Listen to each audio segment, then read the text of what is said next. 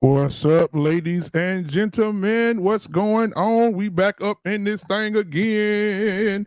Black man unfiltered up in this thing. Y'all got to turn my mic up a little bit. I can't even hear myself. What's up? What's up? Happy Friday. Yeah. Hey, listen, man, we got some barbershop talk tonight. I'm glad the fellas coming through tonight. Ooh, wait. Yes, we're going to have some barbershop talk tonight, man. I can't wait, man. I'm excited. I can't hide it. I'm honeymoon happy and peacock proud to get these guys in here tonight. I know knowledge and relationships coming through. I already got 2 guys in the back right now that's going to start this thing off with me. So, guys, if you coming in right now, please hit the like button. Please hit the subscribe button. Come on. Give it to me. I need to see you. I need to see it. If you want to come on, I'm going to go ahead and put the link in the chat. Matter of fact, I'll do that right now. All right, for the fellas. And then later on, we'll have the Lions Den for the ladies to come in. E-Man, come on in. I'm about to go ahead and drop the link from my boy E-Man. I can't do it without my boy E-Man over there. Let's see here.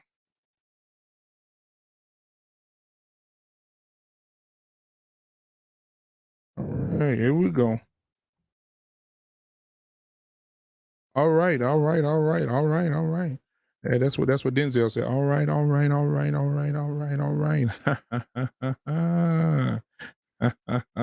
My nigga.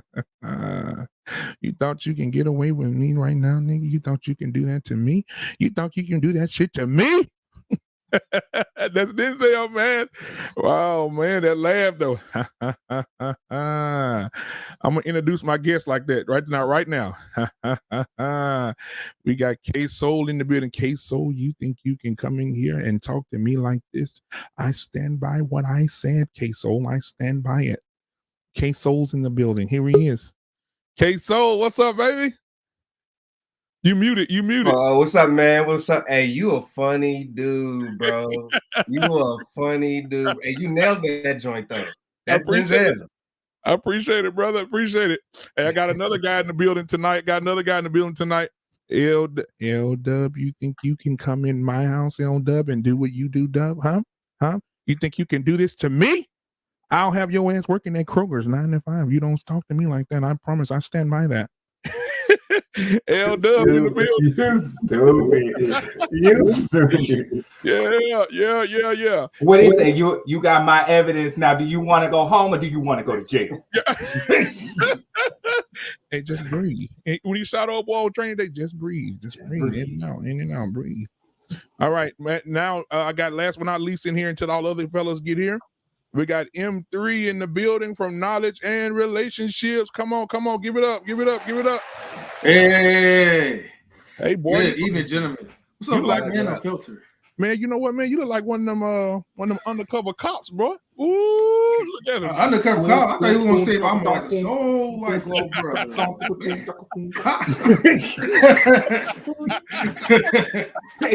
Yeah, the one I would never thought that. the one that be sitting at the card game with the wire on. You know what I'm talking about? Right. Well, you know, I do have like a wired headset, so I guess I'll give you that. Yeah. Hey man, how y'all been doing, bro? What's going on, man? Cause we'll start with M3. What's going on with you, man? Oh man, nothing much, man. I just got through moderating for this group that's called the Social Hour. They have been contributing to our platform, like, you know, for some time, and I just want to just kind of give them the spotlight. So, Yeah, okay. But you know, I'm here now, and you know, I'm trying to like support you, Black Man Unfiltered, because you've been supporting me as well too. We're all fam, so you know. Okay, cool, boy. Yeah. All right. And so, see, now y'all got me doing the Denzel all right. Yeah. Okay. I gotta do the whole show now. Gotta keep it going. Hey, K-Soul, man, how you been, bro? I know you got that bundle of joy, man. I'm so excited for you, bro. Like, I'm for real, man. I'm so excited for the new baby, bro. Go ahead, man. How you been, bro? Thanks, man. I'm excited too. I appreciate you, man. I'm good. Can't complain. Been working hard, trying to prepare for the baby coming, and yeah, man, just grinding, hustling, you know, and supporting my peoples, man. That's why I'm here. Man, I appreciate you, brother. I appreciate you. Yeah. Congratulations, man. Last but not least, that boy L Boogie. I'm L sad, Boogie. No, what, L Boogie, you need another introduction. You need more of a more conservative intro. Who could I use? Oh, I know exactly who to use. Oh God, Sidney Poitier. No, I can't do it. It's too early. That's not that's my idol. I'm so sad today. You don't understand. I feel like I lost my grandpa. Man, you know what? You lost Betty White this week, and then you lost man. Yeah, Betty gone, man. Betty, you know, man. Man, that hurt my heart. I jumped on work this morning. That was the first thing popped up on my phone. I was like, God. Morgan Freeman outliving everybody. Because he God. You didn't know. He trying to tell y'all. What you say? What you say, Lance? Don't you say that to me, Lance. God. You smoke crack, don't you? When he's talking to Sam's. You stupid. Crazy Joe. Hey, what you know? You're Crazy Joe, man. But anyway, you need another introduction. I'm gonna give you somebody more conservative. Let me see. Thank you. I appreciate it. Damn. Ladies and gentlemen, okay. One of my close I swear to God, I will fucking drive to Texas on a unicycle and come beat your ass. Oh, damn. Ever introduce me with a Trump voice? I can reach you. I can't reach him. I can't reach him. Well, first of all, okay, listen, okay. This is my little teacup short and stout, okay? Do you see the shirt? Here's my handle. Here's my spout, okay? I love Lance. He's my little black friend. I love him. He comes from Arkansas, cooks the best burgers. You sound like them old white dudes to be hitting on me. Stop. I love you, man, it's good to see y'all, man. Good to see y'all, man. So, listen, man, we did lose Sidney Poitier, man. Sidney Poitier gone. You know what I remember him for, though? We can start there. I remember Sidney Poitier from The Loudest Slap in the World. Do y'all remember that? Yes. Heat of the night. He's on In the Heat of the Night. Yeah. And he slept he slapped that white man. That white man damn near cried, man. I fell in love with him that day. I was like, whoa, he came back quick, too. That white man said, yeah.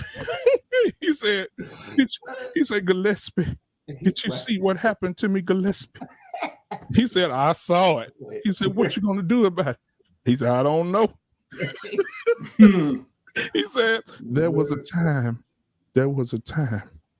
when you would be killed for doing something like that. Man, that was a powerful scene, especially in the time that it was made. When it was made in the 60s, late 70s. I mean, early 70s, late 60s, 70s, maybe. At the time of the Civil War. Ooh, man, that was to see a black man slap a white man on TV. Oh, and he stayed doing stuff like that. He stayed when people don't know how down Sidney was. Man, Sidney was, and we're gonna talk about something else in his life too later on when all the guys get here. But man, Sidney Poitier, he had some great. Him and Bill Cosby had some great movies, bro. It was in the 80s. Yeah, man, those were some great movies. Let's what it was. Let's do it again. Was he like in Ghost Dad? Yep. No, was he? Was Sidney Poitier in Ghost Dad? No, I think so. Was he playing? Wait. What? Let me see. Really? That's only I'm about to look at this. If y'all haven't seen, look, man, if y'all haven't seen those Bill Cosby and Sidney Poitier movies, you are missing out, bro. Uptown Saturday Night. Let's do it again. Let's do it. Oh my God. Let's see. A Piece of Action. Yep, Piece of the Action. Yeah, great movies, bro. Great movies, bro. That one right there had James Earl Jones in it. He was you forgetting a Raisin in the Sun. Raisin in the Sun, Lilies in the Field, To Sir with Love. Guess who's coming to dinner? Boy, that movie. That movie. And you know what? The most powerful scene is when him and his dad was talking in the study. Mm-hmm. And him and his dad was talking about life and how he's trying to run. Man, that was a powerful scene. That's one of the most powerful scenes. Now I'll tell y'all another movie. I want to get off Sydney for a minute, but I'll tell you another movie. What's the name of the movie where the black? Oh hell no! You better give me my intro. I got there. Keep on talking. What the hell wrong with you, black man? And then he dropped I thought Black Man booed him out. I was like, ladies and gentlemen, y'all want Denzel for him too? Y'all want him to give him something else? Give him something else? Nah, he needs something else, bro. Let me see. E-Man is special, man. He needs something else. Yeah, he needs more of a what, like Ronald McCall? I got you on everything if you need it. He needs more of an intellectual. This is what he needs. Running down the fields. In and out of time. Emmanuel Williams. Maya Angelou loves you. We care for you. Okay. If someone shows you who they are, believe them. Emmanuel Williams is in the building.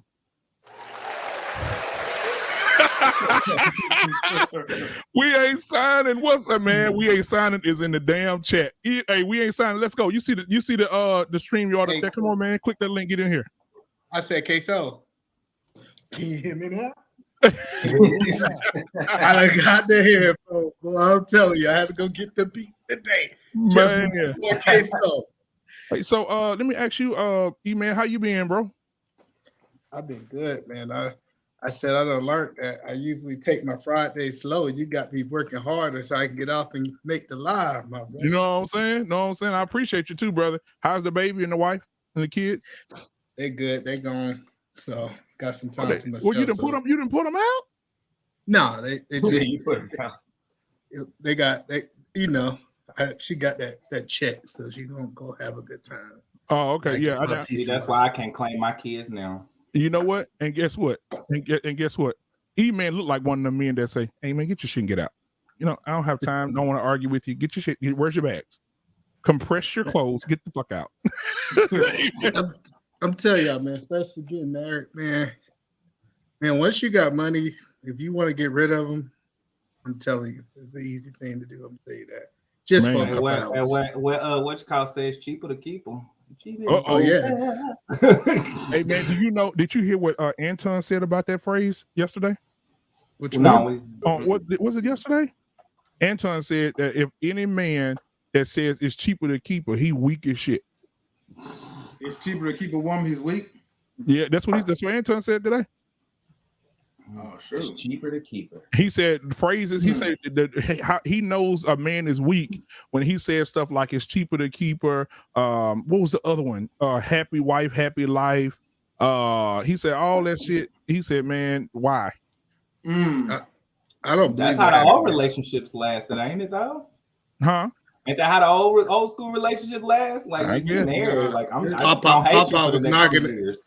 Papa was knocking grandma ass out. That's how the last. What'd you say, E-Man? Papa was knocking grandma out. That's how the relationship. You going what? You sit your ass down. Hey, boy, that remind me of Mr. Boy, listen, man, I know Color Purple was supposed to be like this transcending movie and all that. I mean, I think personally that Color Purple was a great movie. However, when you get older, you look at it like, damn, they painted black men in a bad light. Golly. That movie really did black men in, bro. Like it did. Yeah. It did. Kevin Sanders talked about that a lot. He said, "Man, Color Purple really missed the They really stereotype black men really bad in the late '80s, early '90s, man." Who was the producer of Color Purple, by the way? Steven Spielberg. Yep. Oh man. But I don't think they stereotype. It was only one or two bad niggas out that whole. What was the rest of them? Mr. Hoppo, all of them. The daddy. You need the daddy. You gonna let Hoppo was just weak, but he got strong. Hoppo, the daddy, the father. Yeah, all of them. And he was like this. You gonna let her talk to you like that, John? You gonna let her talk to you like that, boy, and raise you like that? The only black man that was cool in that movie was Lawrence Fishburne because he only played the sax. Yep, that's it. Now the light-skinned dude say Suge. He was pimping Suge out. Yeah, he was pimping Suge. He was the pimp. Okay, you should look like a girl that pimp herself out. They had a pimp, an abuser, all that, man. Even now, I know. Yep, I mean, all the men were abusive to their wives. They beat their kids. They were pimps. I mean, it was horrible. I mean, if you go back and look at all the men roles, there was not one positive role. The daddy at the church that slept with the daughter. I mean, just think about it. Like, they slept with his own child. The pastor? Yeah. The pastor, when the pastor sleep with his child? When that happen? No. I'm sorry. It was I'm talking about Celia's daddy slept with her. I don't know. The pastor was good. He stood to his morals. He was like, I can't have no slut as no daughter. And then he got her pregnant. Oh my God, y'all. Ladies and gentlemen, the man is here. The man that said that Kim Kardashian is a 0.5. Hold up. You can't bring him in that fast. You got to slow down. Now, back in my country, this man get a better introduction. So try that again. I got one for him. We don't have the ceremony on drums. I got one for him. Hold on, y'all. Oh my God.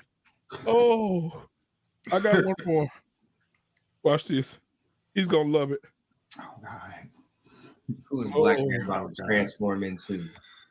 Oh my God. Let's see. I got something for him. I got something for him. Where the King of Zamunda? Oh, here we go. I can always dress like him. I can't do the voice. You gotta do the voice. Here we go.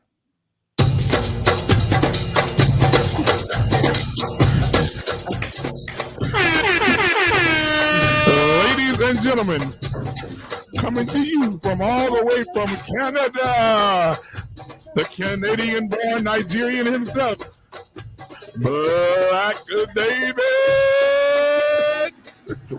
There he is. Hey, what's going on? How you doing? Correction. I live in Brooklyn, New York, but born in Canada. Okay. Hey man, that's the best intro of the night, bro. Hey, it's what it is. I'll be like infamous ones. Hey, the ladies in the chat said they want to see E-Man get back here again. Go ahead, E-Man. Go ahead. That's a one-time thing.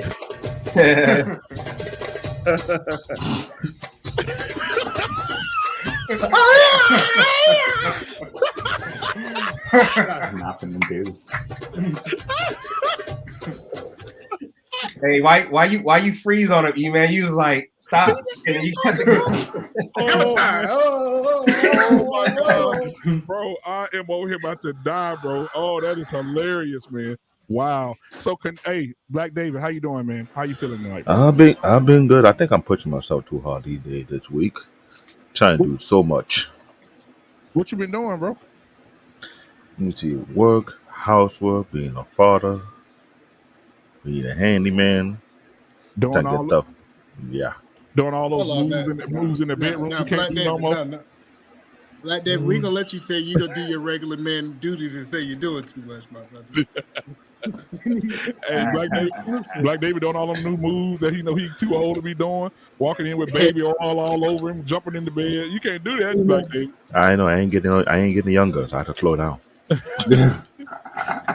But yeah, man. So he in there flexing. Yeah, he flexing, bro. But back to this whole Sidney Poitier thing, man. I think Sidney Poitier was a great actor. I think that he got. I think that he paved the way for a lot of people, man. You telling me? Denzel Washington said that today, that if it wasn't for him, he wouldn't be where he is. He always strived to be more like him. So I mean, I know all y'all black, and I should know this, but who is this? Y'all got to show me a picture of this man. I don't know. you don't know who Sidney Poitier is? You don't know. No. Oh no, He's from Bahamas. He the one Oh, that he did the no. iconic black movies. He is. Oh, you don't a know who? Show the pioneer. picture of who? I'm sorry, who? He said he don't know who Sidney Poitier is. In the heat of the Are you night. serious? Can you see that? He was that That's who's one up black there. actor who slapped a white man in There the he is movie. right He there. slapped him. He You see came back him? with a. Yeah, That was like- I don't think I saw none of those movies. I didn't watch movies growing up. Wow. Don't feel bad about that because like Another most movie. of these Who movies I coming? haven't really Who watched coming home anyway. to dinner? That's another movie. Look at That's this. who's coming there, boy. That was a good. I've only seen one of his movies, but I know who he is, though. Roland Martin had like a huge tribute. He had more the big name actor coming out. Yeah. He Giving started. their piece left and right about him, what they have done for him, stuff like that. What This the guy man. had been. He started acting in the 50s. Yep. In the 50s, bro. I wasn't born then. I'm He sorry. was a Y'all don't know the well-known- movie. The movie he made an Academy Award for. He got an Academy Award for. First black actor to get Academy Award in the lead role was Lilies in the Field. Yes, he did. Oh, and, yeah. and in which Yeah. the movie is which he gets lost in this desert town and help these nuns build a church. It sounds boring, but it's actually an awesome movie. And God, I'm gonna miss that man. That's one talented brother. I The swear to God. only movie I saw was the one where he was a spy. It was like in the night, like late 80s. Yeah, yes, sir. Yes, sir. What's the name of the Yeah, damn that's it. movie? I know exactly what you're talking about, bro. Yeah, I think y'all gotta movie. remember I'm young. I'm only 31 years old, so I wasn't even born. Oh, okay. Oh, I'm man, 30. you're a Bro, I'm baby. 35. only Calm seen that down. too, We none of us was born. It's your parents' fault. Stop. But you was born in 85. I mean, right? 85? 86. Yeah, so you see the 80 movies. I ain't come to the 90s. It wasn't none of his But good you weren't movies born was in in the the 80s. 80s. No. All his What's good up? movies in the 70s and the 60s. You gotta Nah, watch that. Go and pick up on a little. Sydney might change your life. That's what Emmanuel need. He need a little Sid. But here's the thing. He needs some Sidney was Sid in not his life. only an actor, he was a director. He was an activist. This Yeah, he man was. had a lot of hats. Huge activist. No, but he don't. Yeah, And he was but I tall mean, on top yeah. of that. He was like what, 6'2", 6'3"? Yeah, he's a tall guy. Tall dude, but very humble, soft spoken. And he's slick with his words. Real Sid. Literally. They Him men and don't watch Harry his words. Belafonte, right? Him and Harry Harry, Belafonte. yeah, man. Both of them guys were huge. They activists. supported the civil rights and all that. Yeah, man. They funded that, right, for the most part. Mhm. Yep, they did. Mm. Especially Harry Belafonte. That boy had some bread. Woohoo! My God. Yeah. I remember Willamite shared a video of one of his statement he made when they were giving him some stupid question. And the way he tongue lapped them, slow and precise, I'll listen to every single word. I was like, no offense. I'd rather get beat before they got to say anything to me because his words alone would have whooped me left and right just alone. Yeah, The type of way he put his word together, exactly. you be thinking like, you know what? You could have just hit me. I don't need all that tongue lap shit. That's just enough. Now let me ask y'all this: how many of y'all were Betty White fans? Be real. Come on now. Do not sit here and act. How many what? All my girls. We're All my Betty, girls. we're Betty White fans. Come I on now. love Betty White. No, I ain't gonna Betty cut. White? No. From Golden Girls, right? Yep. Yeah. I'll be honest with you. I wasn't I wasn't feeling that show, to be honest with you. Golden Girls. It's more like I can't I relate like with Golden it. Girls. I like her for all her cameos. I never really watched Golden Girls. I just thought she was Bingo. a cool older Her lady. Yeah. cameo I like. The Her show cameos I are was nice, not yeah. feeling it.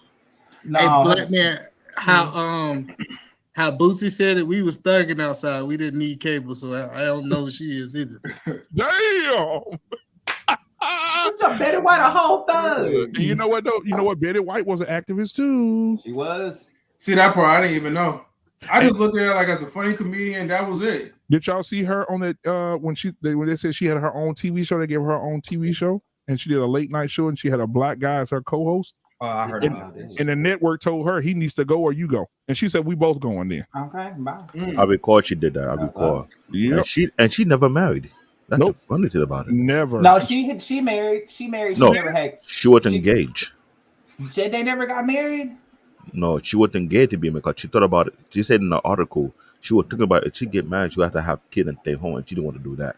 So she kind of like, She Google said she was married Whoa, 3 whoa, times. whoa, bro. whoa, whoa! Wait a minute, I know I ain't the only one that just seen what Canadian or what Black David just did. Would you say David said she didn't want to stay at home. She just, shh. What the hell was that? I They didn't said know she was married 3 times. married 3 Yeah, times? 3 times? Yeah, I she gotta look was into married it before. because the thing I never know is she never had a child. Like, did she No, have a she child? never had kids. Never had kids. One of her husbands had 3 kids. She only had stepchildren, but no, as big as wide as them hips was, and as thick as that body was, she never carried in nothing inside but a I'm gonna say stomach. this now. Betty White was fine. No younger day, boy. Betty White. Dude, my God, I just saw a picture of her. I was like, God damn. I She say was no good white. looking. Well, no white woman built like that back in the day, like that. At Now. all. No, You know man. why? You know why? Because she had a lot of cornbread. Hey, Black David, you lost your license last week when you was talking about that damn Kim, man. I don't even want to talk, man. Look, No. Bro, I didn't. yeah, I nobody didn't. talking No, about Yeah. first and foremost, I didn't lose my license. Kim The mother Kardashian, bro, is would have hot. been proud of You me. tripping. Number one. Boy, Yeah. Chloe, we all know Chloe the Yeah. best looking one out of them. So Number two, yes, what I did old by school Kim big K. white boy. yep. What I did about Kim K. A lot of the guys in my community had worse against her. Besides what I said, because let's be real, there was a woman who bought black women feature just so she can imitate black women. Who? Kim K. Oh man. Like, no, let me be honest. You know what started all this mess? Buffy the Body. You cannot say that's not the case. When she came on the scene on that music video with Outcat, I like the way you move. Everybody assumed that she went under the knife to get the body that she have. No one did their homework. You think I'm wrong? K. Michelle did the same exact thing, went under the knife to get the same type of body that she have.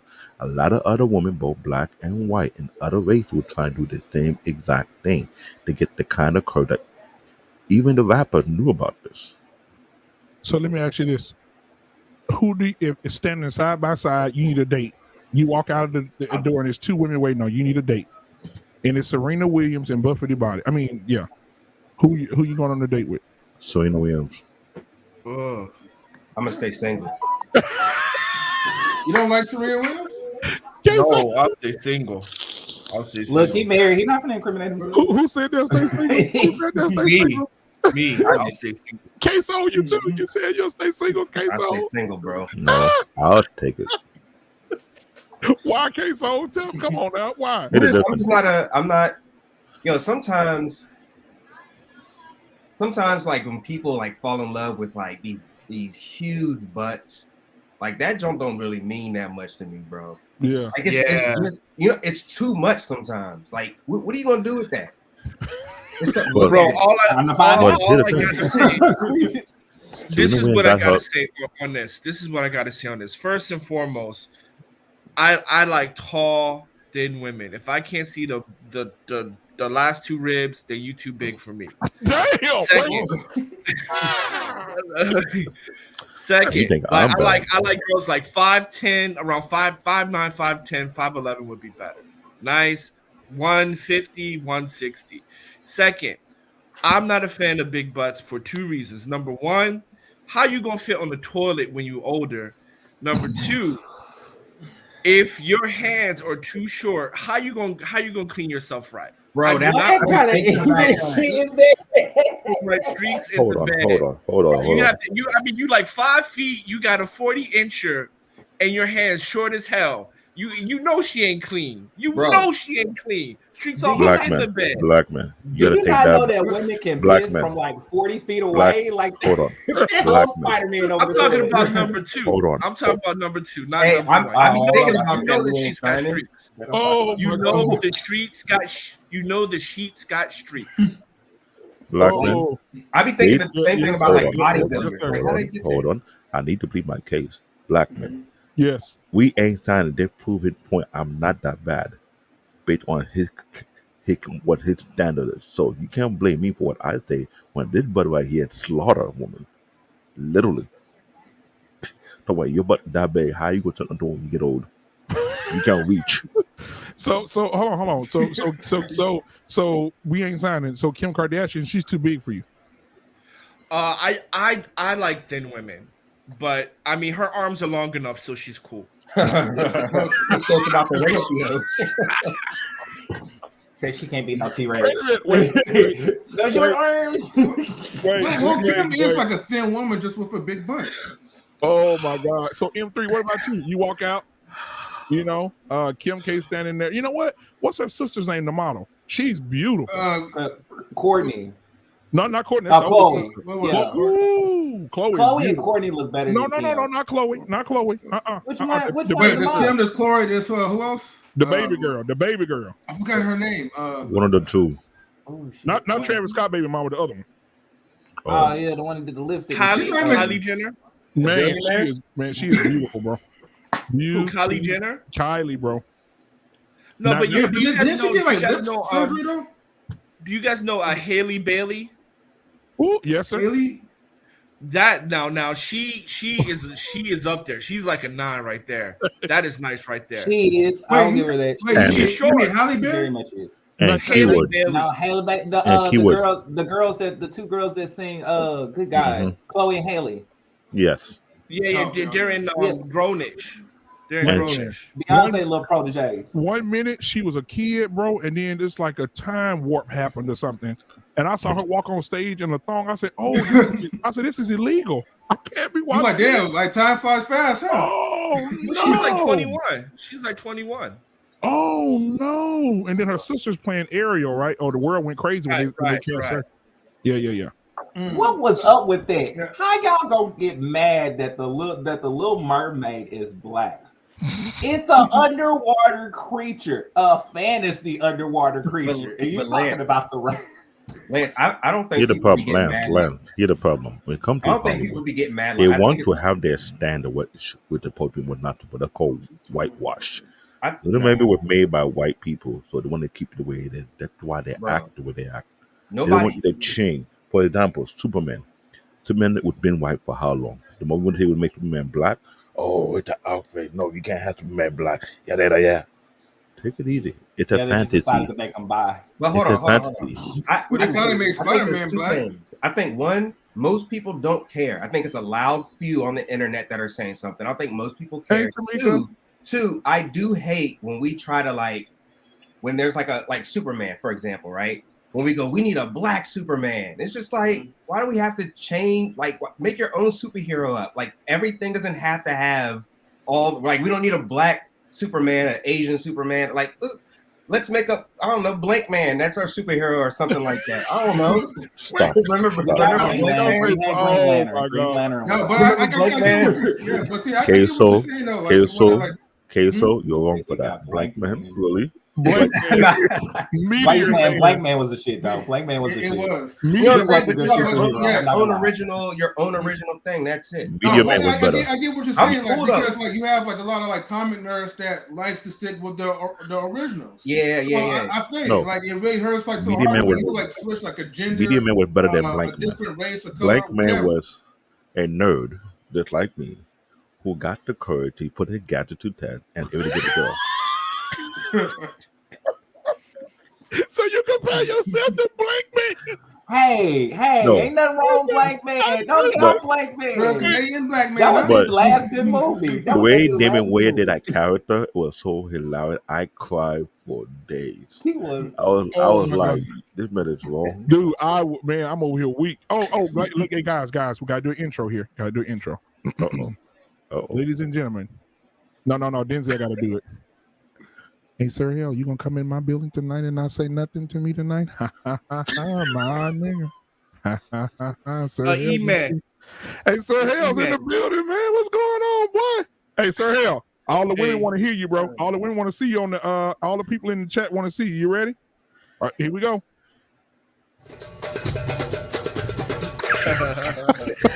He did the King of the salute. Hey, you missed E-Man, bro. E-Man killed it. He got up, man. E-Man was damn near twerking a few minutes ago, man.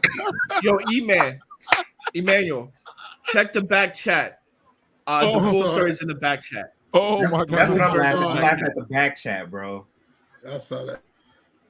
man. Hey, so let me ask Sir Hill. Sir Hill, So I'm just let me say. So, sir, here, how are you? I want to ask how you doing. How's the family? How's everything going? How was your day today, brother? Come on. Excellent, man. How are you? Ladies and gentlemen, first of all, salute to Black Men Unfiltered. If you guys haven't already liked the video, subscribe. Make sure you take some time to do that right now. Salute to my brother in the building, K-So, We Ain't Signing, Lance, Emmanuel, M3 Knowledge and Relationships, Canadian Born. What's up? Salute to the chat. Salute. Glad to be here. Salute. Yes, sir. Appreciate that, brother. Hey, man, so I'm going to ask y'all a serious question, man. Hold on, before you do that.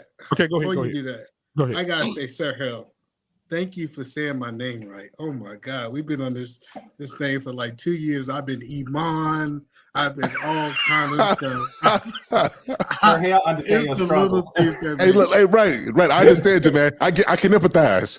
They didn't call him Sir. Yeah, they didn't call him Sir Hap, Sir Holly, Sir Hill, man. Golly.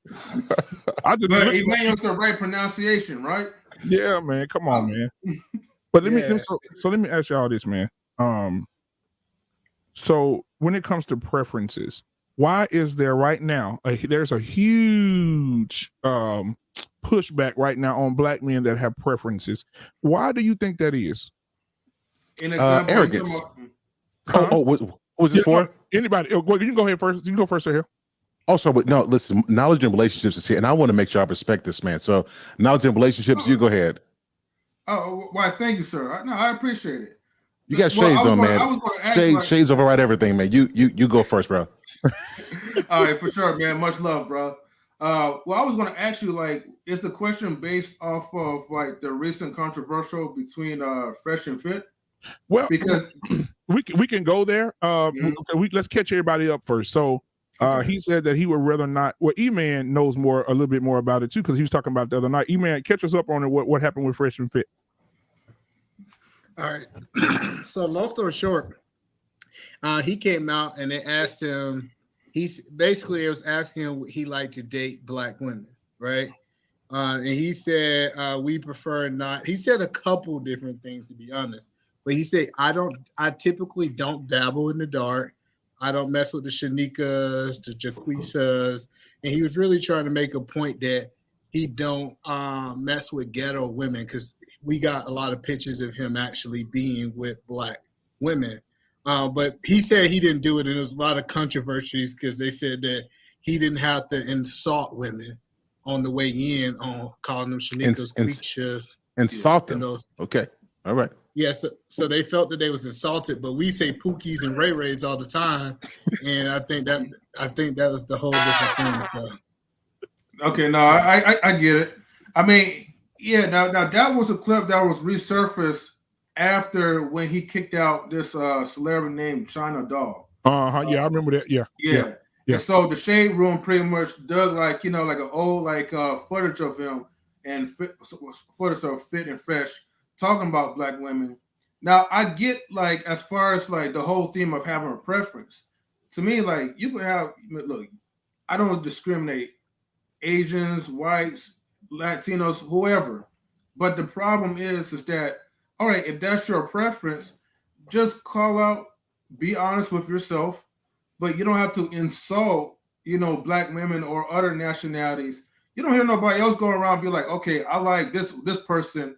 But then the ones that I don't like, oh, they're a bunch of honey badgers and all that. You don't agree, Emmanuel? Hell no to the no. Like, listen, yeah. You have the right to joke with all people. Black women are not off limits. We can say jokes about everybody else, and it's cool. No, that's not where I'm coming from. I'm not saying Black women, like you can't joke around with Black women. I'm just saying like for a fact is that like you don't have to insult other national. Like if you don't like a certain nationality, you don't have to insult them. You just speak your presence and that's it, your preference and that's it. But that's the wasn't saying that. No. Yeah. See, that's the problem. The problem is that we try to censor them and tell them how they should talk. It's his show. It's his platform. He got the right to say whatever he want to say. And if you don't like it, I like kind of what B9 was saying the other night. Unsubscribe and don't subscribe to him.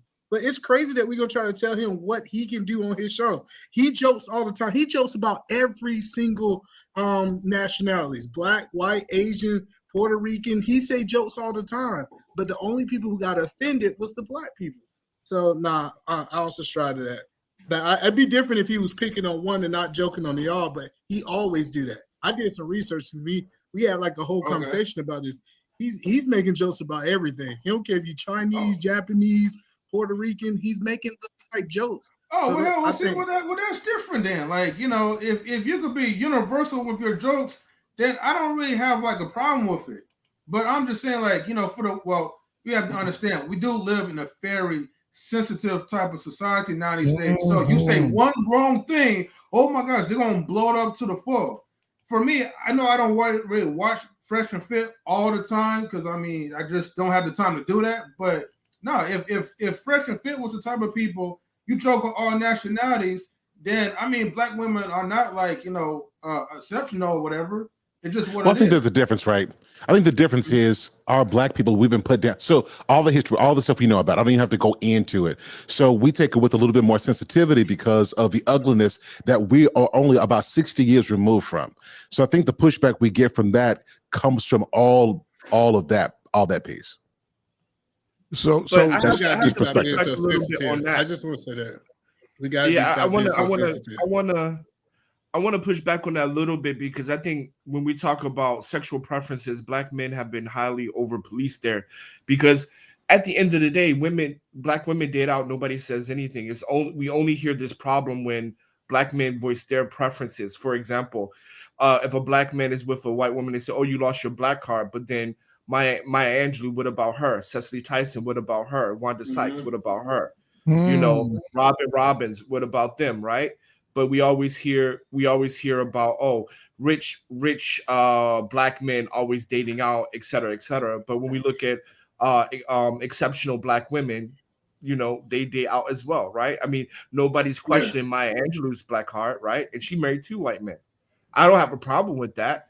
But the only time preferences comes into question is when a black man says his preference, right? Because at the end of the day, right? At the end of the day, right? Like we're looked at sexual property, right? There's a guy on YouTube, Dr. Tia-San Johnson, that talks about black men are the concussors, right? We're either the slaves or the concubine of the black community. And I think the real reason why black women get so upset is because, you know, other men don't really approach them like black men approach them. So, and black women do feel an entitlement to black men's preferences, feeling that you do not have a right to preference anything but a black woman. Your mama's black. Well, let me ask you this though.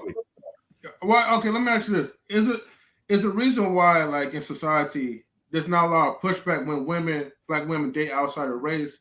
Is it because like black men does not really care too much?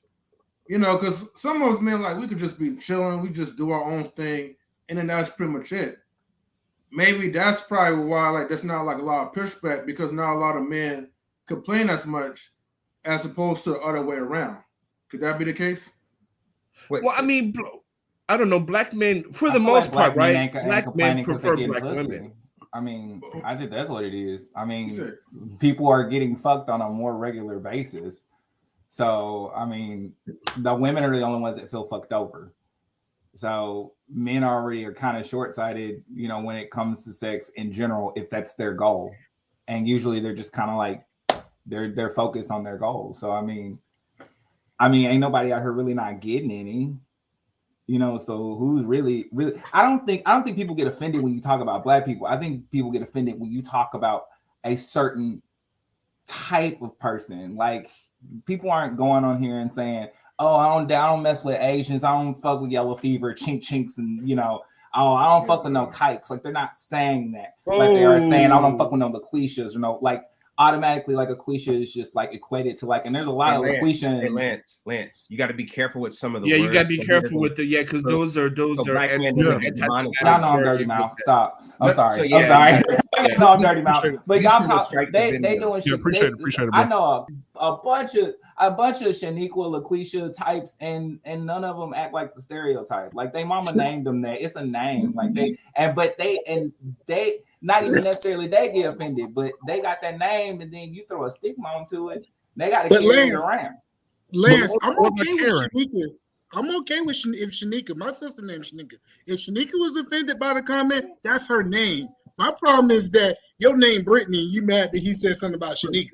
Like I mean, get but it. you If act- that's hold your but I on. name. mean, if you act like a You, Shaniqua, man, where you to could be be fair, you are speaking from a place of because I haven't seen the full clip, but you have context, right? Mhm. Because you mentioned they're making fun of all these people, and that's like their thing, right? I don't watch Fresh and Fit, so I don't know. So maybe if they're joking in a certain way, and I'm watching just that clip, right? And from what I remember, if I just see just that clip, I'm going off based off what I guess the general reaction is these people don't like Black women at all, right? But you have context, so you're saying, well, that's just how they talk. They don't really mean it, but people don't know that. So you can't really, I guess, fault people for reacting a certain way, because if all you see is a clip and I'm saying this and that and this and that, and it's all negative, and then I say these are the things that I'm applying to Black women, right? Right. You know what I'm saying? How No, else that's are they why gonna I get agree with you. Okay, That's so why I I'm saying can clip it's not you. talking about Black people. You talking about ghetto people, and it's No, like, but you know what? No, stop the cap. Because Carlton Banks put a photo of him and his wife on IG, and Sure people did. went ape shit.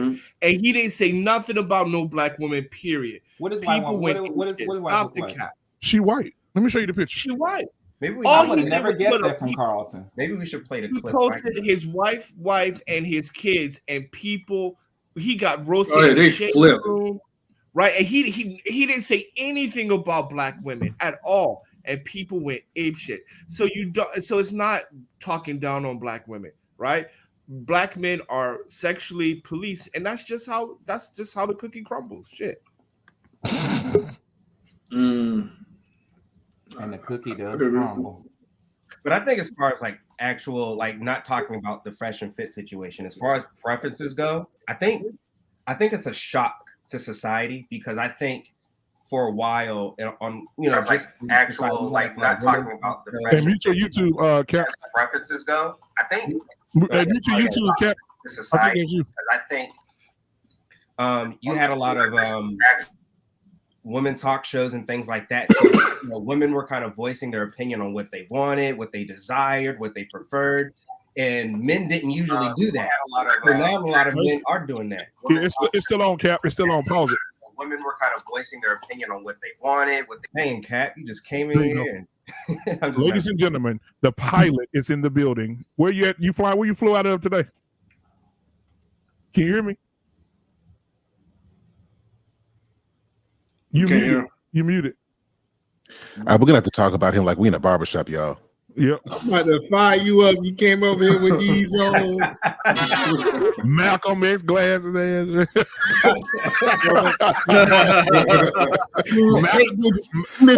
Mr. Captain can't get right. Can't get your mic right. Malcolm Jamal Warner looking at. Okay, so you can hear us. there he is. Cap, what do you, hey man? What's going on? You back in Houston, man, or you somewhere else? Nah, man. I'm home in Florida right now. Oh, okay. Yeah, I wanted to jump on last week, but I was about to take off. I saw you trying to, I was like, I gotta go, man. So Yeah. It's good to see you, bro. Gotta show some love, you know what I'm saying? Yes, sir. Appreciate it, man. Appreciate it. So back again, you can go ahead and finish. Queso. What was I saying? So basically, I think that now that some men are saying, that are speaking on their preferences publicly, it can come off as something negative because, again, people aren't used to hearing it. So if I go, I prefer a woman that looks like this and doesn't look like that, right? Some people take that as a negative thing, but that's just what I like. But I think that's because, for the most part, is that people aren't used to hearing it and it's a new thing. I think 5-10 years in the future, maybe it won't be a thing. Like, oh yeah, people just talk about their preferences, but I don't think people are used to hearing that from men. So that's just my take. But so men, we get attacked. Just me on this platform, I've been called all kind of stuff, right? Yeah. So you gotta look at it when the man starts saying, "Hey, this is what I like and this is what I want." We get crucified because I think they're trying to silence the Black voice, in my opinion. And as men, we can't let that happen, in my opinion. Straight up. I think it's something else as well. I think part of it is when we say we want our preferences, a lot of times women hear what we want and then they take it internally and look at what they're not, and they assume that we want something, and because we're instead of just looking at what we want, they think we're inherently saying it's a problem with them. Now, in some cases it is, but I think that's the default thinking, and that's why we get so much pushback when we start talking about our preferences, particularly when those preferences are outside of our Black race. I agree. I agree with that. I agree. Well, do y'all think it's because they feel as though we're taking our resources and taking it and giving it to another culture? It's our resources. We can take it wherever we want. Partially, yeah. That's, I mean, Wait, say it again? That's a part of it too. I'm not sure I would agree with that part about the resources, because I know I said it before in the last few weeks ago. You're saying Black men are taking our resource, but Yeah, I mean, no. Yes. They are complaining about us leaving. Yeah, but let's be real. And, Who's because- actually leaving? No. Talking about the Black men in the community. No, like They- with Kobe. And I'm saying what I'm trying to say. Among the Black men, the actors, among the Black men who are guys in leaving the sports, community, athletes, stuff like that. So they're looking at that and be like, okay, you get No. like the Kanye West song said. forget leave, let's forget the athlete, let's forget the actor, because it's a very small minute group of Yeah. men among that category. True. The True. main group of men that are doing that are not athletes, they're not actors, they're not rappers. They are the intelligent, educated Black men who, quote unquote, according to the stigma of what people are saying, they're leaving the hood, they live in the community. They chose not to go back because they feel like there's no women with class in their community anymore. So they start to date outside of the community. Unless by chance they meet an educated woman or a woman within the standard they're looking for. That's where the problem is. These are the educated nerds who get no love They get no love from in the hood. from No, the they get high no love. school, from middle I school, high agree. school to college. They're not considered to be sexy. They choose the Pookie in the They didn't. You said didn't sex have with the- some passion there, Sex Canadian with born. What you passion. Okay, what you got so going but- on tonight, my man? No, because this have been a long going Sexy. conversation for long. He said, Let me tell you why I say that. This have been a long My going ears rumble. conversation Dang. when it comes to Black men, because the Black man who decide to build himself up ground up, or how you want to say from the mud, is not considered attractive because he's not flashy. He don't got the money. He cannot take her to the night restaurant, etc., etc. He try to build himself up, right? 5, 7 years down the line, that same Black guy that looked down on, climb up the rank in the corporate exec. Like let's put Cap exec for example. He flying the plane. He's making his money. But back then, he wasn't all that great out here in the state. Yeah, I get no Even love. though from the island, he get the kind of love because they know he doing something with himself. Island and African and went out of the country are considered to be the top of the food chain because they're doing something with themselves. When you're in the United States, if you're not flashy, if you don't have the money, you don't have the car, you don't have the bling, bling, bling, whatever, at that young age, you're nobody. But the moment you start to do something with yourself and become something bigger than that, all of a sudden, oh, why he dating a white girl? Why he dating a Spanish girl? Why he dating this girl? Why can't he date the Black one? But when he was there among That's your a true midst, point, Canadian. That's facts. when he was in your midst, okay, he's just a friend. Oh, I think he's just a big brother. I tell you what they told me. Oh, you're not boyfriend material. You husband material. That's another way of saying I don't want to deal with you. Somebody ever told you that? Somebody told you that for real? Yeah, it sounds personal. Not once. Yeah, it's like a personal Now I memory. understand why you said that That's the about most Kim honest K. woman I ever. I get you. No, Kim K's a whole different ball game. I understand it now. I can break that one down later on if you want me to. Let me ask you this, Black Canadian, right? I know earlier you said you mentioned like, okay, when a brother, right, you know, they come out from a certain type of lifestyle or community, and you know they're not trying to go back basically to a woman with, I guess, no class. You did mention that. When I refer to class, let me Mhm. elaborate on that. When they come in from the neighborhood or the hood, when you call it that, or ghetto, or I'm trying to find a word, not trying to be too degrading. Is that it's ghetto is hood. They're snotty. They're wearing booty short. They don't care about how the character whatsoever. Based how you want to look at it. So they're just not looking for a project chick, basically. Pretty much. All right. But we gotta say this: the more money you make, I don't know everybody's financial state on the Zoom, but not the Zoom, but the live. But the more money you make, you're looking for more people who have characteristics like you, and that's going to cater to you. So it's never been a race. I would even say like quality it's not even people, just right? money though, right? It's the man. Like, so you don't have to have a lot of money to want those characteristics, but we just see that it's a lot less struggle when you have more money to get those things that you're looking for. Well, But because think when about you it have the this way, money, though. then you're in I a mean, we different can social deep. class. No, but let me, I want to hop in real quick. I want to hop in real quick. And I want to talk about Like training. when you're making more money and you're in a different class of people, it does help that she comes from that class of people, especially when you come from a lower class. For example, myself, my wife was born wealthy, right? She's third generation. I was born poor, and she helps me a lot when we're doing like these events and functionings and charities and stuff like that, because she comes from that class, right? She comes from that class. So she even helps me to see things that I can't see because I wasn't born of that elk. So it does matter. Like, I think it's crazy when people are saying, men don't care about your money and stuff like that. No, I don't care about your money when paying the bills, but I do care about your money in reflection of where you come from, right? Where you come from, because that matters, especially I get what you're in saying. these functions That's and mindset. charities and these art shows and stuff like that. Like, I'm from North Philly. I don't know about art, but she does, right? And she's like, okay, look at this. This is going to go happen. Talk to this person, because she comes from that class, and that matters, especially when you come from. It really does. From the hood. But wait a minute, what does money have to do with mindset? I'm confused about that part. And I feel like money we're going on to that topic. Money provides that environment. Yeah, I could speak to that. Yeah, I get that point, but let me make Let me make one point real quick. Okay, so as you get to a certain like tax bracket, I'm just gonna say, would that open up the pool to like a lot of quality black women? I'm not trying to sound all pro black or anything, right? But we do have a lot of educated money doesn't equal women. mindset or character. So it does. Work ethic, yes, but mindset and character, no. Well, This this is what I'm confused about, because I understand that having a certain mindset, right? Money is an outcome of having that mindset. So I get that part. But when you're saying, because first of all, we're talking about before we get to the money, because unless you're talking about, because we mentioned high school and college and things like that. So this is where I'm confused when we say that they have to come from money in order to have a solid mindset. And that's no, I'm not saying that. No, I'm not saying that. I'm saying no. When you say Hang on. class, Let me you're talking say about this. culture. I'm saying pedigree.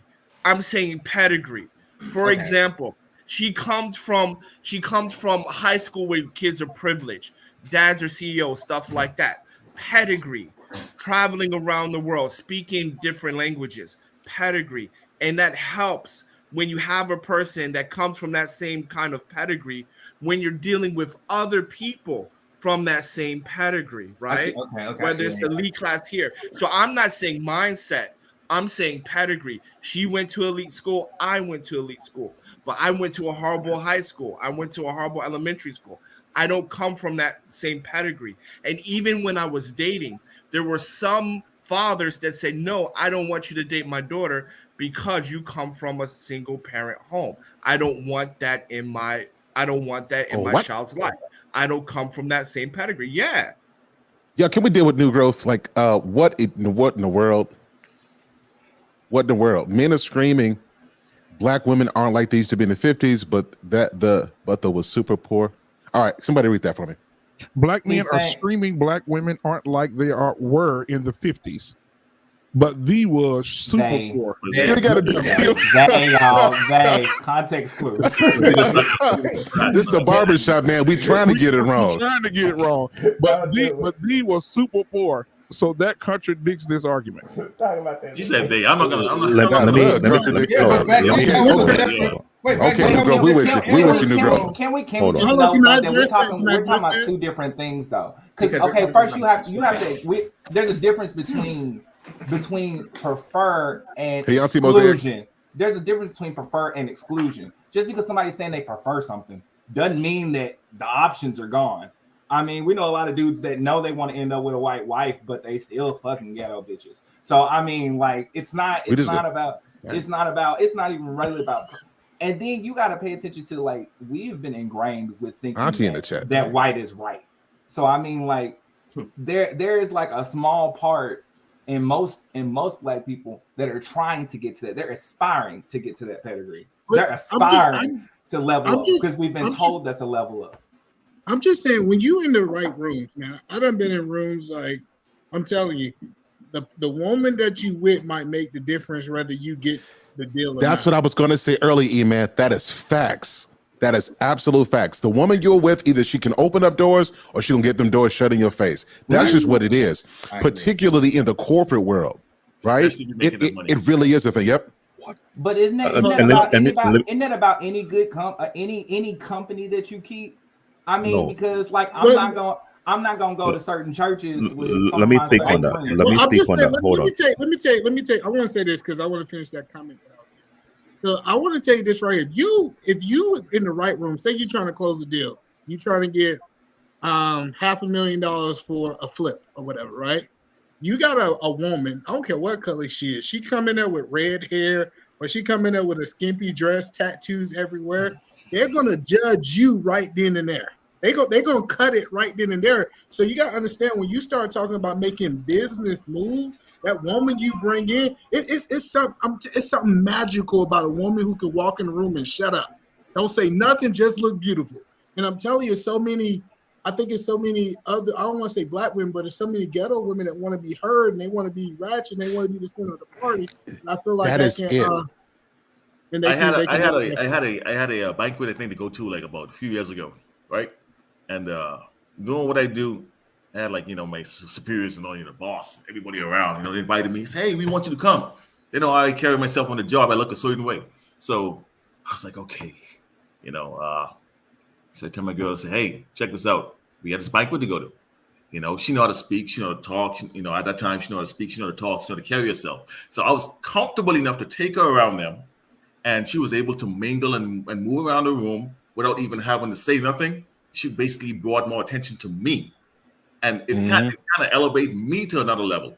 I got a letter the following week. Hey, we want you to come in and be a XYZ. We want you to do this. We want you to do that. I was like, yo, I skipped. I'm not that senior in the company yet, but I skipped past a whole lot of guys that they would have looked. I thought they would have looked at first, but then look at me and say, hey, because my skin color. I mean, and these are not guys who are black. These are white guys. These are guys from other parts of the world who, I was like, yo, me coming from the Bahamas, I was like, yo, this is something, and even people from my country now, they look at me, they be like, man, like, yo, we proud of you, man. We salute you, Like, I never thought I would be where I'm at. There's even a company. Can I say something to that?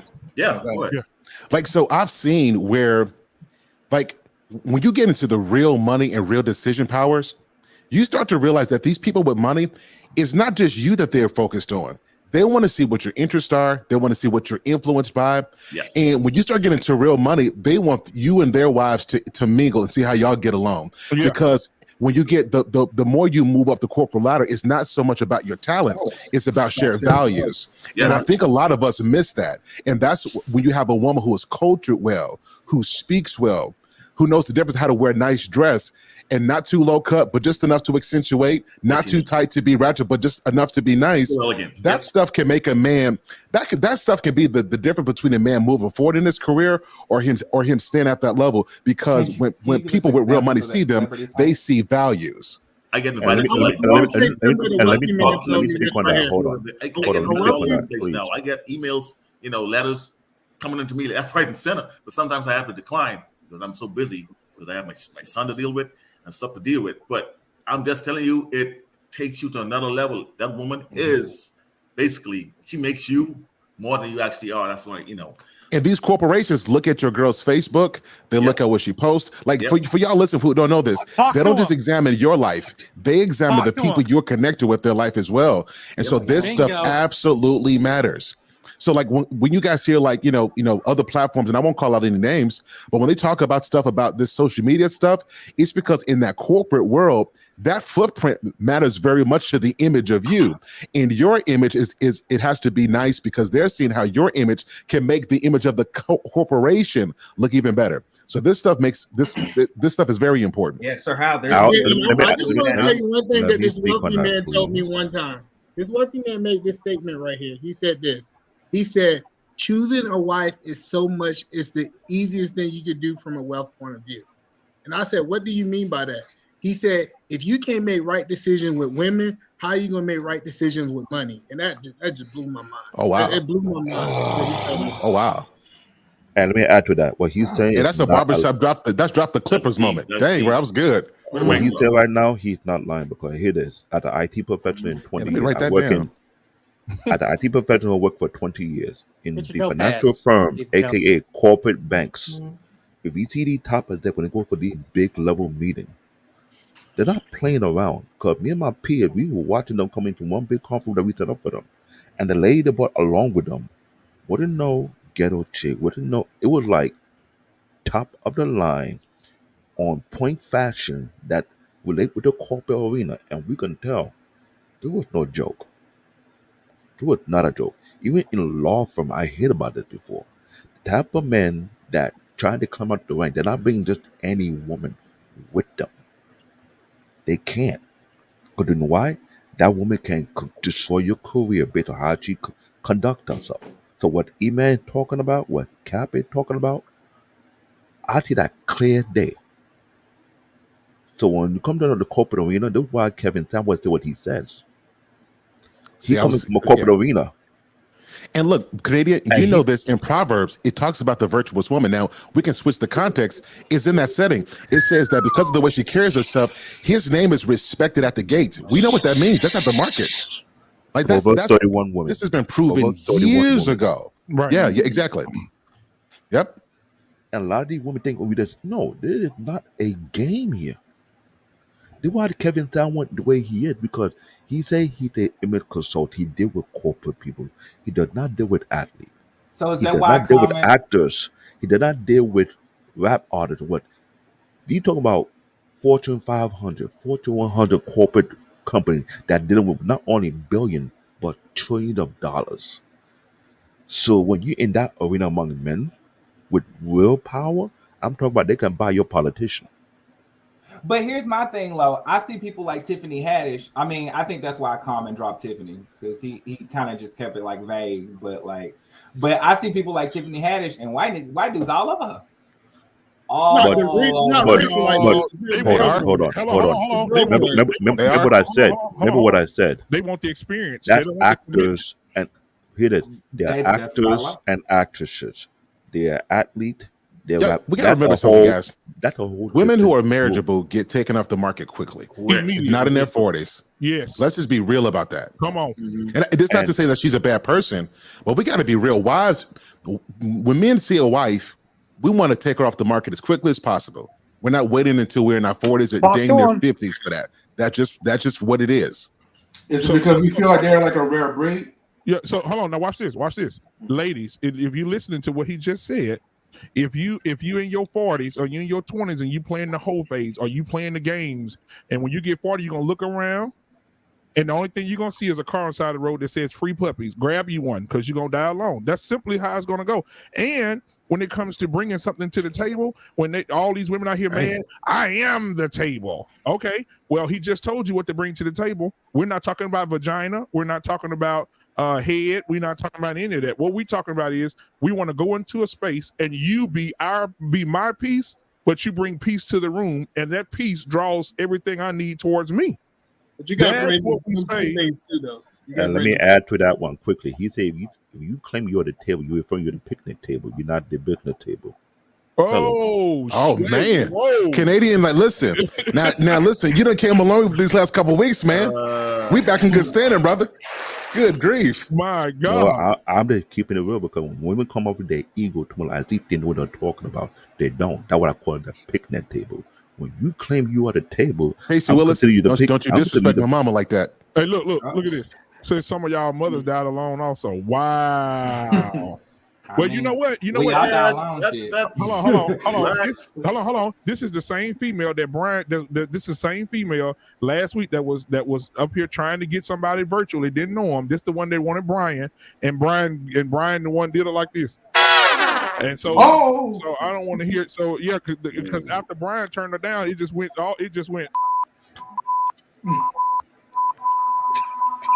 Dead on the route. Damn. So, like that. So don't talk about my mama. You know, we go somewhere. Married 27 years and counting.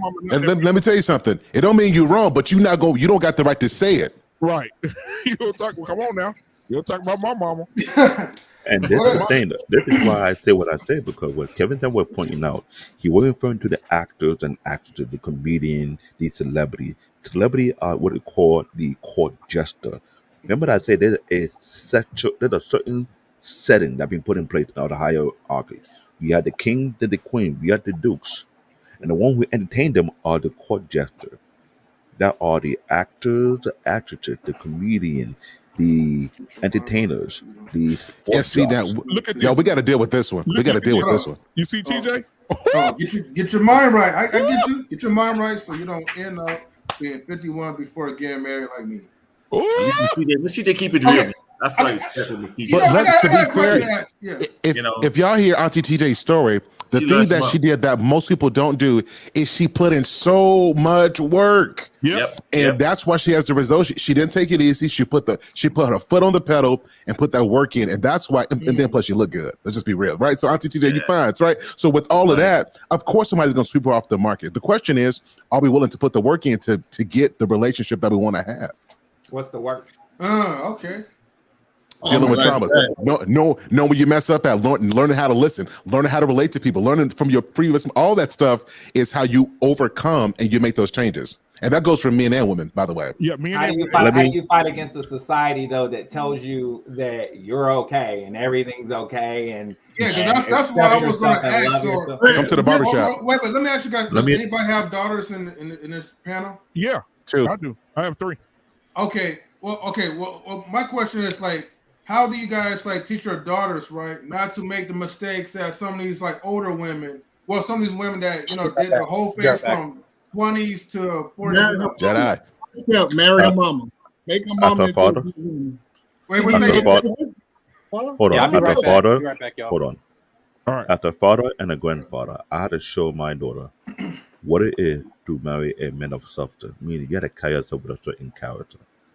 When you don't groom your daughter accordingly, how she's supposed to be, and not let the street groom your daughter. He would have said, if you don't groom your daughter and do not let the street groom your daughter, then you prepare her to be married to quality man. This is why I said earlier, when these women come out and say, "Oh, I am the table," how many men for the corporate would want to marry you right now? If you had anything to show, I want to say this. You got nothing to show for. You chasing after rap artist, you chasing after celebrity. That doesn't count because you know why? They know they're poor. They can pick whatever they want. They can play with whatever they want to play with. No. So anyone want to settle down with and take it seriously is different. Now, but if you go to the corporate arena, you can't find such men who would have come to you in that type of way. They will pass you by like a heartbeat. Or they call security. Can you take her out? She's a nuisance. But Black Dave, let me tell you something. You are right. Who said something about the Lance? That was you said something about the society or whatever. Mm-hmm. Let me give you an example.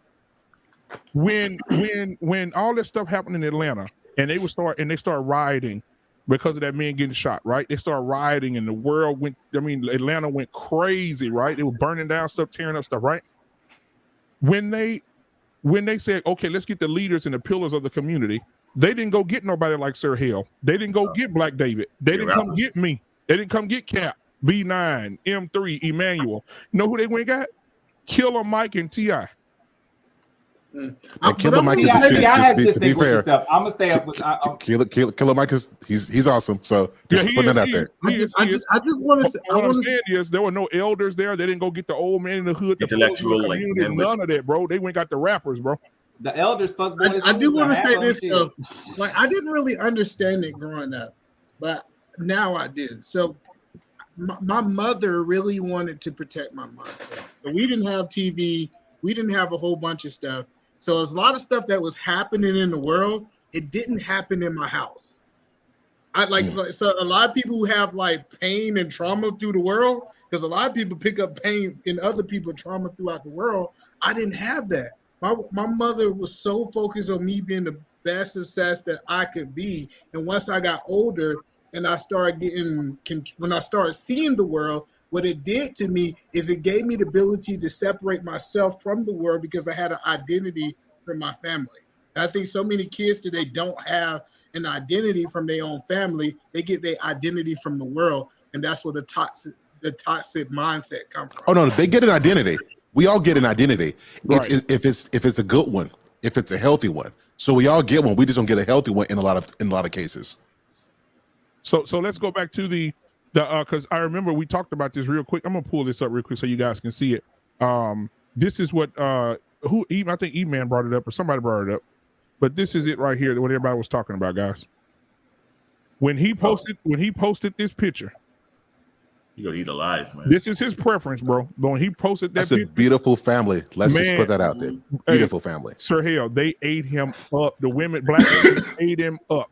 Get him off. Why would you be that ugly white woman with them old? Go look at them comments. She is not ugly, bro, at all. She's not cute though, bro. They ate, man. They ate. Yeah, let me tell you something. Y'all know, you want to judge how good a woman is? Look at Carlton's face. Oh no, that guy is happy. Sure. He ain't made no bad decision. He made more money than me. He got a whole family. He doing good. I ain't mad at him. Yeah, he's content. Get who you get. Yep. See what I'm saying? He looked like a peaceful brother to me. Yeah. Sure. Absolutely. Can I respond to that comment? Which one? The one you see New Growth to put it right there.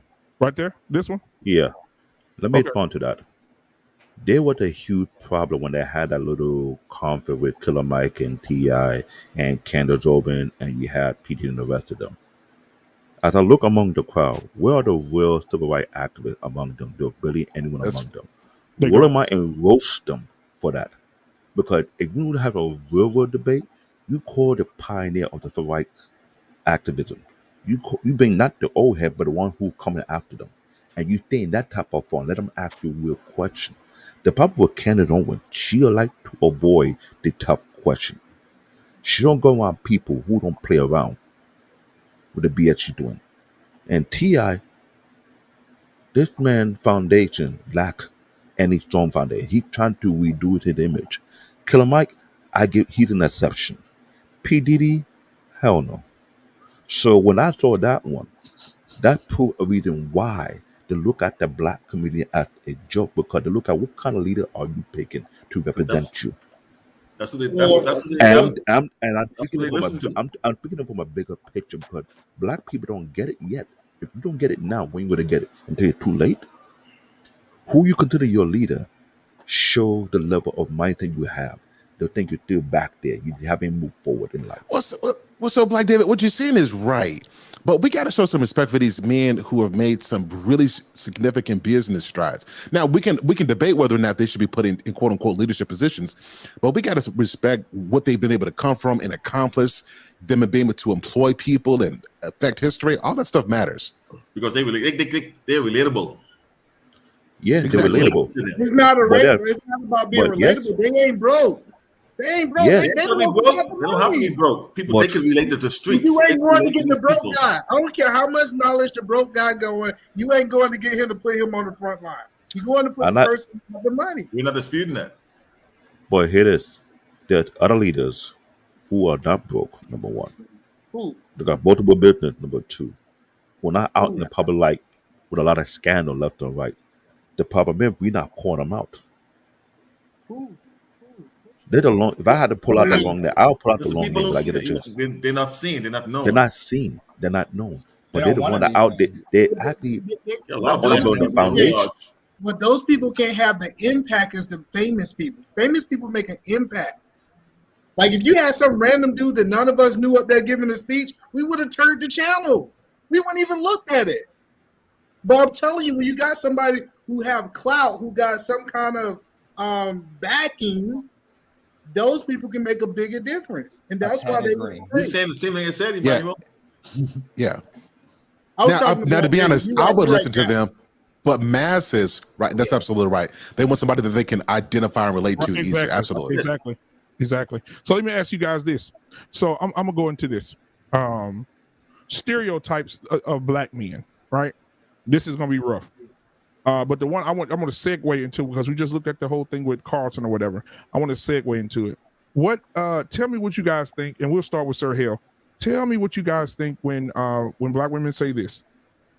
If a black man is married to a white woman, he cannot speak on black. If a black man is married to any other woman than a black woman, he cannot speak on black issues. Sir Hill, go.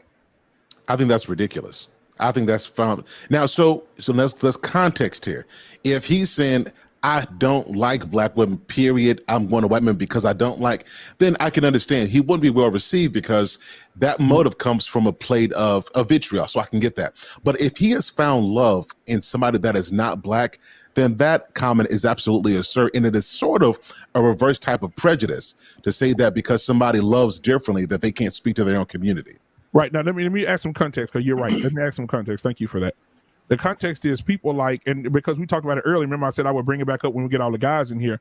They talked about Sidney Poitier being married to a white woman. They talked about Harry Belafonte not being black, and he's speaking up for black rights, and he's married to a white woman. We can go back even further than that. Even now they're saying, why should we respect Frederick Douglass when he was married to a white woman? You know, and so if you're married to any other race other than your own, you're not considered black. And one of the men that says it all the time, what's the guy's name? The Pan-African? That's got the Dr. Umar Johnson. Yeah, Umar Johnson. Yeah, he's the main one, right? And so, but a lot of women say it too. Oh, you gonna listen to a black man that's got a white wife? He's sleeping with the enemy. So what's your thoughts, Sir? Here, you finish up, then we go to the next person. My final thought is this, Dr. Umar. Yep. I with you on that. That's all I got to say on that. I with you. Yeah. And so, I think I'm gonna put it like this. You know, people could say like, yeah, that's a shame attack. That you sleeping with the enemy, or maybe you're just a person that's learning how to love others. But what does that mean though? With the enemy, what does that mean? Like I said, I said it. It's like a shame tactic when someone doesn't really agree with your ideology. But the enemy, what does that mean? How are they the enemy? Yeah, they're saying they're the enemy because their wives are white, or any other race. They're saying sleeping with the enemy. We're saying that the white woman in this case is the enemy. How is she the enemy? That's what I'm trying to understand. Right. I mean, I don't understand it either. Well, I mean, but that's how black community views white people. I mean, I don't agree with it, but that's how they view white people. It's a us or them kind of connotation, right? And kind of go back, like for example, and see, this is where it's double-sided, right? Harry Belafonte was not allowed to be one of the faces in the civil rights movement, right, despite all of his financial contribution. Mm-hmm. But Maya Angelou was allowed to be one of the faces for black women in the civil rights, despite that she was married to white men. I wonder why that is. Right. So Maya Angelou had two white. So the thing about it is, it's not if you marry outside, you lose your black card. It is black men marry outside, you lose your black card. Because Cecily Tyson, she has her black card. Maya Angelou, she had her black card, right? So you know what I mean? So Eartha Kitt got kind of dismissed. Okay, but see, this just goes back to what I said before. Not Tracy, not Diana Ross got kind of got dissed for her marrying a white dude. Halle Berry got dissed for marrying a white dude. Right, Halle Berry, yes. At first. She was Halle Berry, yes, but that was for other reasons. But in general, no one came. But the thing about it is, in general, when we were talking about the civil rights, they told Harry Belafonte, "Look, you can't be the face of this." But the same sentiments was not communicated to Maya Angelou, and that's facts. There is a double standard in the black community because it's a gynocracy. Women rule the community, and that's just facts. It's almost all facts. It's almost all facts. All right, go ahead, B9. Where I miss? Educate me, brother. Educate me. All right. The only part that you missed on is, remember when I talked about that there were black people via the Moors, via Rome, that were here literally 20,000 years ago. They were there until Columbus came back. Columbus was not lost. He knew exactly where he was going. Him and those other 2 ships that went with him were scout ships. They were going to check on their countrymen. But what their countrymen did not know was that the Crusaders and Pope Innocente had already taken over the Moors, and there was a new world order.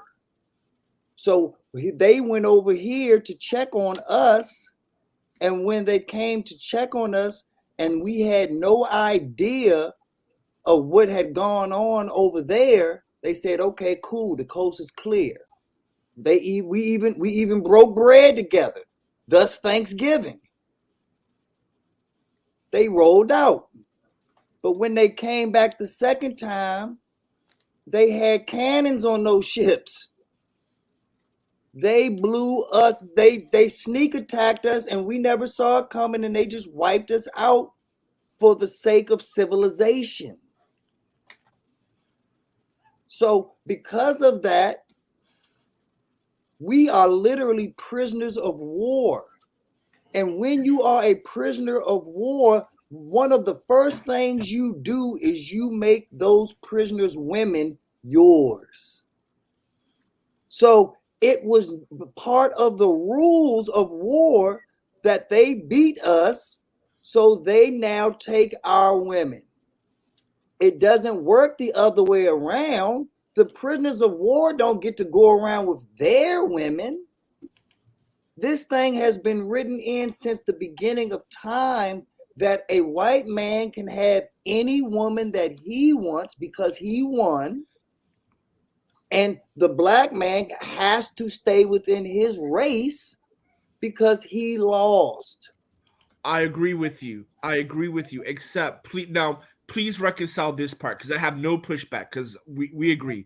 We took the L, they get the W, so they can do whatever, we can't. Fair. That's fair. However, now please reconcile the point of why black women,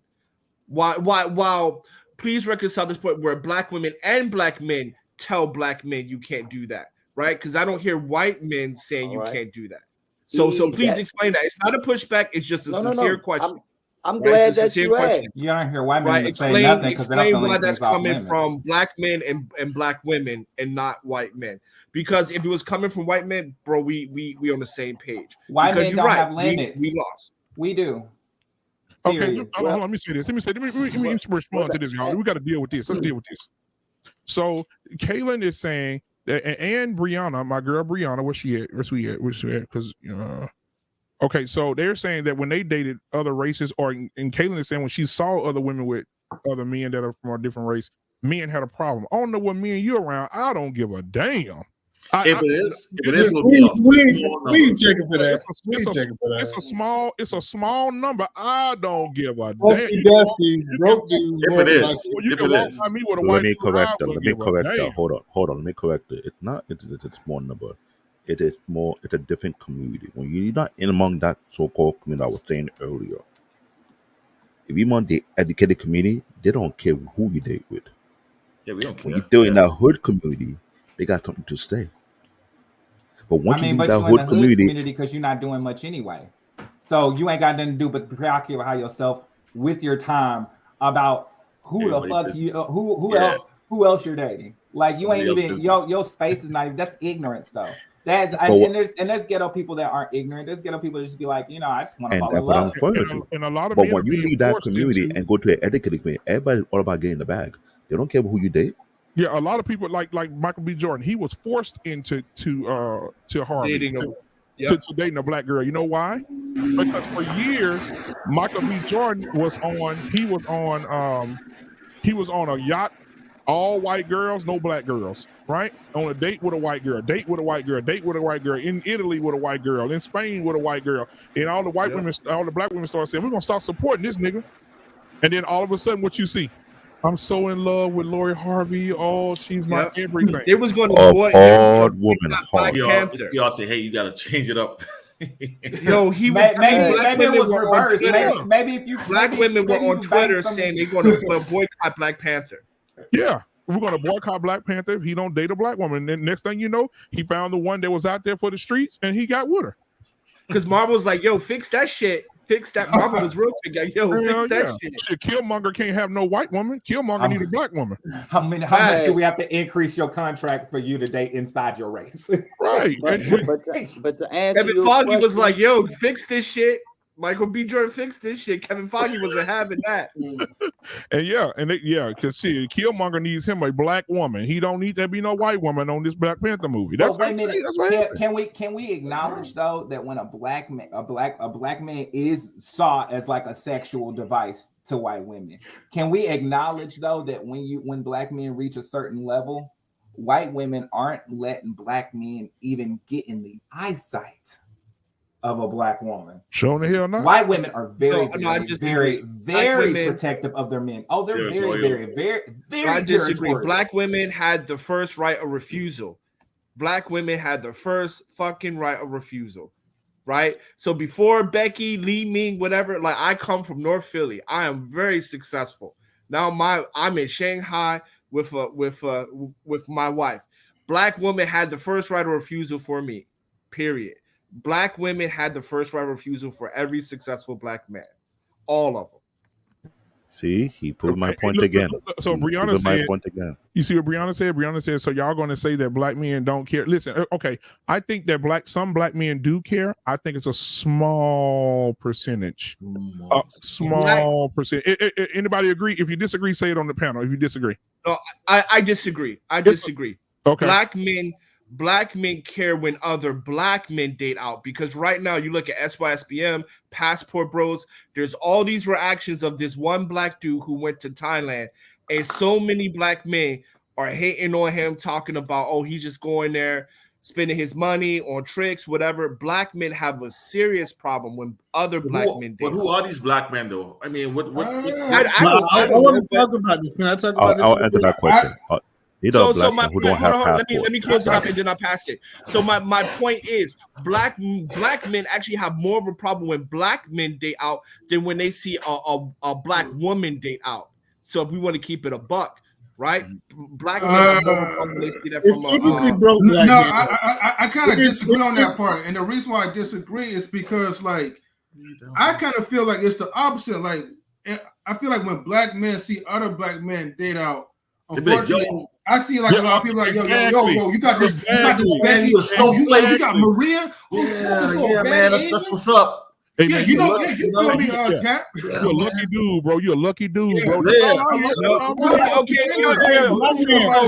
So then explain to me this right now. Hold on. Explain to me this right now. Hold on. Go ahead. Let me just explain this. Go ahead. There's a channel called Zoom to Thailand. Now explain to me why there is 10 dudes doing reactions hating on this brother.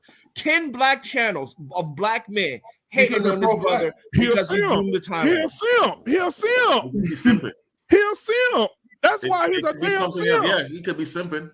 He's a simp. See, what are you talking about? See, I'm gonna tell you about guys. Most guys, if a black man shares on another black man from going out, let's say to the Dominican Republic, right, to date out or go out to the country or whatever, the only time if they'll say anything bad about our own people is if they feel like, well, damn, you can't kill a black woman in America.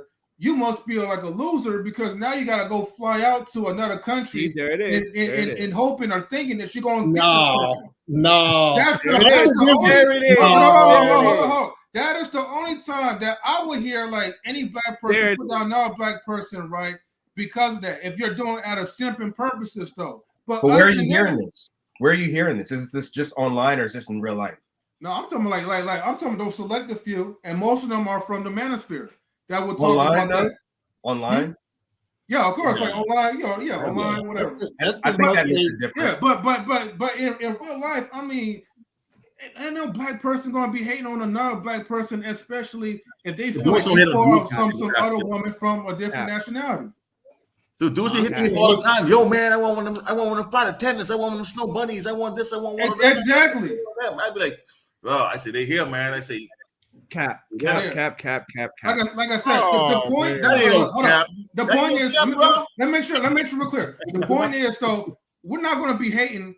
Look, I'm not going to be hating on Cap if Cap pulls out a Maria, and I'm for sure Cap ain't going to be hating on me if I pull out like a Snow Bunny or Becky or something like that. You know what I mean? The only time that I feel like somebody is going to say something is usually people off the internet, maybe manosphere type of people, or if you're simping. And I think that's pretty much it. Yeah, bro. In real life, I don't think people care that much. Like, I think they do. all of disagree. my friends, I have so many interracial married friends. I don't think people care. I think people look. I think someone's attracted to someone. A little bit. Nah, bro. I don't think people I'm telling care. you, like, hey, You meet I'm somebody telling dope. You meet somebody. they don't say- hey, Look, I think people Casey, say they things based on how they feel, based on bad experiences, based on good experiences. But I think you run into the right person in real life, you're gonna wipe them up. If someone is a dope chick, you're not walking away just because they're a certain race. No, listen. I just want to say this. Let me make this point. This is a good point. It matters how cute your wife is. If your wife look really bad, they hate. That's what I'm saying, though.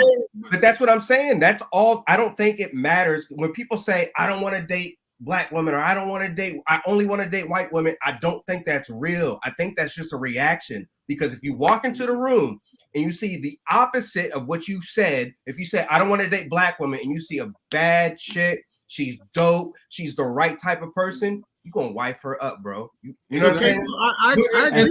Until she stopped acting like a white woman. No, I don't even think that's real, bro. I think I don't think that is either. I don't know what he's talking about. real. Listen, but Emmanuel, to answer what you said, right?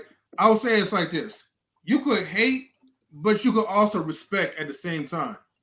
Yeah. I know you like to disagree, but no, I'm telling you, like you said, like, you know, if it's about looks, a person could hate because, like, you know, you got some baddie or whatever that they can't really pull up, but they're gonna respect your game no matter what. Well, I'm just saying, I know, Hold brother. on, y'all. Hold on, real quick. Tamika, please cam up. Tamika, cam up. I'm finna get some. Ooh, Tamika, Yeah, let's cam get up. a perspective on this. That'd be good. Tamika, come on. And I knew she was coming over here tonight. I'm glad she did. Ooh, get the But listen to this. But listen to this. The only people that really care about a black man dating out would be his family. The only people who care about a black man dating out is his family. Hold on. I would think.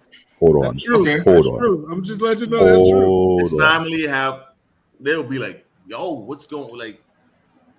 I think it's kind of torn because I see a lot of black women say they want pretty babies, and a lot of black men say they want pretty babies. And for some reason, in their head, they don't think that's possible with another. It ain't got nothing to do with the babies. Hold on. What Cap just said is real. One at a time. Hey, go ahead, Black David. Cap, I understand where you're coming black from. man, I'm just saying. But you need to understand this: that a huge number of African parents are okay with their black son married to a European white woman. I'll give you a perfect example: the UFC middleweight champion Adesanya wife is Spanish. He's from my country, but their parents okay with it. Usman is another one too. No, sorry. Adesanya is not married. It was Usman. Usman's wife is Spanish, not Adesanya. When I saw that, and he told about all his family, they're all from Nigeria. Nigerian parents have made it clear for the longest. You can marry a white European woman, or you marry from their tribe. Then later on, they start to progress. As long as the woman is well brought up, well groomed, with manner and demeanor, they're okay with it. So a lot of African brothers are marrying white, Spanish, all type of race beside black. And it's fine to be okay. But black people have been integrating. But in America, I understand it depends on the community you brought up in. Africa's been integrated for so long ago. Like there was Like black people came on the first slave ships, not the first slave ship, but the first ships coming over to America. Like they weren't slaves at first. You know, black people, like, well, they were poets, they were lords, they were in the French community. France has been invaded Africa, and they've been changed the culture of Africa, and that's why they very much still, well, I mean, not so like us, but they very much still live by a skin tone system. Like your class is determined by like how dark you are, how light you are. You know, if you're lighter, you're automatically in. And I think that's a standard that the French and English put onto Africa. And they've been trying to do it to us, and they never really could. Because people say you can't compare black people now to black people back then, because we weren't in hoods, we were in communities. Like there was a period of time where we kept all of that good and nice and together. You know, that was good. And we had families, and they were there. There was you knew everybody on your block. You had to, because everybody was babysitting everybody's kids. And there was and that's what it's come to. Like we've got this individual mind thinking. We're the only race that doesn't even think about making more of us, or think about like actually like curating our race and making it stronger and making the bloodlines deeper. We will date, black people will date outside the race way fast. Jewish people still go, Jewish people still go hard on Jewish girls if they don't marry Jewish guys. White men date up more than any other men. White men date up more than any other man. I'm not talking about white men. White men do whatever the fuck they want.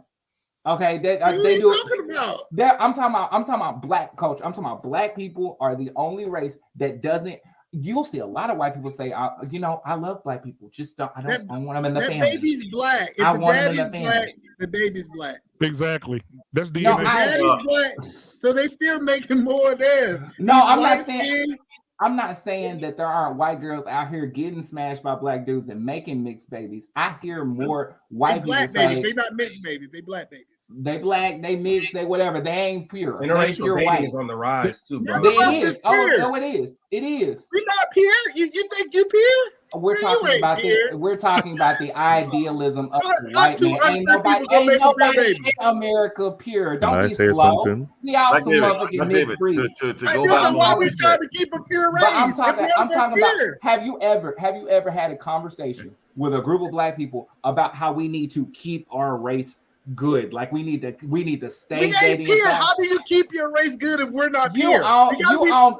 You on pure. I'm talking about white people. White people are the only one be talking about something pure. They're the only one thinking everything is all bleached flour. That's what I'm saying is we already mixed up. So why stop now? We know that. Keep mixing. I'm telling you what I hear in white dialogue. And I'm telling you what I hear in black dialogue. I hear a lot more white people say, I like black people, but I just don't want them inside the family. Like, oh, cool, but I just don't want you inside the family. They keep that. Hold on, everybody. Hold on, everybody. Watch this. Quick break for a second, guys. Let's just pause for a quick second. We have a young lady that just called in that wants to address the fellas about, she said, this bullshit that we spewing tonight. So I'm going to go ahead. Hold on, before you let her in, I got to ask a question. Okay. You playing Captain Saber? Who playing Captain Saber? I'm just asking because sometimes you want to save him. No, who want to save him? Who? Not me. I just need to know is our hands tied. If my hands are tied, who want to save him? When have I ever tried to save somebody? Okay, I just asking you before you let in. Okay. You don't do that. Okay, here we go. Here go the lines then. Ooh, this is gonna be good. Here we go. We put her right in the middle. Okay. No. Cam up. Got a cam up. What's up, Kayleen?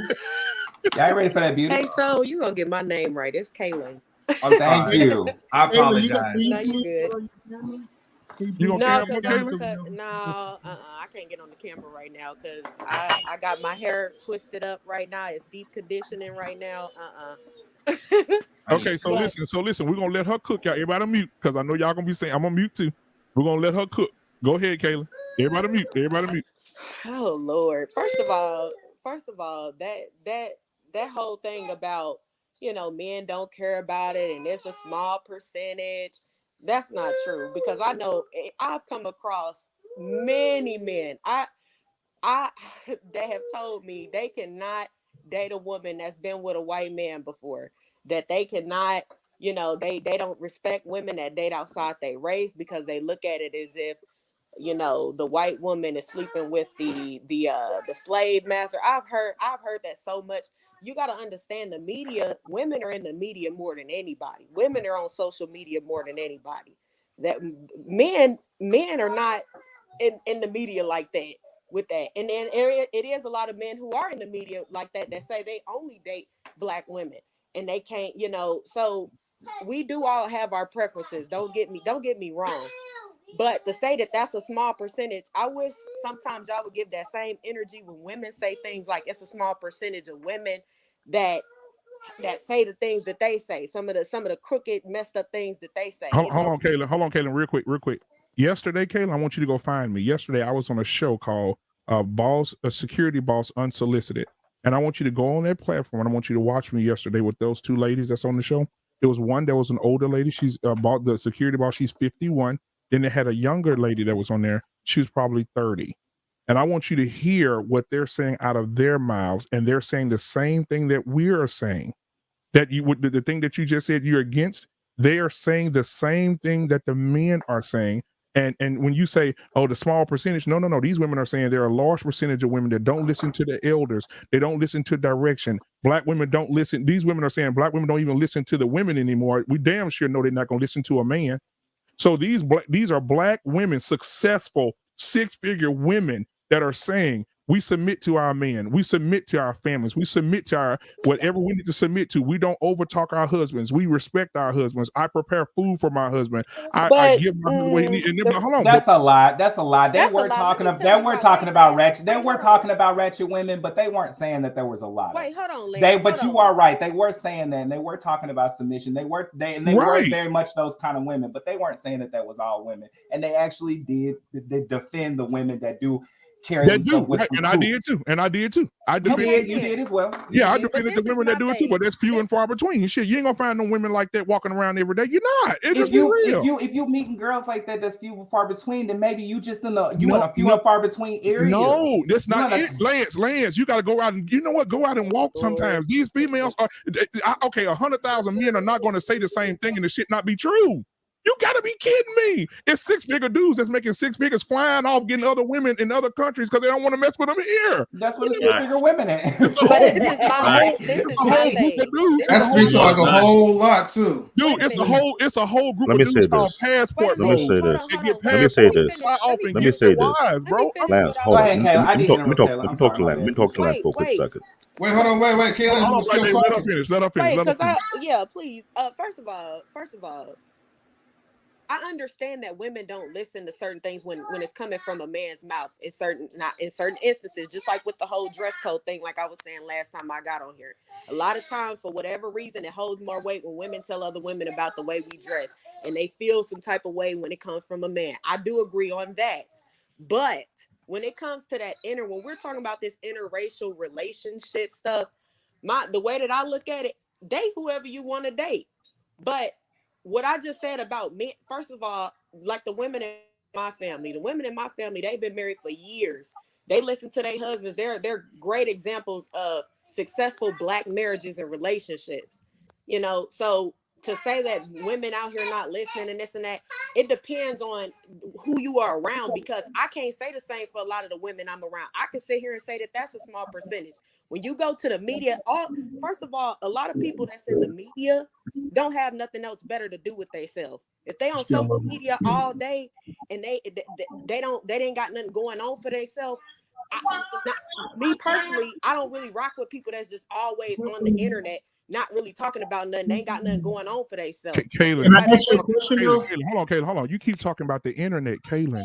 These are 9 to 5, 8 to 5 Joes that's making $60,000 to $100,000 a year, choosing not to date in their own culture. They're choosing to get other wives outside their race, Asian, Hispanic women. They're choosing to other races. These are not no millionaires. These are men that's making $80,000 to $100,000. Okay, but you got other races doing the same thing. You got to keep in mind it's other races doing that too. Why you please, hello, I want to ask her a question. So you said it's the women in your family are successfully married, right? Yes. Most of them. So my question: do you believe that you're married? Are you married? No. But see, this is the thing. The question. Hold on. Just let me ask the question. So the question is, if what you're saying is true, that the people are listening to the family members that are married, wouldn't that play out in your life? At the end, but see, this is the thing though. I have different views when it comes to marriage, though. I don't look at marriage the same way that my family looks at marriage. All of them look at marriage, and a few of them, they are younger. So it's not all of us that's not married. A lot of my younger cousins are married too. That's around the same age as me. I look at marriage a lot differently. So this is just like with Christianity and religion. I look at that a lot different too. So your version of marriage and what y'all think about marriage in the church and all of that, we have different views. So this is why I'm not married right now. Like I said, I would have been married. Because things didn't work out with my child's father, and because my kids are young, I'm choosing not to be in a relationship with anybody because my kids, my girls are very, very young. So with that being, and their father, doesn't that prove the point that these women like you are not listening to these older women? No, it's not. Because the older women, they're married, right? The situations. You see, this is my thing, and not to go into my relationship with my child's father. There's things that will kill a relationship and that are not accepted. Even my own family told me, like, hey, that's not a good idea to marry. It's not that person. So that's why I chose not to. I would have walked down out. Initially, they thought Stop. You just said exactly what E-Man was saying. You said no, then you started exactly saying what he said. My family told me not to do. No, E-Man. Right. No, stop.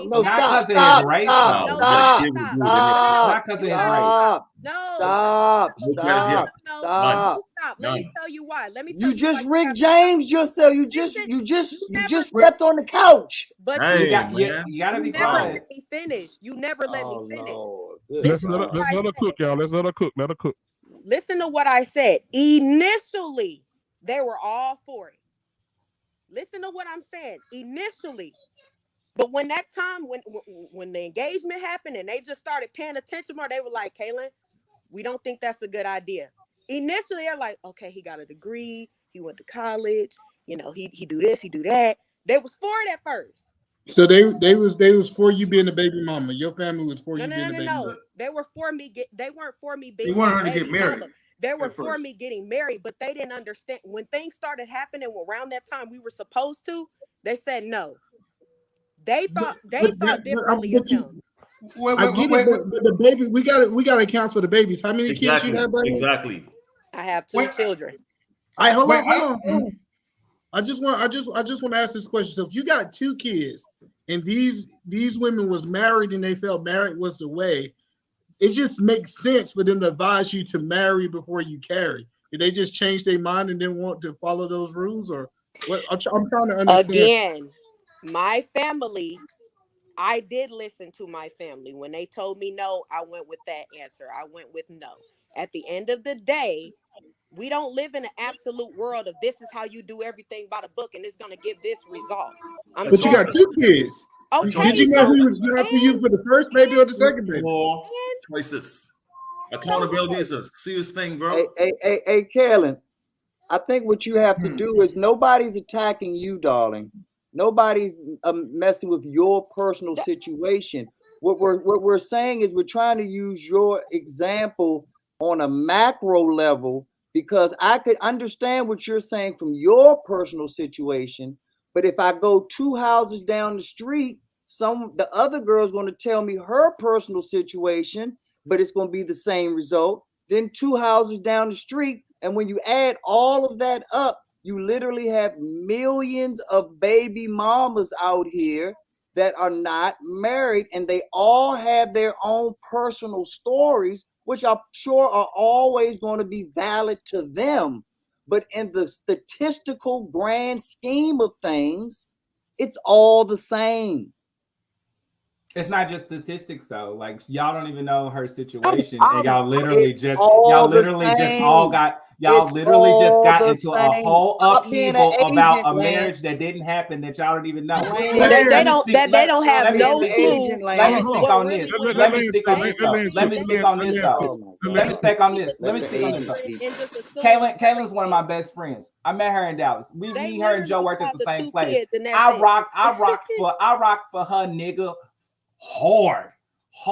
There are plenty of times that we had conversation. I was just like, Kaylin, you need to calm down. Like, Kaylin, maybe, don't do it like that. Don't do it like this. Well, try this approach. So like, you don't know. And Like, that's the thing. they went See, hard for people, 6, it's 7 easy to years. look at Like, something But from the Lance, outside. so Y'all Lance, don't understand what transpired in the relationship. Because I our get families that. both were for it at first. They both were for it at first. So that's what everybody y'all was for it. understand. So everybody was for it to after the second child. I'm just trying to figure out when did they go against him. This is my whole thing. That's irrelevant to what we were even talking about. That is relevant. That's We relevant. want to Kids into this. That's the point. Ain't nobody trying to jump on you, Kaylin. But you brought kids into the situation. The point that I just made was our families were for it initially. We came together. We got closer because of them. So I understand what y'all are trying to say and what y'all are trying to do, but that was not what I came on here to discuss. We were talking about relationships. So for y'all to try to switch the narrative to try to judge me based off of the fact I have 2 kids. But we're not trying to judge you. We just want to. That's what you're doing. Nobody. You're talking about that. Yes, y'all are. Yes, y'all are. She's right on that. She's absolutely right on that. What we You trying are to do is judging her on that. hold on, no, B9. Let me tell you what we're doing. She came on and said that Black Man Filter was wrong in the interview that he did. And then we took her. No, that's not what I said.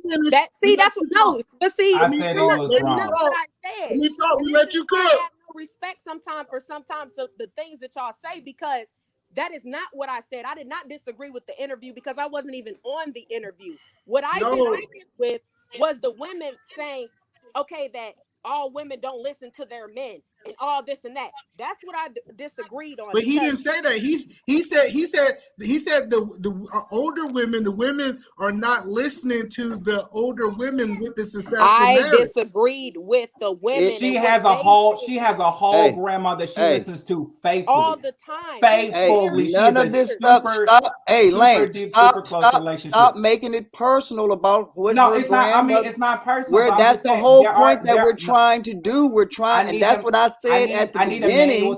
Let's take her out of it and let's make it more general. You know what? Look, let me just say this. I'm gonna come on and just speak on what I was coming in here to speak on, and I'm gonna leave speak on that. Speak on that, love. Speak on that. I don't even want to. We not going there. Yeah, speak on that. Speak on what you came to speak on. Keep it general, y'all. Keep it general.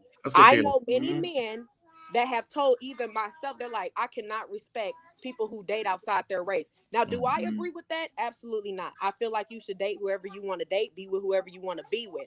I just don't like when people talk down on Black women when they're not with Black women. Meaning. Now, I'm not saying you can't speak on Black women. I'm saying like, oh, Black women wasn't shit and this and that because that's just the women that you were with. Just to speak on a whole community of Black women like that and say that we ain't shit and this and that and we don't this and we don't that. That's just the women that you were with, that you were dealing with. I don't agree men should be saying that kind of thing about women, but I feel like everybody should get the smoke. Nobody say. Someone got to be the breaker. We got to be the breaker person. We got to be the leader. This is the thing. This is the thing. Men have to take charge. Men should not be around here knocking out women and telling them this and that. We gotta take back our post, man. Yeah, we do. Kelly, take it back. Hold on, let me tell you something. Stop out here slanging, stop out here skeeting and everything, and stop. Exactly. Like we got sons. And I'm telling my son. That's what we do.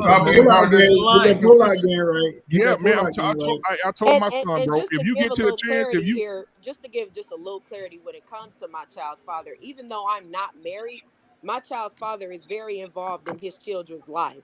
And this is why I will not get with another man until my children get old. I put myself on the back burner because I said, you know what? My children need to see their parents. They only need to see me and their father. That is it. So even though they don't see us kissing and hugging and, laying together, he's involved in his children's life regardless. And that's That's what makes a difference at the end of the day. Being married, people, I know many marriages where kids have been in dysfunctional situations with people that's married that should have got out of that relationship long time ago because it was toxic. So with that being said, we did the decision. We made the decision. This is not going to be good for our kids, us staying together. But we know we're going to raise these kids together and we're going to take care of these kids together. And that's all that they see is me and him. They don't see men coming in and out of their life. They don't see women coming in and out of his life. We stayed together for them, but we're not married. So let me ask you. Let me ask you a question, Kaylin. Wait, it's many broken marriages. Kaylin, let me ask you a question. So you saying that? So let me I'm asking you this question. So you said that you want to wait. I think it's a mistake to say I'm going to wait until my kids become grown until I start dating, because it all depends on how old you are right now. That could be in 10 years, 12 years from now. You'll be 40. But this is my 45. thing, Joe. But listen, Joe. This is my thing. If it doesn't happen for me, it doesn't happen for me. I'm okay with that because the end goal was my kids saw their mother and their father. So if I don't get married, it is what it is.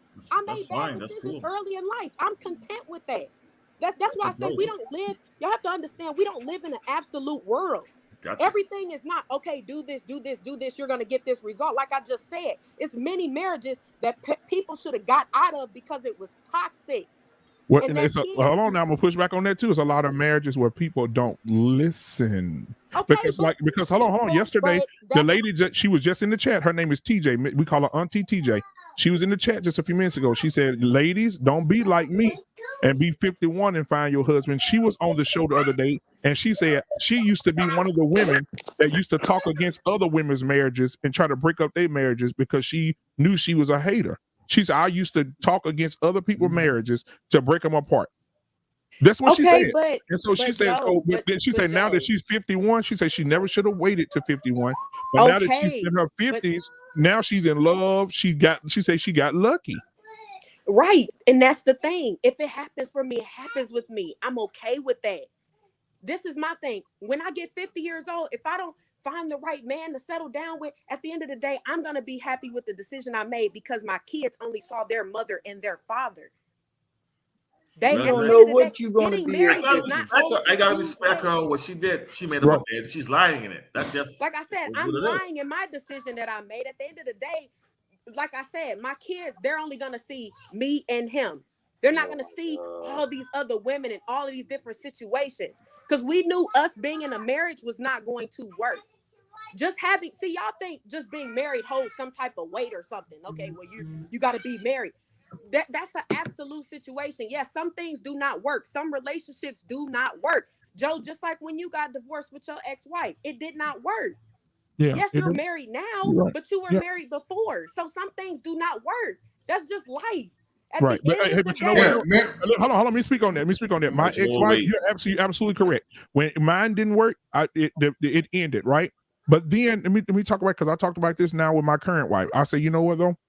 If looking back, I should have been more mature, and I was young. Right, you were young. You didn't know any better. Hold on. But you still were married. Hold on, watch this. Watch the mistake I made. My grandfather came to me. He dead now. God bless his soul. He came to me. He said, son, he told me, he said, the way me and your grandmother got to 63 years, this is what we did. This is how we got there. You have to do these things. And I said, oh, shit, I got this. I got to figure it out. 1 year passed, 2 year passed, 3 year passed, 4 year passed. Then that fourth year started to get a little freaky. Then I was like, damn. Then I started to see the shit my grandfather was talking about. And I did not do what he said do. I did what I wanted to do. And that shit ended in divorce. I understand. He had the blueprint. I didn't follow it. But check this out, though, Joe. Wait, hold on. I want to say this right here. Hold on. Let me finish. No, wait. Let me say this because I was talking first. Listen, Joe, if we really being honest, you're really in the same situation that I'm in. You're just married now. Your first kids that you had with your first wife, they don't see you and your first wife together. They see you with another woman. There's no reason. You're married now. Well, I'm just not married. Hold on. It's not the same situation because I moved on. Hold on. I moved on. Got a divorce. Got custody of my kids. Brought them in the house. Wait, man. Brought them into a marriage where they do see love and they do see family. But and it's they do not see you and your original child's mother. That's right. what I'm talking about. But with then my child's see father, marriage. That what I'm trying to say is they don't see you with the original parent. Yes, Right. you're married now. Yeah, they see marriage. Black man, I just want to say, but you're not married to your first child's mother, though.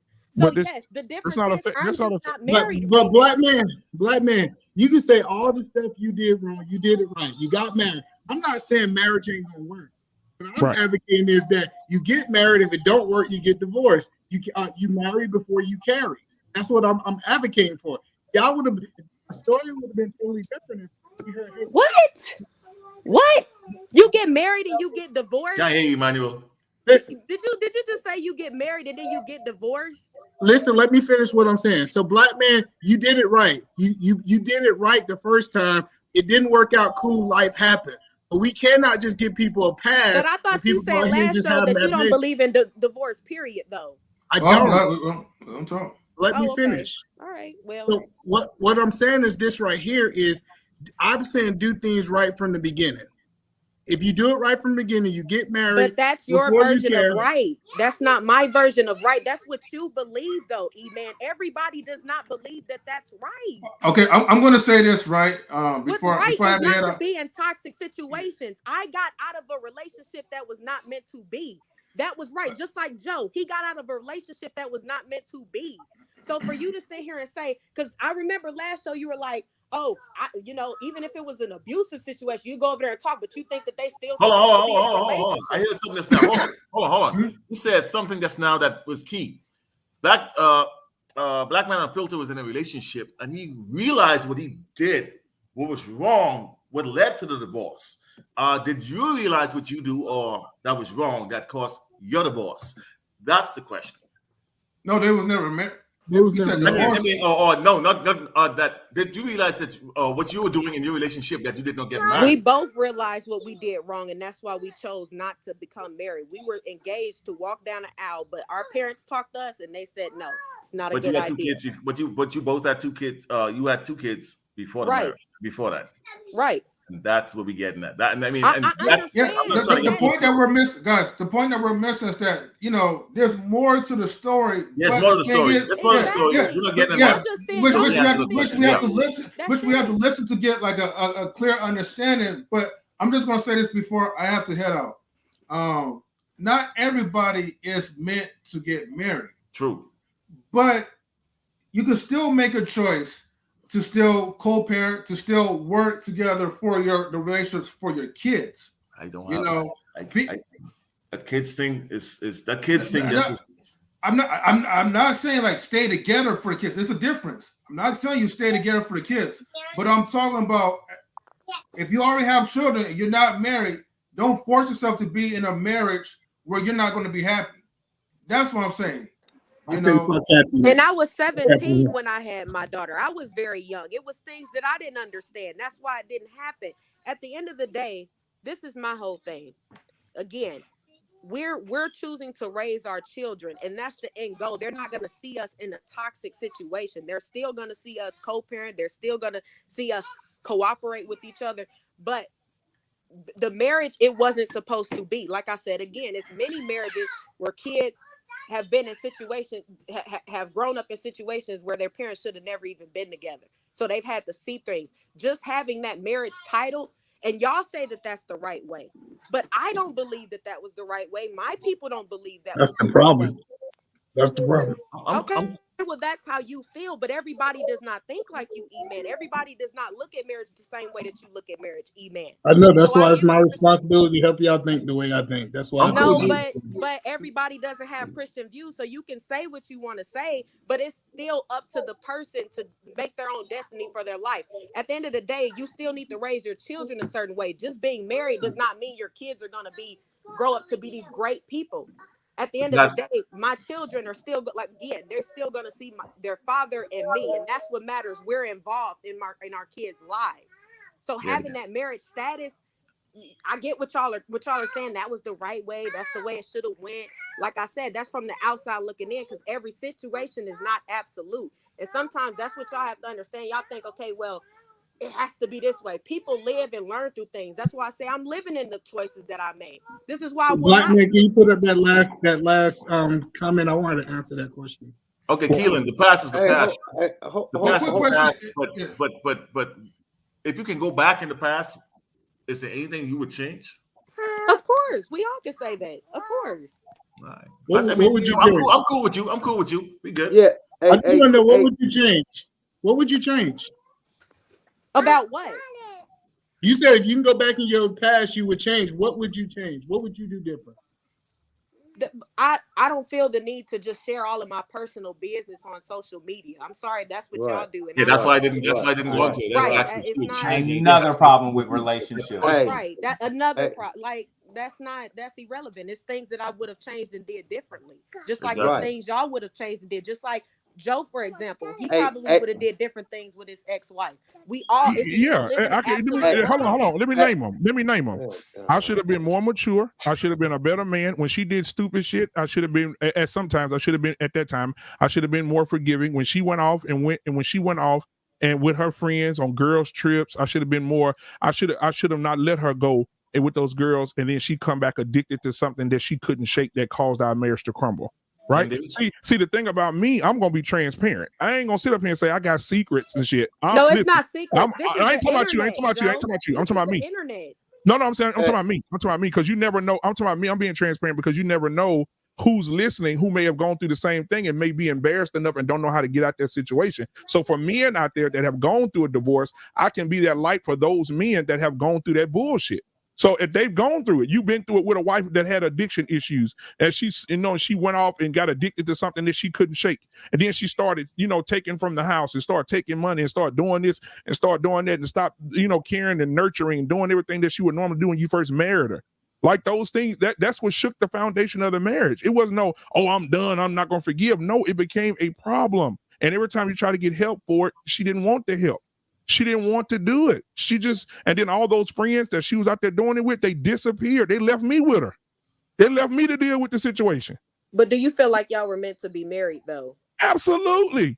If she wouldn't have been on the drugs, we'd be married. If she wouldn't have did all the things that she did, which I can name them if we got the time, but if she didn't do all the things that she did and I didn't react to the things that she did, because I should have been more supportive and been more there for her since I have a commitment to her, I should have kept my commitment, and my commitment should have been stronger to help her through the situation instead of allowing it to be the weight that crumbled us.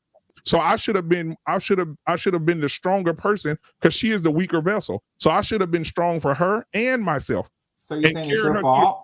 No, I'm not saying it's we both played a part in it, right? Oh, okay. Because I should have been stronger for her. I should have walked her through the situation, but the situation got so heavy that I'm like, okay, I got to do the kids. Then I'm worried about what if this happens when I'm not here. I'm trying to get her help. She don't want to do the help. But ultimately, you're not with the mother of your child. No, I'm not with her. And she done moved on, and now she done moved on and found somebody else that does the same thing she does. And congratulations. And I think that's so now. Hold on. So now I can't allow her to be around. I'm not gonna say allow because I want her in their life. But some things you do, I have to control the narrative because I can't allow my kids to be in those areas looking at those things that you do that I don't allow. You see? So that's why. And that's why me and my child's father agreed that we weren't going to be in a relationship. It wasn't meant to be. It didn't work out. But B9 has something he wanted to say. Go ahead, B9. I just wanted to just say, as far as the privacy thing goes, I tried, and when I first started saying it, I tried to take you out of it. Then the second time I took you out of it, you brought it back when it's convenient for you to make it personal. And then when people start asking you these personal questions, you say, hey, this is the internet, this is social media, I'm not going to kick that. That's why we tried to present. Hold on. Because I didn't go personal details about my relationship. I gave a general statement on why it didn't work out because we agreed on things. It was things that we weren't meant to be together. I didn't go personally into my personal business to say why, as if like Joe just did. Me, I don't want to put that out there. That's some things I keep personal, and that's okay. I can say things without having to go into detail about every little problem that happened in our relationship. At the end of the day, it was not meant to be. So yes, it's not about keeping secrets. It's just some things I don't feel like sharing. And that's okay. Just like you're not gonna get on here and tell all your personal business. That's Darling, all that is. It's having tact. Darling, you just did it again. You just said I didn't tell my personal business, and then said we just not meant to be together. That's That is your personal business. Saying you're not meant to be with somebody. Man, well, saying you're not meant to be with somebody is personal business. When we're trying to take you completely out of it and have a third party perspective, yes, it's putting you in it. Yes, it is. Well, let me just say this. I think, and how is that? I mean, that's a general statement, though. It wasn't meant to be. How come every time I say 5 words, y'all always got to go in, man? Teach him, be now. Get him. I'm just saying that's a general. That's a general I have listened. I have been on mute. I have been on mute the whole night. Why everybody try to act like they never been interrupted on this one? Y'all is crazy. He does have a good point on that one. The whole night. The whole night I haven't said a word. And that was your personal. And every 3 words that I say, it go. Not only do y'all take it, but then you take it into a different conversation. This I want to hear your point. That's all I said. Go ahead. Go ahead, Bina. All I was trying to say is that tactically speaking, there's a better way to take you out of the story so that you don't ever have to worry about I can tell this part and I don't want to tell that part. Don't tell any of it, but still get the story across without using your name, without making it personal, because when you made it personal, you even derailed your own topic because your emotions got involved in it, is the point that I was trying to make. Then the second point that I was trying to make, then you were disingenuous because you didn't want to bring those personal things into it, but then you turn right around and ask Black Man Unfiltered those same personal questions. If you want to be protected, then protect. If you don't want to be in a certain realm, then don't turn right back around and put someone else in that realm. Now, fortunately, Black Man Unfiltered handled it differently because and I'm not judging either one of you. I'm just saying that you don't do it if you know you don't like it. That's literally the definition of empathy. Let me ask you this, B. Now, what did I ask Joe? Because I'm confused on that. What did I ask Joe? Okay. I'm gonna tell you what he's saying so we can move on. I got a question for Queso. I got a question for Queso. Joe answered the question that he asked me. I didn't ask him about his personal situation. Right. He's talking about when you said, like Joe, when you got divorced and you got your 2 kids and your wife's not living in the house with you. That's what he's talking about. But it didn't offend because you. it was the same situation. Right. It didn't offend me though. But real quick, Joe, just to respond to B9. You're right. What I take as personal business, I gave a general statement. I said it didn't work out. When y'all were asking me questions about my relationship and me having 2 kids and me this and me that, I said it didn't work out. What I consider to be personal business is me explaining in detail why it didn't work out. That's personal business to me. So I understand that it didn't work out, that I don't take that as personal business, but I guess that's how you take it. No. I'm not saying it like that, Kayla. What I'm saying is ultimately that we could have used person X and person Y, and person X didn't want to be with person Y. And if you would have taken it and thought of it that way, I think that you would have stayed focused on the topic versus taking it personally. That's all that I was saying. We were talking about me though. Can I ask K9 a question? Hold on. Can I say something real quick? M3, go ahead. All right, thank you. Because I was quiet for like a long time. So let me just say this so I could just get an understanding.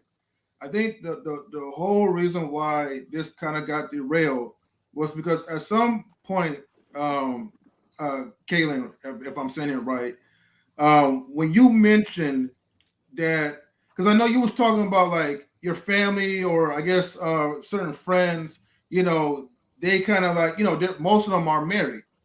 But the moment I think you started saying that, but you kind of move things in a certain way, you did bring it personal for yourself. And I think that's where the questions start being asked. Now, I don't know who started asking questions about the children, but that kind of led from that point to that point, Emmanuel, and then that's where it's like, okay, I think that's where the focus got more on you, as opposed to the initial topic to like, why, like a certain percentage of black men will feel, upset that a black man is like, dating someone out of his own race, if that makes sense. And so we're just trying to get an understanding. It's not judgment in any kind of way, because like I said, that's why I try to say, hey, not everybody is meant to be married. Well, let me say this, because can you pull that last comment back up, Black Man, real quick? So the conversation that was on here before she came on, Black Man said, I went onto another platform, and the women are saying, not just the men, the women are saying that these younger women are not listening to us, right? And she gave us the information, all the people in our family are married. So then I asked, hey, based off what he said, and you saying what Black Men Unfiltered said is wrong, that they're listening to these women, I asked the question, are you married? Because obviously married people typically advocate for marriage, right? And so then that's when it went downhill. But the real point that I was making is, proven in a lot of women's situation, they're not really listening to these married women. They out here doing their own thing. And that's not towards her. That's not towards her. Exactly. That's towards, it was and excellently said, man. It was a bottom line question, and all it needed was a bottom line answer where you could have kept it general. But I gave that general. I gave that general answer, and it kept coming with all. But you did not. You made it personal, and that's the point where I'm trying to come from. So let me say, I didn't step on Eddie Murphy couch. I made it personal by bringing up my family. He asked the question. I said the women in my family are married. I answered his question. I didn't. What up, B? Hey, now let me say this. Go into detail about why we weren't married. I just said, hey, the women in my family are married. My cousins, my close cousins in my generation are married. It's just I view things differently. That's what my response was. And then this is where all these other comments and questions came. And I just let me I'm not speak, going to go into detail. That's how that went. I just didn't answer everything that was asked. So let me speak. Okay. Go ahead. Let me speak about it. What I'm hearing right now, I've been quiet for a while, listening to both sides. Let me say what I'm being hearing, according to what the man was saying, based on his point of view is. This is something that go back to the black community of the yesteryear during the 1930s, 40, and 50. What they were referring to, if the younger generation will listen to the elders, first and foremost, there wouldn't be sex outside marriage. That'd be number one. Because sex outside marriage brings forth unwanted kids. I look at the big picture. I don't look at every macro mini issue all across, but I don't do that. I look at the big picture. What is the main problem? If the black men were repeating the same thing learned from the yesteryears, meaning not having sex outside marriage, keyword marriage, there won't be a lot of single mom out here. What they were pointing out in your situation that you have 2 kids out of wedlock. That's what was sticking out in the big picture. They were saying, why have sex that will bring forth unwanted? And I say they're all wanted, but you have kids after the realm of marriage. The way things put to work is you first be married, then you have kids. Not just have kids, the little not allowed be married. This is why the black community is all messed up to what it is. We don't have a functioning household. There are too many households with single parent, either be female or male. Now, if you were to change that environment whereby before you start to have sex, you have to be married. I remember Poor Man podcast say something based on what country he came or he was residing at. They don't allow young generation to have sex unless they're quote unquote mad, but not under law. They have a certain culture whereby you will be with that particular person if you want to have sex. That's what he was pointing out, and I listened to that in detail, which make perfect sense. Today young generation for the past 5 to 6 generations have been having sex outside the realm of marriage, which bring forth a lot of unnecessary children outside the realm of marriage. This is why we have a lot of single mom and single dad. Now, what they And were Black pointing David, out, I agree with that. I I agree get with what you that. I get what you say. I'm not judging about your situation. I'm looking at the bigger picture. What's been going on in our own community as a whole. There are too many of what they call recreation sex, which is stupid. Because sex was meant to reinforce the bond of marriage. It's never meant to be outside the realm of marriage. When you do that outside the realm of marriage, you create these scenarios that you have no control over. Not you, not me. If I wasn't married and I have sex outside marriage and I get a child, which I did, my wife was pregnant. I say, you know what? I'm not going to allow it to happen. So I married my wife. So I'll make sure my child was born within the realm of marriage. Did I have sex outside the realm of marriage? Yes, I did. That was bad of me. I hold myself accountable for that. But once I remember none of my wife was pregnant even before we got married, I said, we're not having kids out of the realm. I'm gonna fix this. I hold myself completely accountable for that. Because I don't want it to be extinct. I want my child to be born within the realm of marriage, not outside the realm of marriage. The problem is we have too many children in the past 5 to 8 generations born within outside the realm of marriage. That's why they'll never know what a real marriage look like. That's the big problem.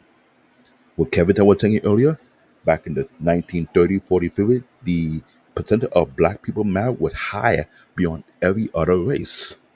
That was more than 50, 60 years ago. Look back now, it's the total opposite. What created that? Yet there's many things now that create that environment, which is understandable. We're not knocking nobody. We're not putting the fault in the book. We're saying right now, it's this. The more they keep on going, the more it will keep on happening. When people are having quote unquote recreational sex, you have a condom, you say you have a pull-out gun.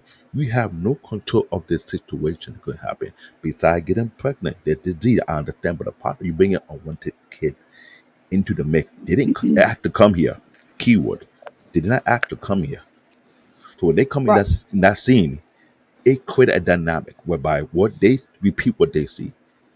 9 out of 10, a child born out of the realm of wedlock would do the same exact thing when they get older. 9 out of 10.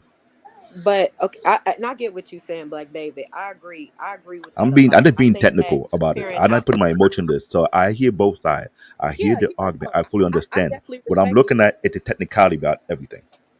what I'm saying though, this is my whole thing. I can live in the choices that I've made in my life. The problem that I have is the pushback on my responses at the end of the day, because it was right when they said, well, you and your child's father not together and this, that, and the third. Okay, I understand it. That is why I put myself, this is why I will not get in a relationship, because I don't want my children to see outside people. I want my children to see mother and father. That's it. And I on gotta that push point, back I on that. respect your decision. I Right. heard you say that I respect you for that. So I'm And But not ain't then a going to judge you damn on that. thing, but and then ain't a damn thing wrong with that, right. Kaylin. Ain't a damn. The only problem is that even though you doing the best thing for you, and I give you all the credit for keeping the children's father in their life, because that's very important.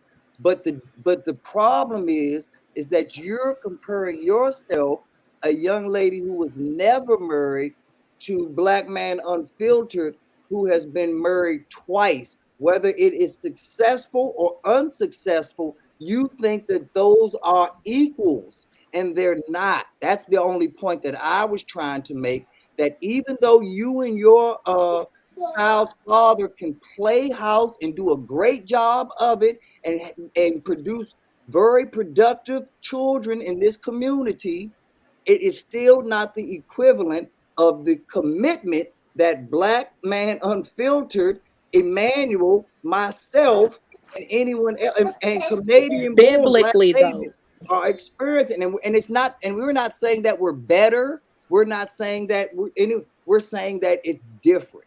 That's all that, and it is. And we just want to have those differences acknowledged. The Not only better. difference though, if we're being honest, the only difference is it's on paper that we're in a committed relationship. No. If No, that no, was the yes. only difference, you'd be married. Hold on. The reason I'm saying that is because at the end of the day, the kids still don't see the mother and the father together. The only difference is it's on paper and it's biblical. That's the only difference. If that if that was the only difference, you'd be married. No, but that's the thing, though. That's not the case. What the point I'm trying you know to how to write, right? Right, I do know how to write. But you know where to go get the paper at, right? What I am saying is, so if it's just as simple as the paper, you'd have done it.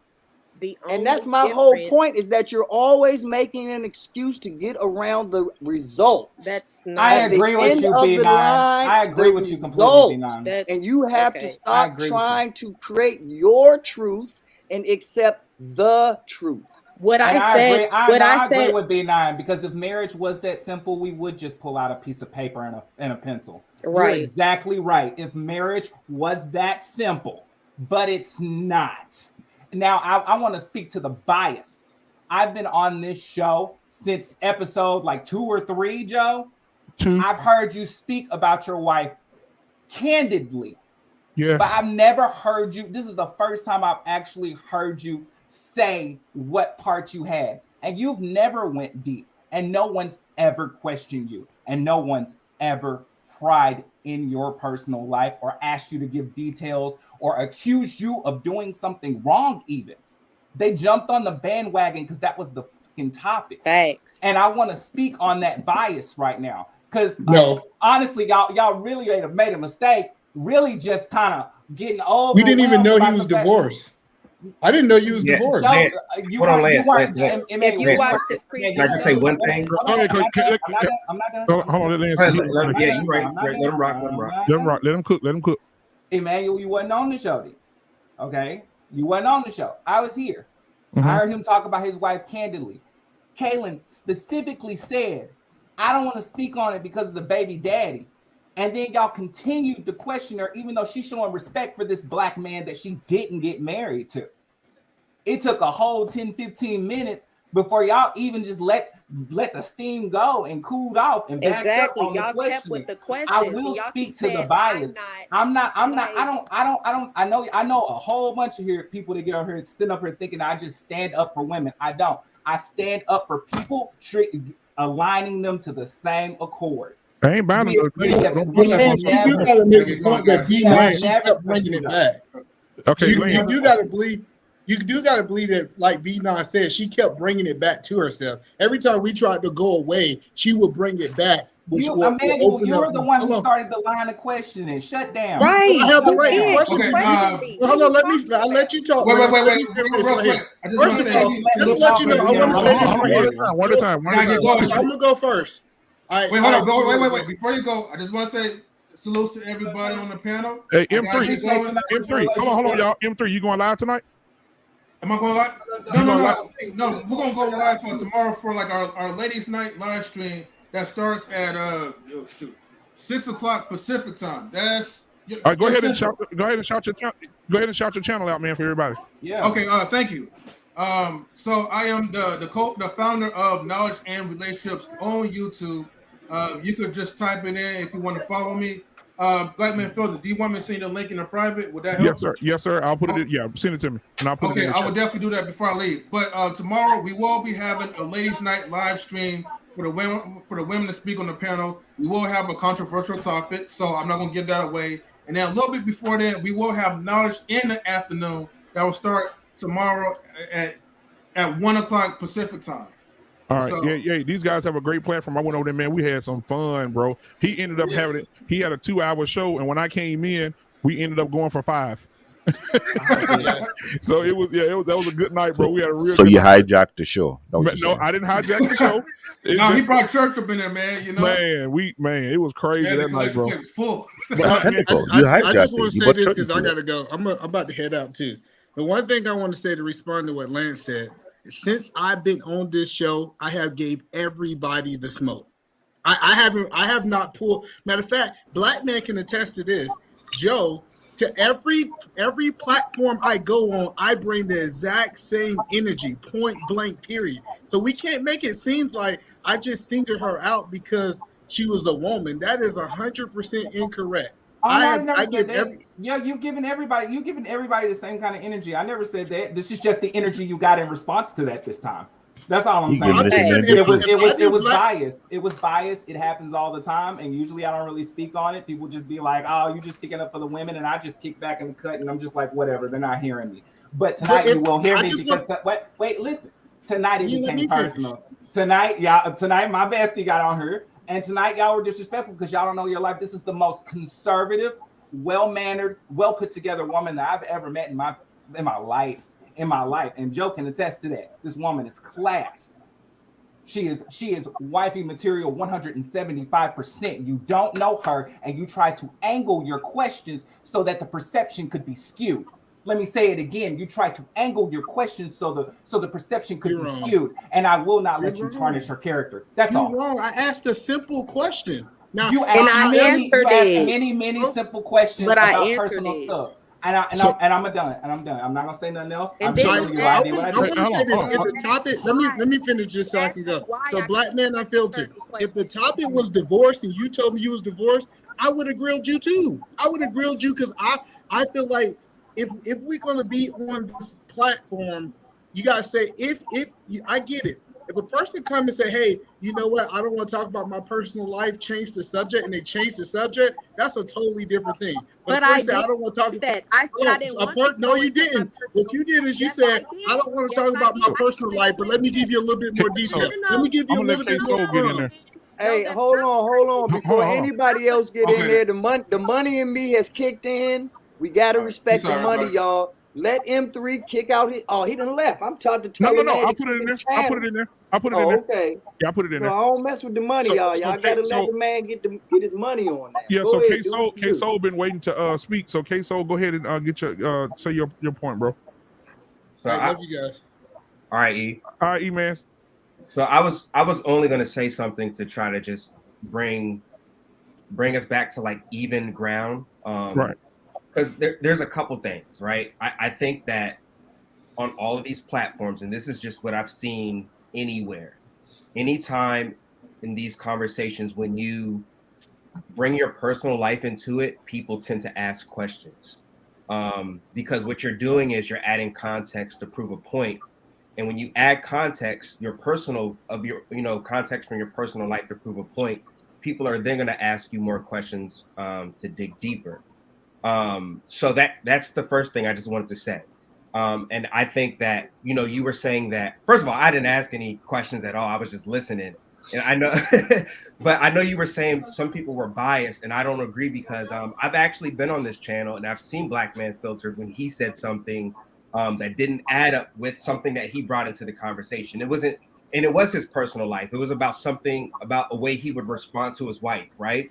And everybody on the panel went at him, and I think that's a normal thing. I don't think people are, because I think Kaylin is dope. Like, I like when she's in the chat. I think she's super cool. So I don't think anybody was trying to attack her, and I hope she doesn't feel that way. But I do feel like this.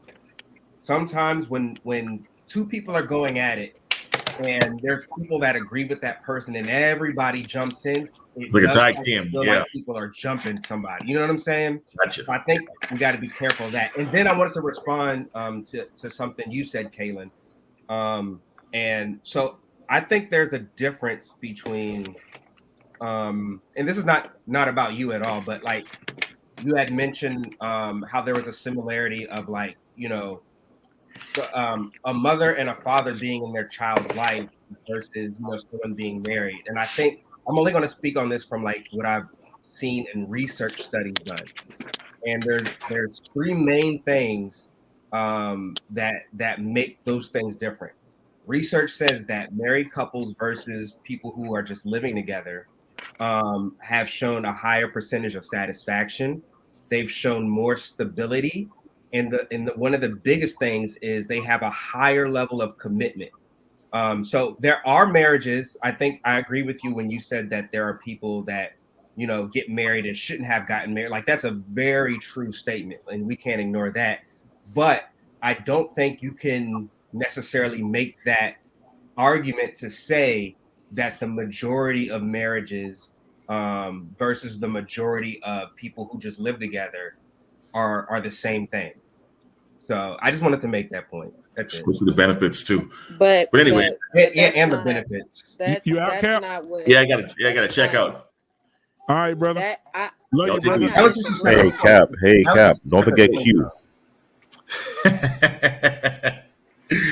She'll be all right, man. Okay, so All yeah, right, no, y'all take it I'm easy. not a All disagreeing right, bro. with that at See you all. next. I do See you next agree. week, man. Come back Tuesday. Tuesday, All right, 8:30 will do. Central Standard Time. All right, bro. All right. Okay, so Hey, I'm be not safe, Go ahead. out there. Hey, be safe out there in the sky, bro. All right, Cap. All right, Cap. again, I'm not All right. disagreeing with that. Marriage is not, when it comes to children and raising children, marriage does not hold any weight. That's not what I'm saying. What I am saying is there's been many, y'all live in an absolute world sometimes. Some things do not work out. So with that being said, when I made the comment, first of all, E-Man asked me he asked me about why I'm not married. Then he asked me why I can't give the reason or what happened in he asked me numerous amount of questions. I answered what I wanted to answer, and I just said, hey, I don't want to go into the reason why it didn't work out and this and that. That's what I gave in response. I'm not disagreeing that marriage is not a beautiful thing and that successful marriages benefit the household and the children. What I am saying is, with the situation, when I brought up the situation with Joe, when he talked about his divorce, what I'm saying is, from the children's perspective, it's the same. They live together. They were married, but the kids are not looking at it like that. They're just saying they're two parents not together. That's what they see. That's what I meant by it's the same situation as far as you're not with that person. I wasn't saying marriage and not being married is the same thing. That's not what I was saying at all. Yeah. Well, can I just push back on that just a little bit? So I do understand what you're saying, right? But I do think it regardless of what you may see or hear, I do think it affects the kids. So let me be transparent and feel free to, y'all can, get on me. I know your story about my life. Yeah, I know your story, bro. Yeah. So I actually had a child out of wedlock. All right. I'm married now and I have a child on the way. But before that, I had a child out of wedlock when I was like 21. So I'm never speaking from a position of judgment because I've been there. So I know, like when you said, you made a statement like, people make mistakes. We do, and one thing I had to do when my son got older is I had to apologize to him. And the reason I apologized to my son is because as he got older and he can kind of verbalize the way he felt a little bit better, one of the things that hurt him was the fact that he felt like when he was younger, he had to choose. There were times he wanted to see his mom. There were times where he wanted to see his dad, and he couldn't see both. And even now that he's older, Christmas and Thanksgivings aren't spent with mom and dad. They're spent with either mom or dad. You know what I'm saying? So not saying that you guys don't have a good relationship, not saying that you guys aren't raising your kids in the healthiest way possible. And I'm not even saying like they're doomed because, they grew up in, a two-parent situation. But a lot of times it does affect the kid. And I think we don't necessarily see it right away.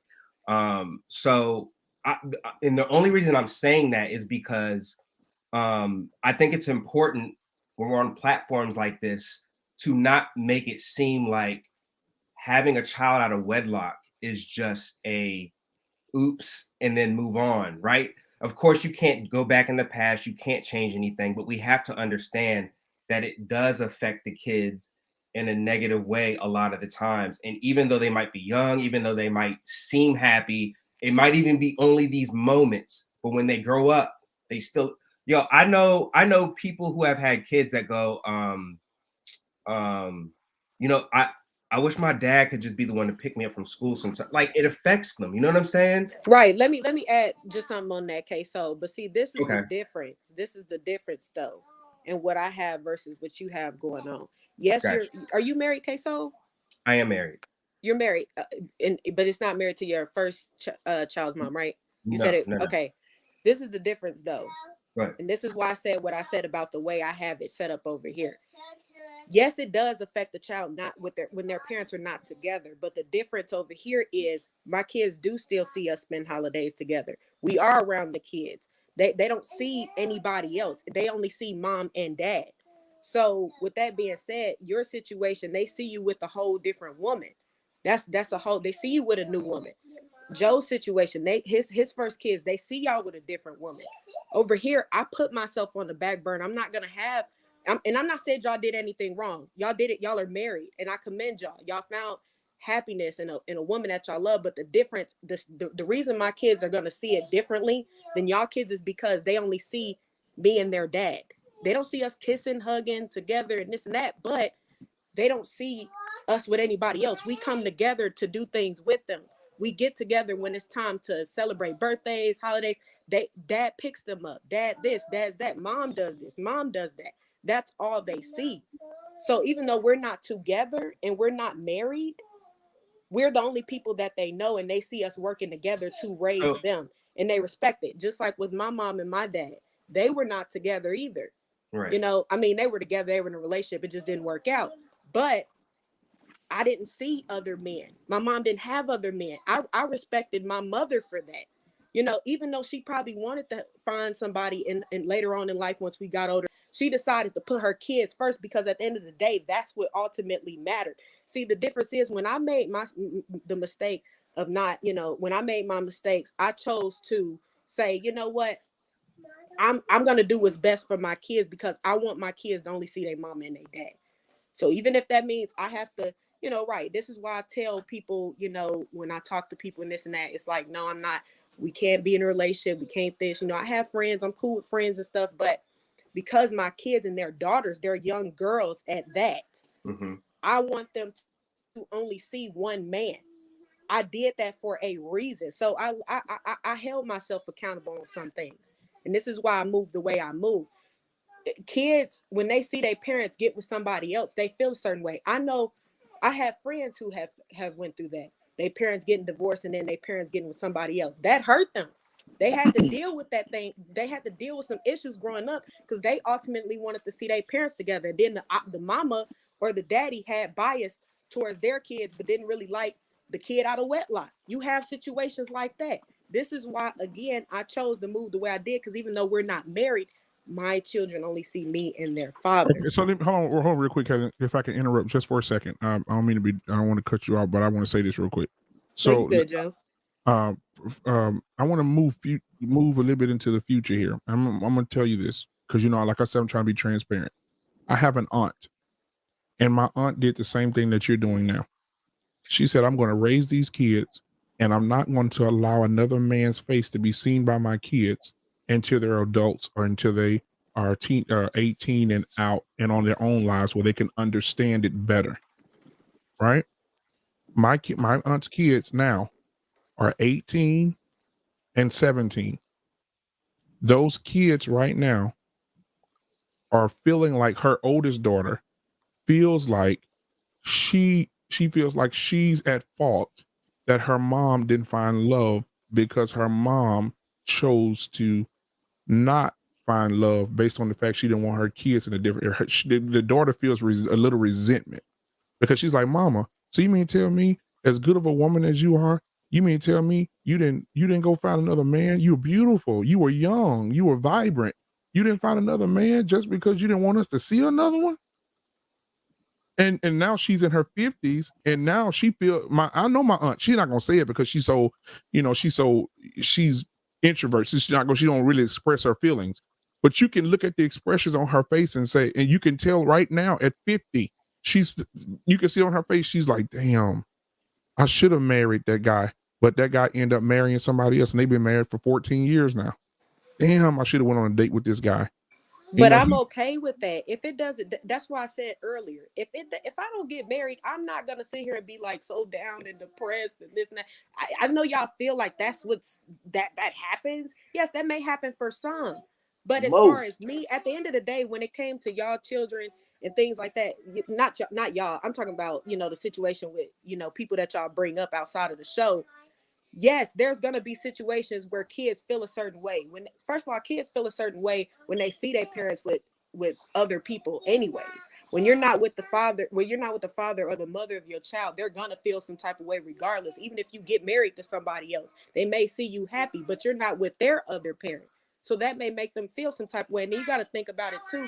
It's many situations where like you and K-So, the kids grow up feeling a certain way because they weren't with their mom, and then the ones that y'all have babies by, who y'all got married to, you know, some of the parents that they got married to will treat the first kids a certain way. There's many, we can bring up all types of different scenarios to fit certain narratives. That's absolutely right. We can bring up all types of scenarios. That's why we got to stop wasting time trying to focus on everybody's individual scenario, because we don't know. Even though you think you know how you'll feel 20 years from now, you don't know. I don't know how I'm going to. When I tell you that I've been married for 20 years, I do not wear that to throw that in anybody's face or throw that as a badge of honor, because me being married 20 years does not guarantee the 21st year or the 22nd year. Right. There are people that have gotten divorced right at a year 49, like right before they have the golden anniversary. They say, you know, to hell with this. I can't stand this person anymore. And after they divorce them, they still spend all their time with that person. But so you're right. There are so many different scenarios and different ways we can mix up the Rubik's Cube. That's why it makes more sense, if we're going to do this from a mathematical perspective, to look at the probability of things. You have a better mathematical probability getting married. No guarantee. It can still work out any way, shape, or form, but you have a better chance. The children have a better chance. There's always going to be exceptions to the rule. Piano is spelled with an I and an A. I get it. So there's always going to be those exceptions. But and you know what I want to say? But let me ask this question. I just want to ask a question. All right, what's the topic, man? I'm so lost. Go ahead. When we have we'll get back to it in a minute. Children, the ultimate goal is to raise the kids the best way we possibly can and do what's best for the children. Everybody can, I'm pretty sure, agree on that, right? No. That's not the ultimate goal. See, if that was the ultimate goal, then once again, we will be pouring into, we could pour full glasses out of empty pitchers. The ultimate goal is to make yourself happy and to put yourself in a position where your children benefit because of the aftermath of your happiness. Exactly. A rich Kaylin is a better mother. A happy Kaylin is a better mother. So when you pour into yourself and you make you the best version of yourself first, then everything else branches off. But we don't get good fruit if we don't have good roots from that tree and we don't take care of that bark and all of the components of that tree. I'm not eating those oranges. That's a good point. Right. But I am happy though. That's the thing. If I don't have a man in 20 years from now, it's not that I'm gonna be unhappy. I'm gonna be happy with the decision that I made, because I understand why I made the decision that I made. And we believe you, and we believe you, and you're, but all we're trying to get you to realize is that you are the exception to the rule. If you truly do feel that way, I'm happy for you, but we have case after case and woman after woman coming up saying, damn, I wish I could go back to 25, knowing what I know now. Yep. Damn, I wish I could go back to 30, knowing what I know now. I agree. And so that's the whole point. And you being on this platform, we understand. And this is why I said, don't make it personal, because you, whether you know it or not, are representing a very large demographic group. And when you're speaking of Kaylin, you're speaking of a whole army of Kaylins out here. Even though their situations are different personally, there are enough similarities around this topic where they're going to be drawn to you. And if you say, hey, no matter what, there's a viable excuse for me to get away with this or for me to validate this, then they're going to say, you know what, if Kaylin can do it, then I can come up with a valid excuse to validate my situation too. And they're doing it even though their situation isn't as good as yours. They're saying it even though the baby father, your children's dad, is not as active as your father, as children's father is. but they will still validate that it's all good. We got this. It's all right. Well, he come by every other birthday, but he don't come every birthday, but he come every other birthday. So that make it good enough.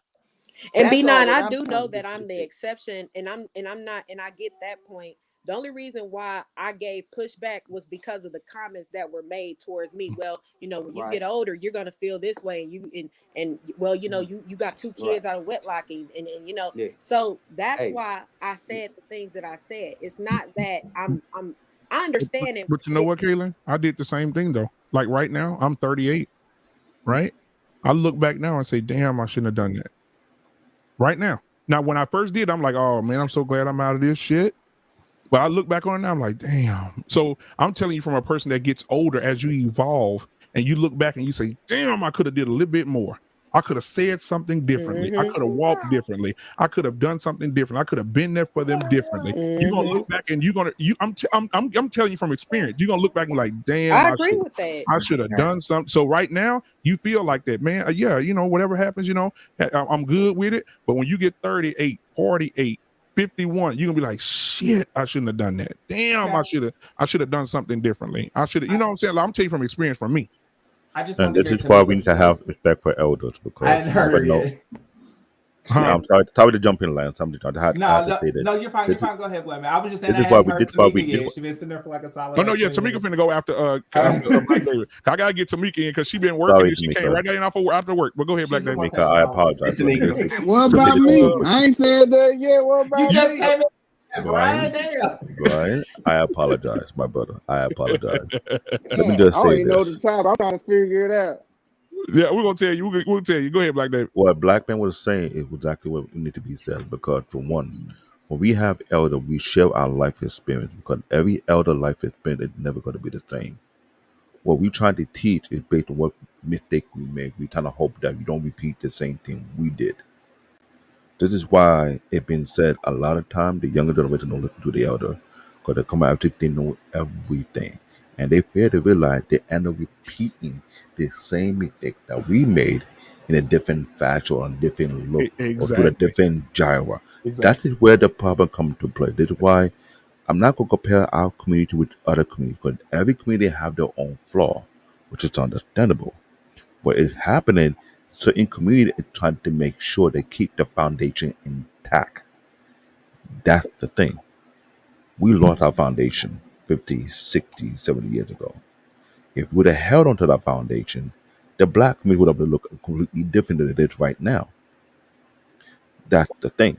We're looking thing at the big picture. We're not looking at every individual situation. Every individual situation are not the same. We know that. There's no argument about that. Kaylin, you are the exception to the rule. I'm not going to judge you. I'm not here to judge you. You're different. You're special for what you do. And I commend you for that. And I say you are an honorable woman because you know why? You're self-aware by your situation. So I'm not going to knock you on that. What we're talking about right now in general at the black community, we need to look at the bigger picture. What are we doing wrong as a community? Because these are things that we are talking about. We're having these tough conversations because, for one, if we don't respect our elder who's sharing their life experience, what they did wrong, and what they could have done better, and not say eat the whole thing. Take that aspect what he's telling you, look at it, analyze it, think about it. If it's similar to what you think you're about to fall yourself into, because sometimes a good advice can save you a year worth of headache and heart pain. A lot of time, the young generation don't take it, and they end up repeating the same thing. I had an elder guy, job call. I used to go to job call in my early 20s. He said our generation and the generation behind me are doomed. And I asked him, why you say that? He said, y'all don't think. Y'all don't sit down and analyze things. You act first, then think later. And I told him a lot, but when he sat me down and he schooled me on some gem and insight and understand, and I realized what he was saying was on point. He said, and then during that era, we didn't do things what we're doing. There's not a lot of people coming out single mom, which is true. It's been documented. Yeah, but the era, the time are different. What happened in the 40s is different from what happened in the 50s, 60s, and etc. And every generation changed, things changed as well, which is understandable. We in 2022 right now. A new generation come right after that. And what they go and experience will be different from what we already spent or the younger generation already spent already. But what we're talking about, as time progresses, we had to make certain changes And this is just the to last better. thing I want to say in response to Black Man David. I if you know, my whole thing is I do agree that we need to start being more connected and staying together, you know, getting married and staying in our marriages, and people, our mothers and fathers, stand together. I don't deny that at all. When I was making the comments and the statements I was making, it was because we were speaking about my situation specifically. So due to my situation specifically, that's why I was answering the questions the way that I was answering them. But if we're asking as a whole and as a community, I'm all for family sticking together. I'm all for that. And this part, why I made the decisions that I made within the relationship that I made. And this is why I moved the way I moved, because I do want my kids to see mom and dad.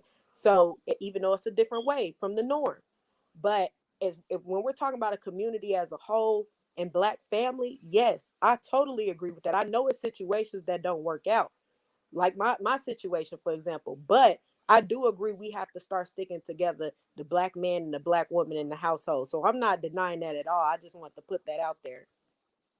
I rock with that. So, And I answer that saying I respect you for that. I'm not Right. going to judge you for that. I'm not saying what you did is wrong. So Tamika, When I look at it, I look at the big picture. I'm not going to judge nobody. That's how I am. so Tamika, so far you've been listening or whatever. So go ahead and give us your what you know your thoughts on what you heard so far.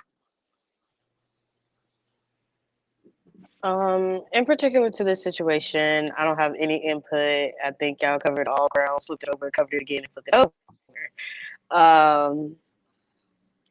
I mean, I feel like she made her decision, and she said that she stands by her decision, and she's taking full responsibility for it. And that's all we've been asking for women at the end of the day, is just them taking accountability for their actions. And I think she is a prime example of somebody taking accountability, yielding whatever results that may lead 50 years from now or 20 years from now. She's doing what she needs to do as a woman to make sure that she's handling her decisions. So I respect that. So before I you go came into up here anything to else, talk about yeah, go ahead. I okay. know what you're going to say. Go ahead. I know what I you're came going to up say. Go here to ahead. talk about the comment about like who really cares about people dating outside of their race. And I said that I believe that it's Black women that really care more about Black men dating outside of their race rather than the Black men worried about the Black woman doing it. Another thing, let me say why. For me personally, I am one of those Black women that be a little side-eyeing people.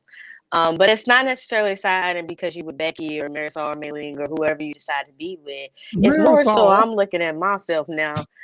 I'm looking at myself now like, what did who dropped the bag right there? Like, how did y'all let that, like, how did you let that, like, who messed up there? So I'm looking at it like we as Black women have took another L, because how she get one of our best and we just sit here sitting like this is okay. And I'm from Kentucky and I live in Kentucky right now. And over the summer when we were just out, just trying new places and stuff like that, I realized like so it's like majority white here. So I've seen a lot of Black men with white women, and they're not the best looking women either, but it's more so like every time that I saw that in my head, me and my friends would look at each other and be like, there go another one, girl, there go another one, girl. It's just like passed up opportunity, and I don't know how we got there. But then you'll be in different environments and plenty of Black women, everybody single, ain't nobody got a man, but all these Black men coming in here with their white ladies and everybody looking good and stuff. And I'm just like, dang, this is really the reality that we're sitting in right now. And so I'm just like, I don't want to be 35, 45 with no man and, stuff like that. So it's just like, I try to stay in these spaces to like really hear what you guys got to say so that I can work on myself, continue to build who I am and my character and things of that nature so that I'm vigilant about what's going on around me. But I don't look at it as like, oh, you a sellout or you can't speak on the Black community, this, that, and third. It depends on what type of flow Your you community, got as a man Kentucky, I when it lived there comes. before. I went to Job Corps in Morganfield, Kentucky. Earl T. Clement Job Corps, son. I'm sure you heard about it. And being there for more than a year, I understand that environment. It's like it's a mix. It's like a I can't say it's a boiling pot. Like you said, there are not a lot of good black men, like you said, out there. There are not too many out there. But the problem is, sometimes you might have to move to another location to get a better pool. I remember somebody saying something earlier before in other podcasts that maybe you cannot find a good black man you're looking for in your area. You may have to go to another area and find something like that. I think I that was got the a question. cases. I got a question for you to make a based off of what you said about when you see those black men with the white women, you like, oh, we lost another one and this and that or whatever. Are you assuming that because this black man is with the white woman that she's living a great life? Like, do you see her marrying this black guy having to live the same life that you would see a black woman and black man walk by with, per se? No, it's not necessarily I'm sorry. No, and I say I asked that to say not just for you, but just in general. I think that's one of the reasons that it's frowned upon, because when black women see someone with a woman outside their race, they automatically think, damn, she got a black man and he must be successful because he's dating outside the race. So they're living a good life. I don't think that you would be upset if you knew, okay, well, he married outside his race, but they still getting the same public assistance and the same wick cheese that everyone else is getting. I don't Are you like it. following I ain't what I'm gonna lie. saying? Well, I don't like it. I Yeah. don't like it. I'm with her. I don't like it for a man or a black man or a black woman dating outside their race. I get It's it not though. You know what I'm saying? I just personally don't like seeing it because I look at them like, what the fuck? I'm from Mississippi, and I'm fine with people say I'm closed-minded or I'm ignorant or whatever. No, But no. it disgusts me personally. But I ain't gonna Hey, harm nobody. I ain't gonna hurt anybody that nobody. tell you But that that's you just what I see. closed-minded, anybody Right. that tells you that you closed-minded, they lunching, because you have science on your side.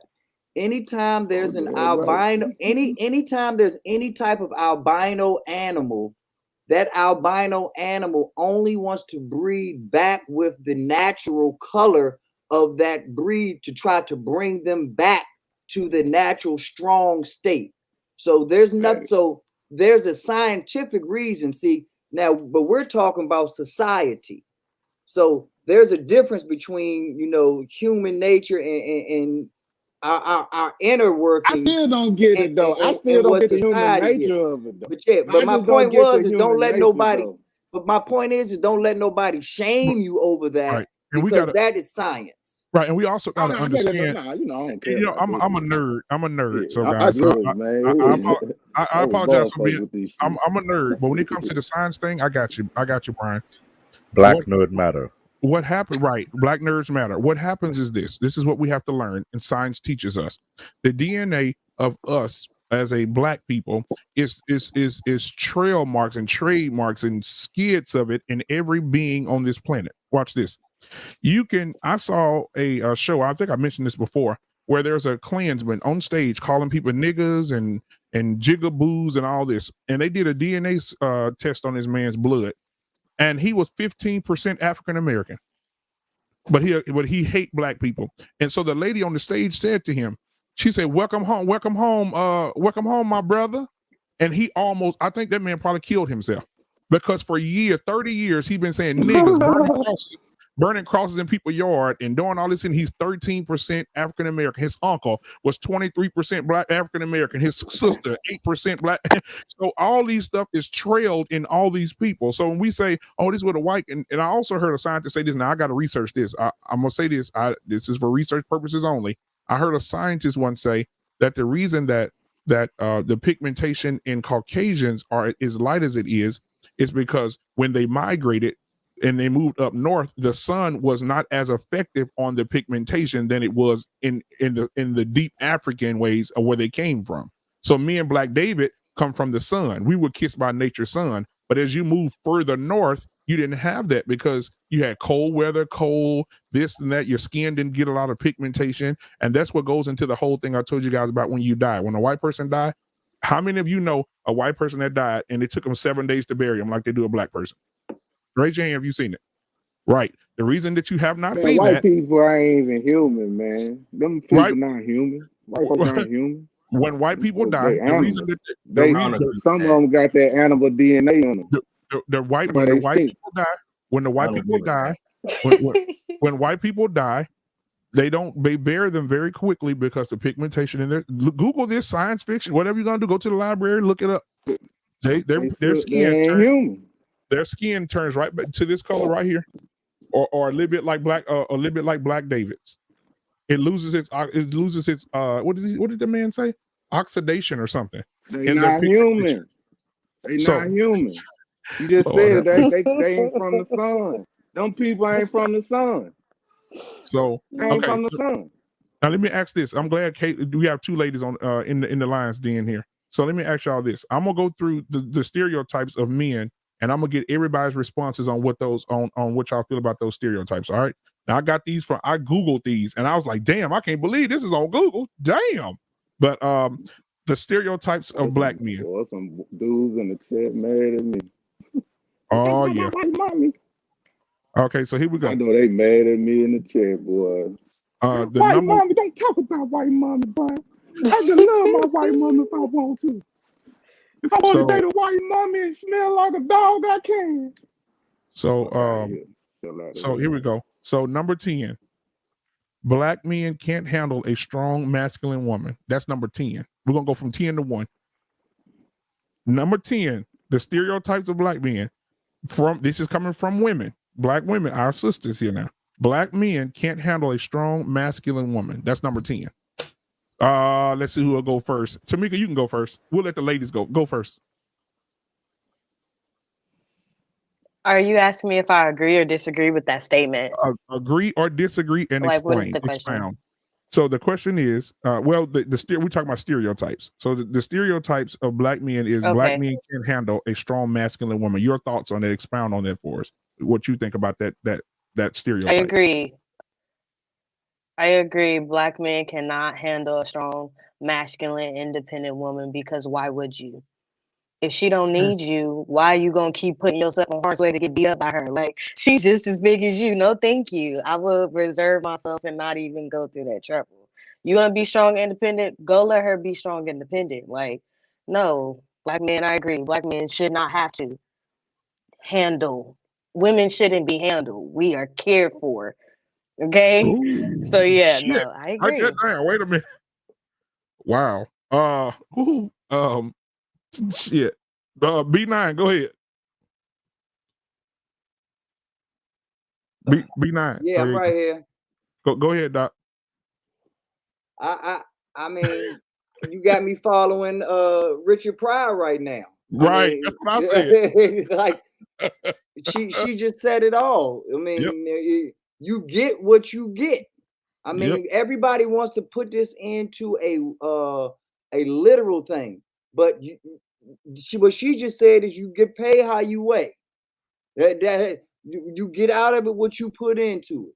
And if you about that life and you want someone to open doors for you and you want someone to pay your bills and you want someone to take care of you, you play your part. If you want to open the door for yourself, if you want to take your dog for walks 3 times a day, if you want to, handle all the things that are going on in your life, you can hang. I mean, it's perks. Don't get me wrong. You get to stay out till 2, 3 in the morning. You have great Jenga parties and all of that nonsense, whatever y'all do. But at the end of the day, don't come running back when you get what's my man name? Jussie Smollett, Juicy. When you get when you strong masculine women out here get Juicy Smollett, don't come running back to a real nigga.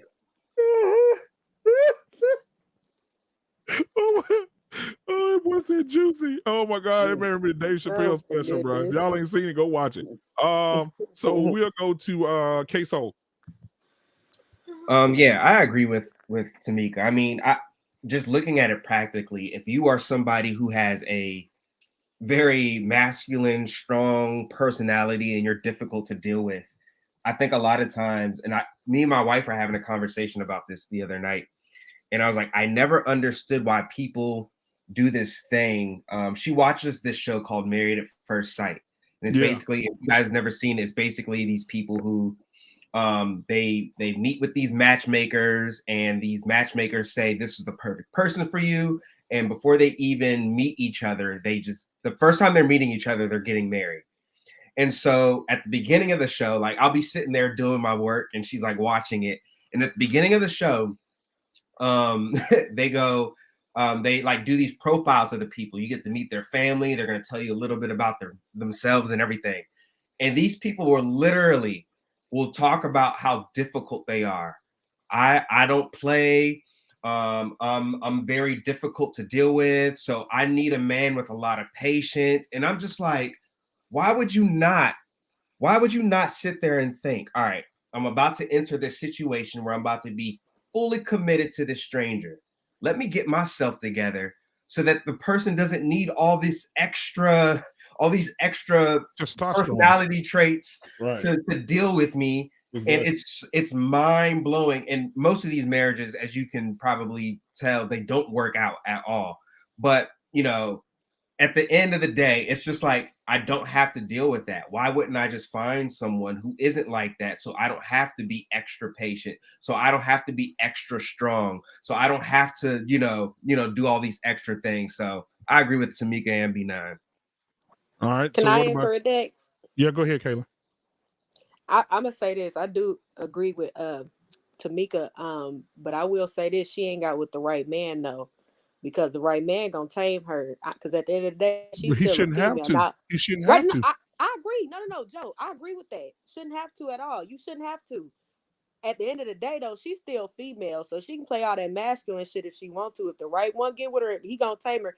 I can give an example. I know a girl right now, and I hope she don't watch this, but I know somebody right now who she'll admit she was super masculine. Like she was, because she grew up in New York, very hard. She grew up a certain way. And, she got with the right man and he tamed her. Now, do I think men should have to do that? Absolutely not. You know what I'm saying? I agree with the bit of you shouldn't have to do all of that to get a woman to listen and to get a woman. I agree with y'all on that. But at the end of the day, she's still female. The right man come around, he gonna tame her. It just right. Most men ain't gonna put up with that. And I agree. Y'all shouldn't have to. I agree. So don't fight me.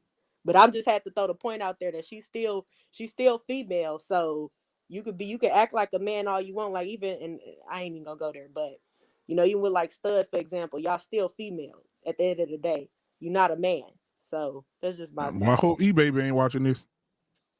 So hold on. You just basically killed your whole argument with the last statement that you said about studs. So you basically telling me that even a stud, the right man can come along because she's still a woman. Yep. So the right man can come along and change someone's sexual orientation. Yep. No. I'm not gonna say this change their sexual orientation, but can like tame her. She's still gonna mess with women. Don't get me wrong. I think she's still gonna mess with women and deal with women. But I know a lot of studs out here that's to mess with men, and they like. But that's an oxymoron because you can't be tamed and be the stud. I think Kaylin is talking about the way that the person would interact with a man. You know what I'm saying? Is that what you're talking about? Say that again, Queso. I missed it. Are you trying to say like the way they would interact with a man? Not necessarily interact, but. Oh, okay. I don't know then. But that don't make no sense, Queso. Are you saying she's gonna be hardcore around women, and then the second you walk in, Queso, she's gonna be like, "Oh, hey, it's Queso. Now let me talk." Hey, shut up, bitch. It's studs out here that do that. It's studs out here that's like that though. On the cool B9, it's studs out here that's like that though. I'm not even gonna lie, because behind closed doors, they be having whole men out here. I'm just saying. Hey, look at the comment. Somebody put in the comment. Look at the bottom. Yeah, they stay getting smashed. They don't be getting smashed feminine. Even on the joint where they make it known on them porno joints that hey, this stud is about to give head. This stud is about to take it. Even when they wear the sexy long, Even when they wear the sexy lingerie, they still make them wear the do-rag cap just to make sure you know that it's a stud. You talking to a grown-ass man now. Don't Hey, play with me. hey, B9, you said they don't get smashed Calm feminine. down, B9. Calm down. Calm down. I'm just joking. I'm just joking, darling. I'm just joking. I'm just Bro, saying that don't sound somebody so can break. funny, Oh bro. my Somebody can God. break her down. Well, That's all I'm saying. Somebody can break her down. so Brian, what you think? A black What was man, the question? black men, the stereotypes of black men. What black women are saying about black men. Black men cannot handle a strong masculine woman.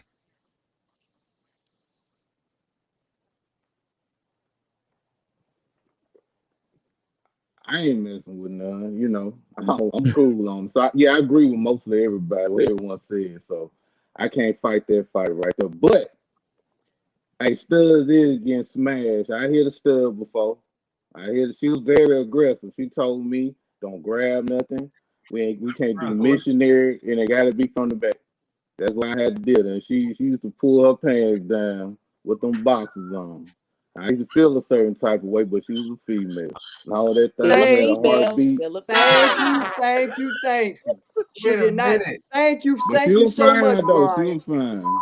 Thank Yeah, you she so was fine much. on motherfucker. But she did not See, dumb I live down in her. sin. I live in sin. I ain't But fucking like with you that. said, Brian. Hey, Brian. even though she was a woman and you still did, So you still did womanly things with her. Thank you so much for admitting that she Hold did on, not yo. dumb down her masculinity at all for it. Hey, No, Brian. no. Brian, But that hey, thing Brian, how did she get tell you? wet though. That thing did get wet though. Yeah, Hey, she's hey, still a Brian. woman. Wet though. Still a woman. Yeah, she's Yeah. still a woman. Brian, so Brian, And she gave me some weed. how did she She talk to gave you, some Brian? Was weed. she like, don't touch nothing? How did she That talk? Was it like motherfucker, in a deep voice? that motherfucker ain't said. She was feminine, but she was steady though. She was steady, but she was still feminine though. She still had that little light voice, you know what I mean? But I have here one that had a deep voice too. Now I'm talking about the big burly motherfucker. I had to. Hold on. I was at a bad point in my life. See, y'all don't know me. Y'all don't know my story. See, y'all don't know my story. It's the reason why a nigga the way he is, man. Get him, See, y'all don't know my story. See, I had to. See, hey, I was stuck in Atlanta. I stayed in Atlanta when I was 19 years old, right? Oh my God. I wasn't supposed to be there. My mama told me to. I was in college. I said, "I ain't going. I'm fuck this shit. I'm gonna be a rapper or some type shit." Right? Went to Atlanta, got home, had to stay with the stud chick, man. I'm talking the girl burly as a motherfucker. I ain't gonna even lie to you, Jack. I ain't know how to fuck that motherfucker, man. That motherfucker used to make me fuck her twice a week, bro. Oh, everything. I work That's the hell funny. out, man. Hey, Oh my gosh, bro. but listen, this the You kicker are the though, man. realest, Motherfucker used to dog. think that was a man. People thought I was gay. That's how I really was for you, boy. Motherfucker don't know my story. Motherfucker, that's why I talk the way I talk. That's why I stand on my 10, man. I've been Hey, through it. Brian guess said y'all what, don't know though? my story. Y'all Oh know my my story, God. man. That's Don't funny. I judge would me. start calling you stud mother. Did y'all see But guess OG what though? But comment though? hold on. But guess what though? Oh But my after that, gosh, when bro. I got on my feet after 25 and up, all my women was dying, baby. So if y'all look at the comments, OG Patrice said it's a reform. I know this. I know the female she's talking about. The female she's a poet. Like she does spoken word. Real pretty girl. She's been a stud her whole life. And now all of a sudden, one day, and now she's married, got kids. Like, gosh, man. You know, I mean, I don't know. Man, That's happened to many studs though. That's happened to many for that studs. dick, man. I'm Yeah, telling they you, the yearn right for that dick. person. Shit. Oh my God. Brianna I'm said talking she about can't studs breathe. that just only eat pussy. They don't want to get fucked. See, some So- studs, they don't like to take with a fake one. So who didn't go? Who didn't go yet? Shit, they Lance, stud go like ahead. that Go ahead, real Lance. dick. Go ahead, Lance. Stud like that real dick. That's and I it? work for the white man, people. I get my own money. Black I talk David? my own shit. Black David, go ahead. You got 45 seconds. Go. I don't know how to come back after Tamika, then B9, then Kaylin, then Queso, and Brian. We're all the compounded. What can I say after all this? Please. I'm speechless right now. You got to tell a story that's top Brian's. Oh my God. Yeah, Jay. We need to talk. Let's talk some big. Hey, let's talk some women stories, man. Man, I want to hear some hoe stories. Who got some real Oh life hoe man, no. stories? So we Look at me always now. be serious. We Look be at me. serious. Look at Yeah, me now. I want to hear what y'all got, man. Yeah, y'all be giving all y'all niggas on this. I've been listening to y'all for a couple of weeks. Y'all got the best game for a woman. I want to hear what type of hoe stories y'all got. Man, What type I'm of out. stories y'all I'm got, out. man? I got something to say. Jenny Moe asked me, where did I go? I went to get my mind cleared up because after that low blow from B9, I could not think no more. That thing came out of left field. I didn't know what to say. I didn't know what to do. I am speechless, okay? Okay, so let me. And you have Brian to add on top of that, to compound it, make it even worse. We wanted, I have nothing better to say to you guys. So okay, so watch this, guys. Here's number 9. Not Here's the number 9. hotels. Yeah, right. Here goes number 9. This is the one we hear all the time. All black men are dogs. All black men cheat. Tamika. Ooh. Tamika, go first. You gotta put that in context that though, like Yeah, put it in context you're just a little talking bit for about. Yeah, all black. No, Yeah, not so, like that, y'all. Listen, oh, okay. I understood what you were saying. Okay. What I'm saying is most of the women who are saying that, they got real issues going on, and the men in their life is not up to par. There are some men out here that are dogs and some men that out here that do cheat. But you got to think about the subset of people they're dealing with. And then we're always talking about the statistics. Like 20% of the black men in our communities are the ones making all the babies. Okay, so if we're talking about that 20%, she dang right he a dog and he cheating because he got 5 baby mamas and she's number 3. Oh no, I ain't got no 5 baby mama. So that's I'm fucking it's different. We're talking about a different subset of people. When you're talking about 40% of black men are childless and single, they all can't be dogs. Some of them ain't even out here having sex. Like some, all I'm saying is the statement can be true in its context. But then outside of that context, I think women just need to stop viewing men with this whole paintbrush, and have the opportunity to put yourself in different spaces where you're not running into the Pookies and Ray Rays. You're dealing with men of a certain caliber and of just class and esteem. That's it. So yeah. Okay, Kaylin, go ahead. I mean, of course, not all, but Don't you do it, Kaylin. I'm about to hear it. Don't you do it, Kaylin. Don't do it. This is what I think. As far as I think that. Okay, look. So with the whole, I think men are polygamous. I'm gonna just say it like that. I'm gonna say I think men are polygamous. No. That's what I think. No. Because I No. feel like it's very hard for them to be committed to one woman. Mm-mm. That's just me. Because almost everybody, even though all the women in my family pretty much married and stuff like that, all they men cheated. I'm just gonna put it out there, like but I ain't gonna say men are polygamous. Let me tell you why. I'm gonna tell you why. No. Listen. So there's I think Queso, you on the show that night we did the African scientist, where she talked about a woman produces 1 egg a month, but a man produces 130 million strings of semen a day.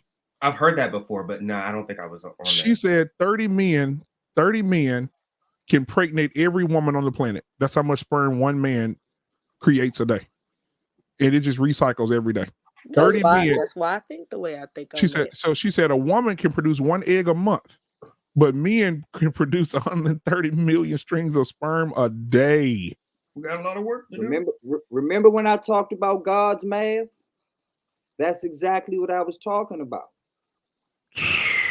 That's exactly what I was talking about when I say that's how God's math works. And we meant that's the equality of men and women right there, ladies and gentlemen.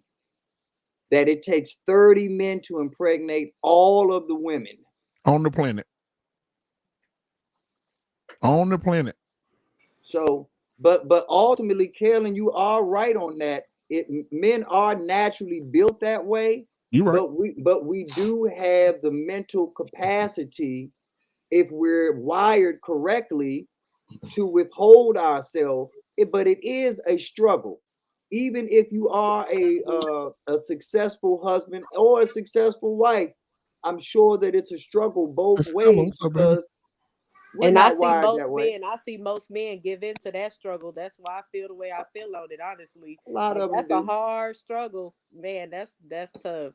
Well, It women is. know. Well, women know how to pilot that thing, though. You see what I'm But saying? but They I know how I to but don't I think fly. it's just all the women doing that neither though. I think because no. I know, like just like I said, for example, the women and my uncles will tell you, wives is just great. Wives is just, they because they was on that road. A lot of them was truck drivers. They was away. It was easy access, things like that. They just All these gave motherfuckers in. fucking, but everybody Whatever their fucking. story is, I just want to give you credit for acknowledging that it's something that's difficult for a lot of men to deal with. So the ones that do it, make sure that you give them the credit and respect due to them because it is hard to do. And you know what? I want to say. I Oh want to yeah, ask they this talk B9. about it all the time, so they I wouldn't want. be mad at me Yeah, for yeah. I saying want. I want to tag some on to what you said, B9, to answer what Brian just said. Brian said we all fucking, but you know what? I want to say this. I'm proud of these young cats. These young cats not fucking, y'all. They just not. It's the No, they're stats not. show No, it. that's fact. I They're agree. not having Yeah, sex. I They're agree. they're I they're agree. 23-year-old, 24-year-old I agree. versions that's waiting till they get married, waiting on Yep. their wife. These dudes Yep. these young cats out here, they mindset on I a agree. whole nother level, bro. I agree. Like they moving they different. about their money. Yeah, they Yeah. not, man. Yeah. They I they agree. on a I whole nother totally level. They agree. not dealing with that. Yeah. They not sticking I'm, everything I'm, and moving. I'm speaking to the. I'm speaking to the 95 babies and older. I mean, 82 and older. 95 and back babies. That's what I'm talking about. Yeah, Yeah, I you man. ain't talking talking about the about new babies. us. You talking about us. See, Yeah. and don't give them too much credit, black man. You're right about the results, but the real reason is because you can have 10, 20, even 100 fine women on your phone versus going out getting one in real life. Like a lot of these guys are dating women on OnlyFans and this and Oh yeah, that, and so yeah. Yeah. because they have that factor, they would rather have that than actually engage with an actual Gotcha. woman and actually get a real touch. And that's I why I agree say with that. what Yeah. you say is Right. right, Brian. It's an age thing and a time gap because Yep. they wouldn't believe how we lived when we was youngsters. Hell no, we had the They dirty wouldn't Mac on them. believe. Nope. Well, we had a dirty Mac back in the day, So man. They so don't who know did nothing about the chat line, man. so who didn't answer already? Kaylin answered. That was Kaylin. Okay, so B9, you already answered too, right? So Jedi. Lance, Go on, man. Lance, you're on mute, Lance. you on mute. Hey, Tamika. What was the question, or what was the statement? All men are dogs. All black men are dogs, and all men cheat. All black men cheat. Oh wow. Let me speak my piece. I don't like the word dogs, and I don't like the word cheat. It's only because the standard has been lowered. But What? that standard is on the rise. What? I agree with B9, but like from a different aspect. I agree with him from a different aspect. I think the kids got a chance to raise up and see us engage in this sex-fueled, easy access sex, and they already seen how it turned out, and they're just like, well, like drugs. They don't want to do drugs either. They're like, just like, why? They don't even want to smoke cigarettes. They're like, why? Yep, man, it's a whole different. They're educated. They're educated, and if they have sex, it's with purpose. Usually, it's with people that they know they're cool with, like, and they have like an actual deep friendship. Like this is what I see these kids doing, and most of the kids I do see, they are like virgins. And to give you an example, how old are you, Jedi Mike? I'm 23. He said he's not having sex till he get married. When you plan on getting married, Jedi Mike? If everything goes all right, because she need to go get her master's right now, about in 2 years. Yeah. How long have y'all been dating? For about 6 months. So no sex, nothing. Nope. Let's go. Jedi, I want to ask you though, when you were in middle school, wasn't there like a whole thing about like you were really like considered like stupid if you were a virgin? Yeah, like, but that's why I don't have any baby mamas now, and they do. Exactly, and a lot of kids thought it, and a lot of kids thought it. Shit. Kids paid attention. There was like for a couple years there was this uptick where they were just like, I started hearing this shit. I'm working with these kids in the restaurant, and I'm just like, damn, y'all getting on bitches because they a-hoes? I was like, wow. And this girls talking about girls. Like, girl, you ain't snake. I'm just like, what? Jedi is absolutely and, right. And it completely, it completely. But you have to flipped. also understand, you gotta swallow up your, your pride and ego. Because listen, I don't give a. I mean, I'm not trying to speak my language here, but I can give a fuck with folks trying to talk to me back while I was in middle school because it didn't mean anything. Because it's like, all right, I'm not having sex with girls, and when I'm in middle school, to me, as especially one as a Christian, two as a Nigerian in our culture, just like, okay, we don't play that shit, and I don't care what my mom doesn't play that shit, so when I'm getting to high school, me and my friend Josh, when we get into college our freshman year, now we're seeing everyone getting pregnant, but there's no marriages. But yet, we have, I know my friends, Kendra and Randall, they're a white couple, whatever, getting married. They got married and they're expecting their first child, this coming October, right? So I'm just like, I'm seeing this again in our culture that, our the black counterparts are one where they kind of saying more absent route, whatever, but then they're getting the ring before they get the child, and then they're reaping the benefits of it. And then I'm just seeing now from my freshman year now to my senior year to have another child with a different father and still no ring. So it's just like, when does it stop? But I don't think guys that's 23 years old is trying to get married. And I can tell you, as a 23-year-old, absolutely. But I'm just like, 23-year-old young dudes are not trying to get married. But yeah. But that's not the pool that you're supposed to go after. Yeah, you're right. not. I know. I've been dating older. I just now found out that you should be dating older. Hey, what did you learn that from? We had to switch that up. Tell me, who did you learn that kind of information from? Share that with us. I bet you I can guess. Tamika, can you share that with us? Who did you learn that? I think you're talking about Jedi. Information Share that with us. Share that with us. Kevin Samuels. Who? Wait a minute. What you say? I saw that. Who is that? Who's that? Who's that? Estella said, "Oh nah." She said she learned. Kevin, the Godfather. It sounds like a homosexual. Kevin, Sam. Kevin. Hey, you can't. Hey, don't ever trust nobody with two first names. Kevin Sam. Sam. Who's Kevin Sam? Kevin Sam. Kevin Samuels. Oh, Samuels. What? Oh, Samuels. Oh. Wait a minute. What have you learned from Kevin? Can you tell us more? What have you learned? Because most women say you can't learn shit from Kevin. He's so negative and stupid. Can you tell us?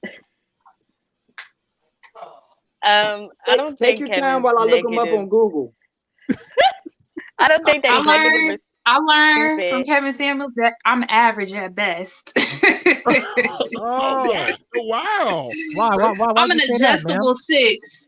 Wait, should I get my suit? I'm not Kevin. Did you say adjustable 6? Hey, I'm an adjustable 6. I'm going to use that. I'm an adjustable 6.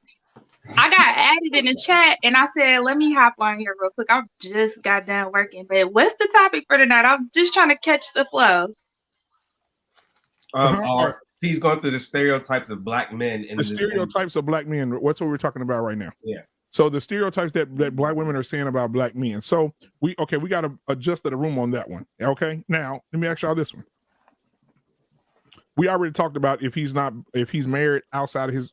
If he's married to a woman that's not black, he can't speak on black issues, unless y'all want to go back into that one. Oh, we can.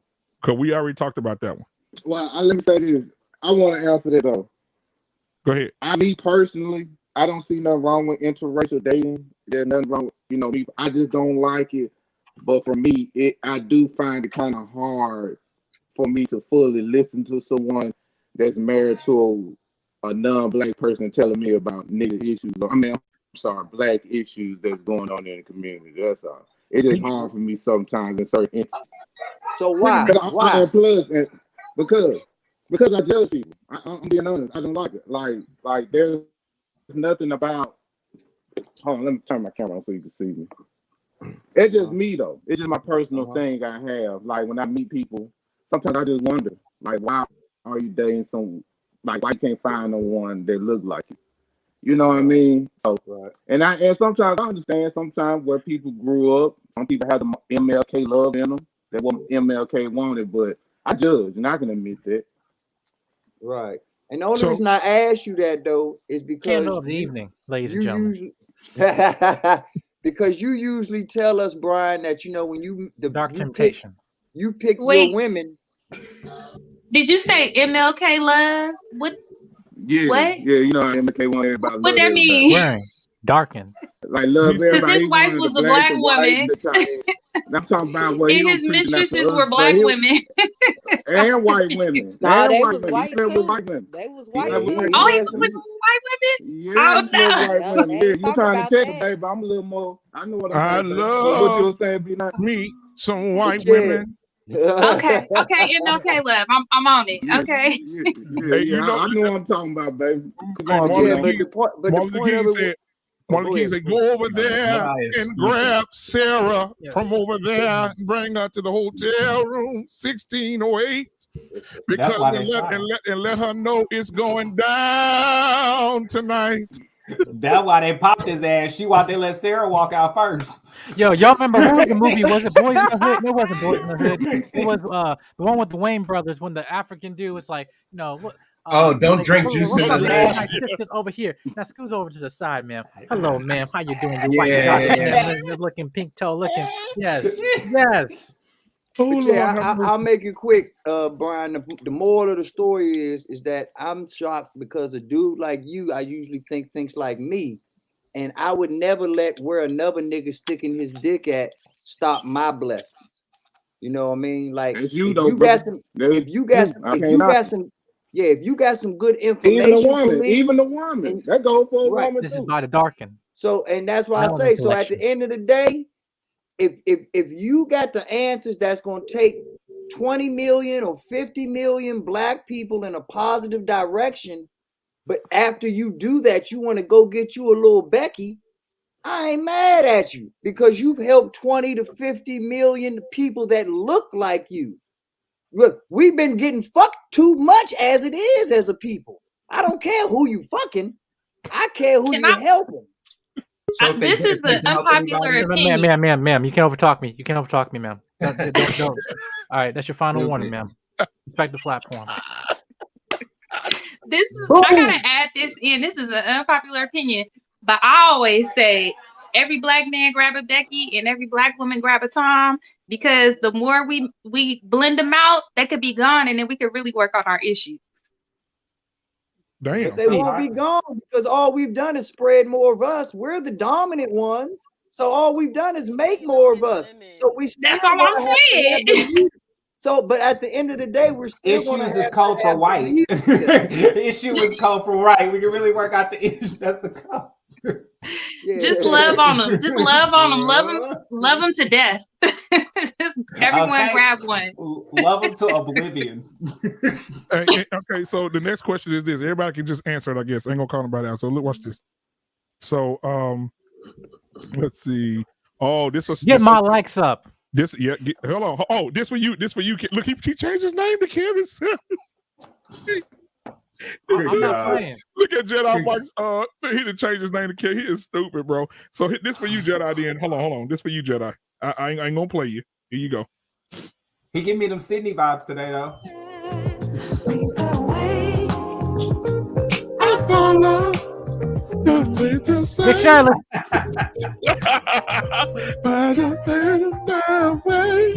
I'm a PhD. Oh, I got a part. Everybody sing. Here we go. Hey, don't get no copyright strike now. Turn that off. Turn that off. Okay, hey, man, I got to get that 15 seconds because you know with 15 they strike you. So listen, watch this. So this one right here is real tough. I want to soften everybody up. Black men don't take care of their kids. Pause. Not true. Men False. take care of their kids. Black boys might not, but men take care of their kids. Lance, did you just make those signs? Oh, I made them earlier, and then he just happened to do this, so I colored them in to make them fancy. That was like, where did those that come was serendipity. I don't know what I ain't know he was going to do that. So, I swear to we God. all agree that black men take care of their kids. So the stereotype is a lie.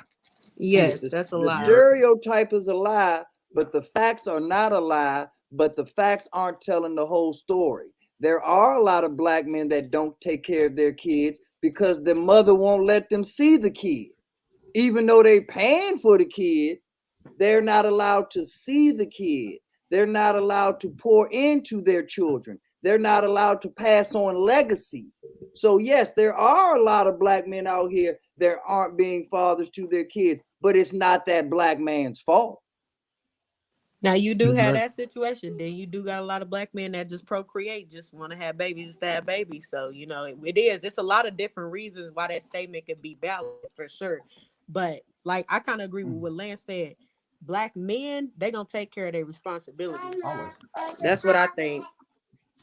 Okay. Well, I do want to say like we That's can't always the stay same. on. Oh, I'm sorry. Go ahead. That's always the same. Not every man is African man. Some are still a boy on the inside, but look like a man on the outside. So what Upin said is totally true. Will black men take care of their kid? I'm a father and a grandfather. So when I hear someone say such a thing, I'm gonna look at you like, oh, excuse me? You wanna get an African drive-by? Die.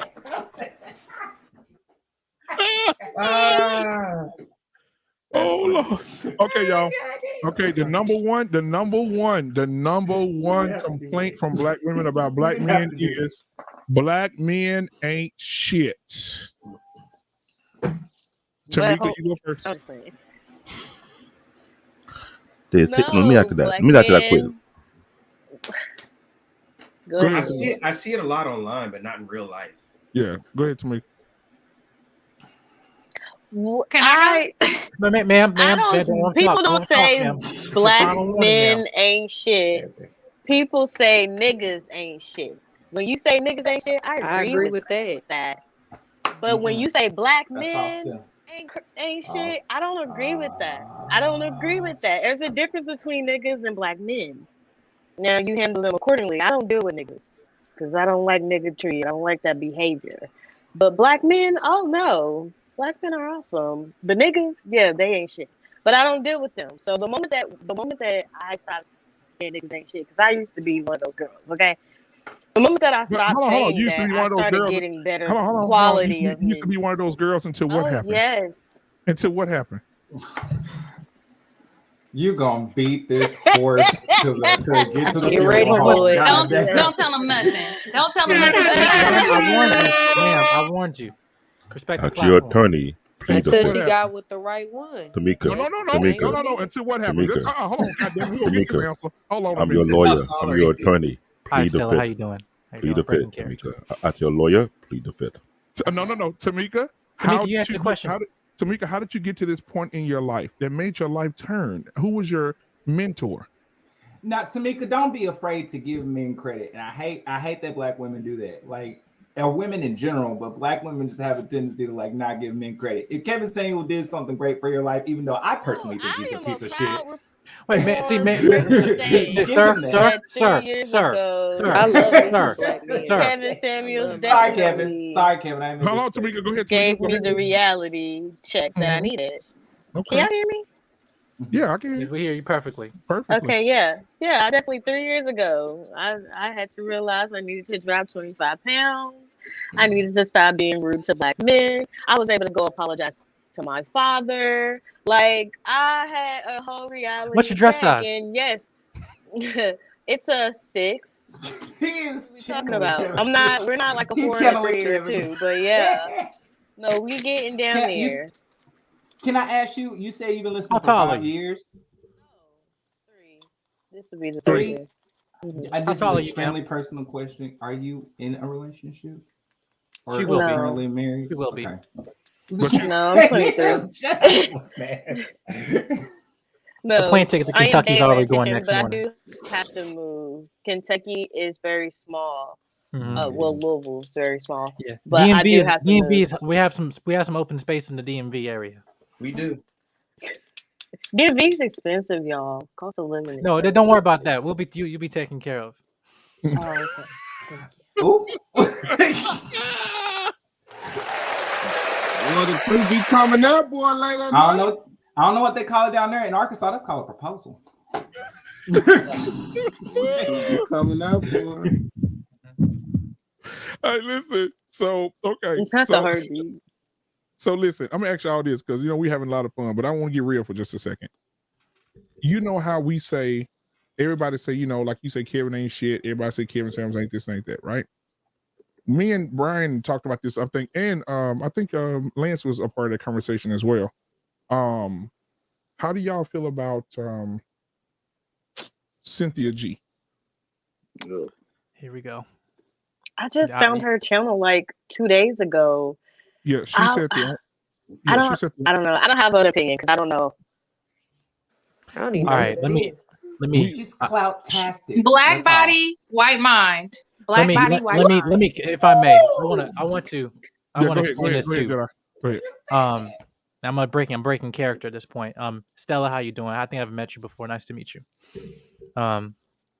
See, now, like I said, prior to me kind of getting into more of the space, I've been on anti-manosphere, channels and stuff like that, and a lot of things I wasn't really familiar with in terms of content out there because I saw the negative side of it, not really in terms of the more inner side, the truth, and the middle ground, like this conversation, like we have here right now. And when I see people keep referring to Cynthia G, they always keep going to her, and what I keep seeing on videos, and like I said, I don't want to speak malice to anybody, but like I said, when I see someone is really full of bitterness, and and Miss Security Boston Solicitor said the best. I cannot imagine any woman saying the certain things that she's saying that she's for the promotion of black people or anything like that to deliberately say to delete unborn black children, especially unborn black males, right?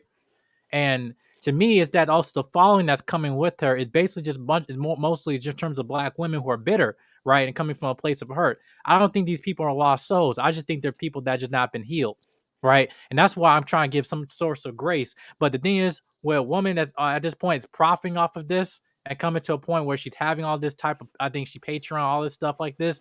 To me, there's certain things where you have to be held accountable and certain deeds that once we all of us leave this earth, there's some debts you gotta have to pay when you can be bring up that you're benefiting off the bitterness off of these women, and especially when you're saying these things of saying actually, I don't want to get married or blah blah, or talking about this whole divestment movement and making it very polarizing. We're not saying that you can date anybody whoever you want and whoever the Lord's permits you, whatever. We're all colors of rainbow, we're all children of God, blah blah.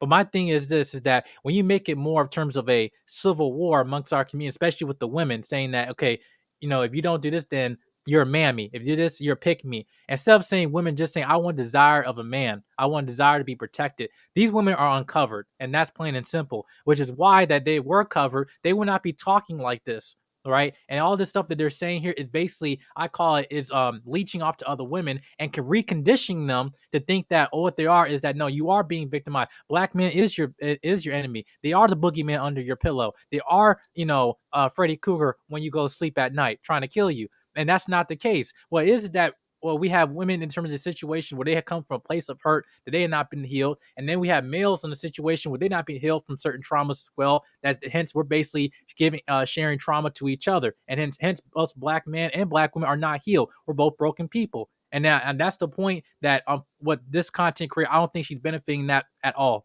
So, hey Jedi. Yes, sir. You know what's funny? That investment community, all of them are ugly as hell. They all are ugly as hell. That's why they mad, because no man want to sleep with them. There's some ugly motherfuckers, man. I ain't seen not one pretty woman spew the type of stuff that they spew. I never seen even a half decent woman. You don't see it. But hold on. In defense of that, I will say this. Go listen to me. Go to that Facebook group or go to those comments. There is it's some in there. But watch this. One of the ladies said, ugly people need love too. Well, right. Oh yeah, no different. But ugly people can be toxic also. Right. Oh yeah, they right. can. Listen, not everybody want to be great. You can't save everybody. It's just like the same thing. Like it's the same thing when that part. My father, when he came on a platform last night, when he talking about when you trying to save somebody, it's just like when you saving a wounded animal in a cage. See, when they're trying to get in, they're gonna try to bite you because they're wounded. They don't know that you're trying to save them because they don't even know they're in the cage. So what happened is like when we're trying to express, ma'am, I understand you were hurt. We're not belittling that there are certain things that in our community as men, we need to take responsibility in terms of the trauma that our women have experienced. I am not discounting that at all, and nobody on this platform discounting that. But it comes to a certain point that you also control your reality in certain things. Like, okay, if you're having a place of bitterness, you've not just been healed, and you not take the proper resources to actually heal from that certain trauma and move forward. And I'm not trying to speak ill will on this woman, but over a consistent basis on on the videos that she's making and what they're saying, it's like, ma'am, like you have to at what point is enough, and nobody with any common sense would see this, right? So that's why I'm thinking that even with women, when you're going onto these platforms on the chat and just express, hey, I know black men should be all accountable, but I love black men. You a mammy, you a pick me, blah blah blah. Like, at this point, then what's the point? If that's the case, get your white man and leave. Right? Yep. Get your Mexican man or Asian man and leave. I don't understand. Like, what's the point of you continue with it saying, oh, we need to divest and blah blah blah. That's you, ma'am. That's individual, and no one's saying you cannot. We're commanding who you go to sleep with that night. We're not commanding you to do that, and I'm not one of them. But this is just, and I don't want to hear going to the whole thing about gossiping, all this stuff. I'm just saying that as a man who coming from common sense, that anybody watching these platforms, knowing the fact that this actually is complete toxic behavior, and if you are a person who a woman that experienced trauma and you are a place of bitterness, don't go to a place in the echo chamber of woman. That's right, girl. Yes, yes, yes, and say, all right, we understand what you experienced. Here are the resources so you can be whole as a person. And guess what? There's a black man there might possibly waiting for you, or whoever you choose to, when you become whole as an individual. And but you know that's what? it. No, And the God, bad, you the nailed bad it. thing is, Queso, real quick. Then the Right, bad thing is, there was a lady in the chat. Dude, I should have screenshot this shit. I'm gonna go find it. There was a lady in the chat that says, I will find out what I'm having in 2 weeks. And if it is, and you have inspired me, if it is a boy, how can you guys help me? Fucking evil. Guess what? And guess what guess what the message back was? Join the Patreon. Wow. Are you saying that these women are saying that if they have male black babies, Yes. that they're strategizing with each other on how to get rid of them? Wow. That's attempted murder. I mean, do y'all see how demonic That's that is? attempted murder. And listen, That is my enemy. It makes sense though, because Jedi made a really good point when he said a lot of this comes from people who are hurt. Because you asked the question and you said, well, why don't they just leave or go date someone else, or whatever? And the thing is, when people are hurt, they want to hurt other people, and the people that those hurt people want to hurt right now are men, right? And as a result, those women who follow these people end up being the collateral damage. So they're not giving good advice, and they're saying these really extreme things, because these radical things, because they're hurt, and because they haven't healed from that, they're going to keep spewing those things. It's wrong, but it's not a logical thing. They're not thinking logically. No, I disagree with that. Even though I don't disagree with they're not thinking logically. You're right about that. But it's not extreme because society has made it normal. That's why they get to swim in this nonsense comfortably, because I agree. let's just focus only on songs right now. Just music. I knocked the windows out his car. That's a hit song. There's another song. The chick, she's the gangster of love. She's blowing up the guy's car. If I catch you with this, if I catch you with that chick, I'm stabbing you. Don't give a fuck by a broke ass nigga. Come on. I'm talking about crimes though.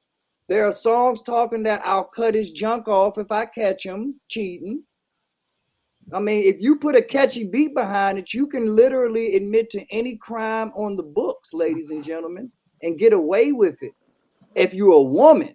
But where are the songs that saying, hey, I just want to cut off your titty, hey, let's dance. No, Titties are beautiful. Who would do them? But my point is that everyone, exactly, Lance, everyone would associate me as a psychopath and say, don't play that on the radio, or don't do this. And I'll just put it in a real example. Hey, that girl got a fat ass, and hey, I can do this to her, twat, and to this and to that. Gets no radio play at all. But you let Meg the Stallion or who's the other one that's Who's the other one that's the Puerto Rican one that's getting all the shine I right can't now? Cardi, do the voice. Cardi I can't. B. Cardi B. Yeah, or Cardi B. Cuban Every Libertarian can song, do it. every song that they say they're licking another woman, or they're getting themselves all wet and whopped up and this and that, gets all the radio play that you can get. Gets all the it's in heavy rotation. People get mad when Mary J. Blige is happy. Oh, we don't want to hear any of those songs. We only want to hear her after she's been abused or been dogged or been run through the mill. Oh, that's when I can relate to her, because it normalizes this extremity that you speak of, K-Soul, where it now all of a sudden moves the goalpost. And this is where moving the goalpost came from. They And just moved to add on that, extremities B9, to Norman. because Yeah, go ahead, just to dog. add on to that, it's kind of a bigger picture agenda with that, because it's trying to dismantle the black man, and the black men get no acknowledgement in any type of media, large capacity. The black woman always has to be on top, just like Kamala Harris. They never give credit to her husband. We never see her. I even use another example, Young Dolph, like rest in peace to him, but I didn't even know Young Dolph was married. You know what I'm saying? Yeah. Like it's women, because we are emotional creatures too. They have to put an agenda out there to make it seem like black men ain't this, black men ain't that, don't deal with black men, don't. Because if we really did stay together and stay connected as a family unit and connected with our people, meaning the black men and black women, we would be way higher up than what we are now. So the agenda is to always put the black woman in the limelight, like she got it all. And it's kind of why I feel like we don't need to be on that whole feminist fight. That ain't our fight. That I leave that to the white people. That ain't we as black women. I say all the time, leave that alone. We need to get off of that independent black women. I'm all for black women, being independent, having our own, taking care of us. I do believe, and my granny always taught me, have your own and take care of you, because you don't want to have somebody else just take care of you solely, and then they have power and control over you. You do need to have your own. But with that being said, No, I don't agree with that either. Yeah, I was with you until that. I'm okay with him having control. Whoa, with certain things though. I'm not, but Turn you my gotta mic up. understand today. Now back then things were a lot different. A lot of times when a man is just doing everything and paying everything, it's like a control factor over women. I've seen that happen many a times. I know you disagree, B9, but ultimately what I was saying, back to my point, I look at it more as a worldly agenda, the United States agenda to right. We can't have black men in the household. We can't have black men having any say so, but that's from a media standpoint, but this is why I think this is why I say so much, even with the way we dress and stuff like that. Like I encourage women to stop sexualizing your children by having them wearing certain things like that, because it's an agenda. So the media is always going to make it look a certain way when it comes to black men.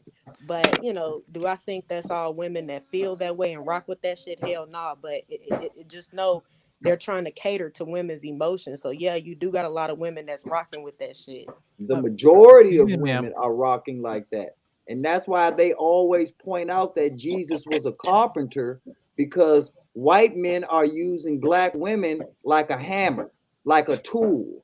And they are yielding that tool masterfully, because you don't even realize that you all, and not you, anyone on this panel, I'm not talking to anybody personally, I'm just saying as a whole, black women don't realize that they're being used as a tool to make us look bad, because Cynthia G, bringing it back to the topic, wasn't she the same one that got some information on R. Kelly and got into some breaking news, and TLA made the story about, oh, she shouldn't have done that? And is that same one, or is that somebody else? That's somebody different. That's somebody else. That was Tasha. That was Tasha K. That was Okay, my Tasha. bad. Old Tasha man K. B9. Old man B9 right I there. got a question for you. I was a name in the last in Yeah, a letter. Old man B9 right there. I apologize. Yeah, and I want to ask Kaylin a question. Do you believe in 50-50?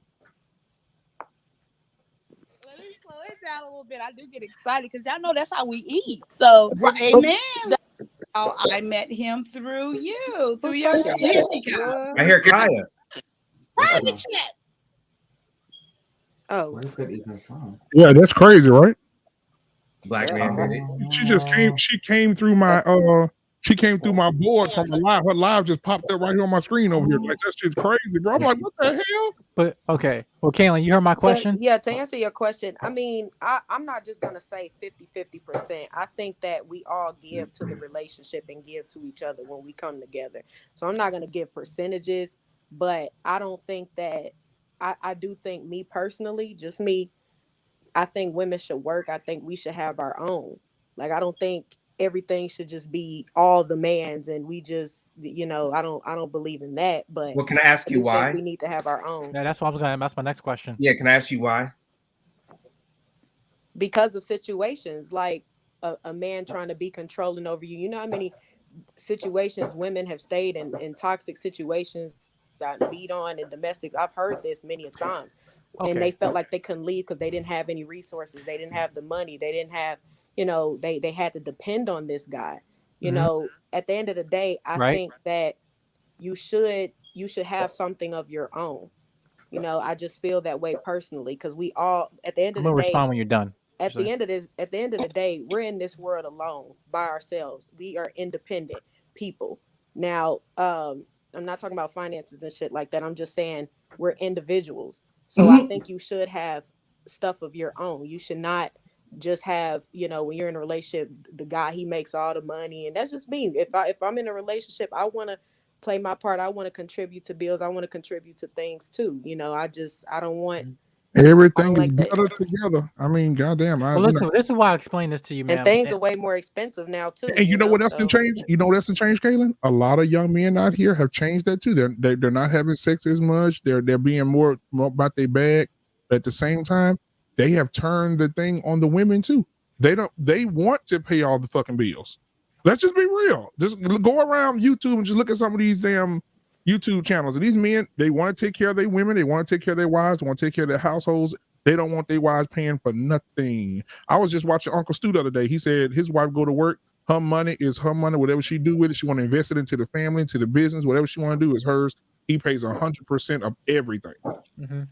And that works for them. You know what I'm saying? At the end of the day, just me personally, I want to have something of my own. I want to have my business. I want to have, if he want to take care of bills and stuff like that, I'm cool with that. But I'm gonna do something. So you want sweetheart? No, sweetheart. So you want individualism in a relationship? No, I want to make my own money too. I want him to make his, and I want to make mine too. That's all. That's not his or yours, though. It's y'all's, right? Here's the thing: when you look at it logically, though, that's the way it sounds like. But when you're in a relationship where you trust that this person's going to be there forever, they're your support system, they're your rock, they're your push, they're your motivation. Nothing comes down to like a number. We're here. We're in this. We are in this. It doesn't matter what you're doing or what I'm doing. We support each other in every We just support each every effect, other. every. I'm cool with that. I do want to maybe respond. Go ahead, John. Ready. Because, ma'am, Kayla, I absolutely hear what you're saying, and I understand when you say the things that's for you. But I think what I'm hearing from you and what you're sounding it, because the first thing you came into when explaining why you want to have your own was not because you say you just want to have your own money or anything. It basically came out of a fear-based mindset. That's like saying, "Oh, I don't want to start a business because I risk I'm going to lose all my money." Because there are situations people have start business on their own and they've lost all the money or declare bankruptcy. Just like in your situation, well, there's people who actually gave all the things to the man, and a woman has nothing and have been in controlling relationships. But that is unfortunately, ma'am, is a worst case scenario, because when you that and you move like that, that's a situation where you're not going to get the outcomes that you're looking for. Because I just gave a situation. I mean, that's not solely the only, because I feel like if I get with a man, he might try to have control over me. I'm not just saying that. I just feel like personally, because I like to have my own business, I like to do my own things, I like to have my own money. That's just me. I'm not just saying it. I'm not saying it's out of fear. That's. I understand. That's where it's coming up. That's what me and black men and other people were kind of hearing you where you're coming from that, because you mentioned, I've seen women do situations like this. That was the first thing that you were leading off with. So I'm just taking where you're communicating with us. And I just like to have my own. That's just me. That's all. Can I say something? I feel y'all in that coming from a place of fear, because I mean, I can understand that. In a general sense, nobody thinks marriage is going to last forever. Right. And what happens And when that's scary. My Like I that's don't want to scary. depend on anybody solely. That's just me. I want to be able so to, if so shit hit the Kaylin, fan, I can take care of myself. so You know Kaylin, what I'm let me saying? can I ask you a question? Mm-hmm. So yesterday, when I was on the unsolicited security boss platform, she said when she got married, her husband looked at her clothes and some of the clothes that she was wearing as a single woman, and he told her, "Nah, you're not single no more. These clothes going in the trash." Right? The other lady had a similar story. She said she had some 4-inch heels, and her husband looked at those heels and said, "Okay, that's what you used before you were with me. Nah, that's got to go." Right? So my question to you is, what What happens? type of nigga these is? What type of people, I black feel people you they on are? that. What type of black people they are? What What they do for a living? they got plenty of money. Okay. Yeah, they got I just plenty. need context sometimes. No. Yeah, they got plenty of money. Cause I'm a broke motherfucker, so sometimes Yeah, I'm like, I ain't around yeah, people yeah, like that. yeah. So They got all right. Them ain't my type of niggas. yeah, them niggas breaded up. But All my right, thing, shout but out to them. what happens to Kaylin if you meet a man, right? He's handsome, you love him, he's in love with you, you're in love with him, and he sits down and says, "Kaylin, we need to have a conversation. I'm thinking about taking this relationship to the next level." And I know that in your life you dealt with some things, some personal things, and some things with your family, some things that you learned. But I want to say to you, Kaylin, anything that you've learned, you can unlearn. And I want you to start this new journey with me. And when you start this new journey with me, Yoda. I need to be in control. I need to be in control. Shit. You gonna lose him? First of all, Are you gonna lose him? Again, like I Are said, you, before the are you answering the no, question? You gonna lose him? I'm answering it. Let me answer this. Let me answer this.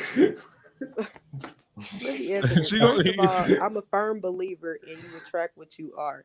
First of all, the man that's gonna, to me personally, I think the man that's gonna come into my life that's gonna be for me, he's gonna understand me as an entrepreneur and having my Hold on. You just made a mistake. You say the man coming to your life, he's gonna be for you. We're But coming it should be you being for him.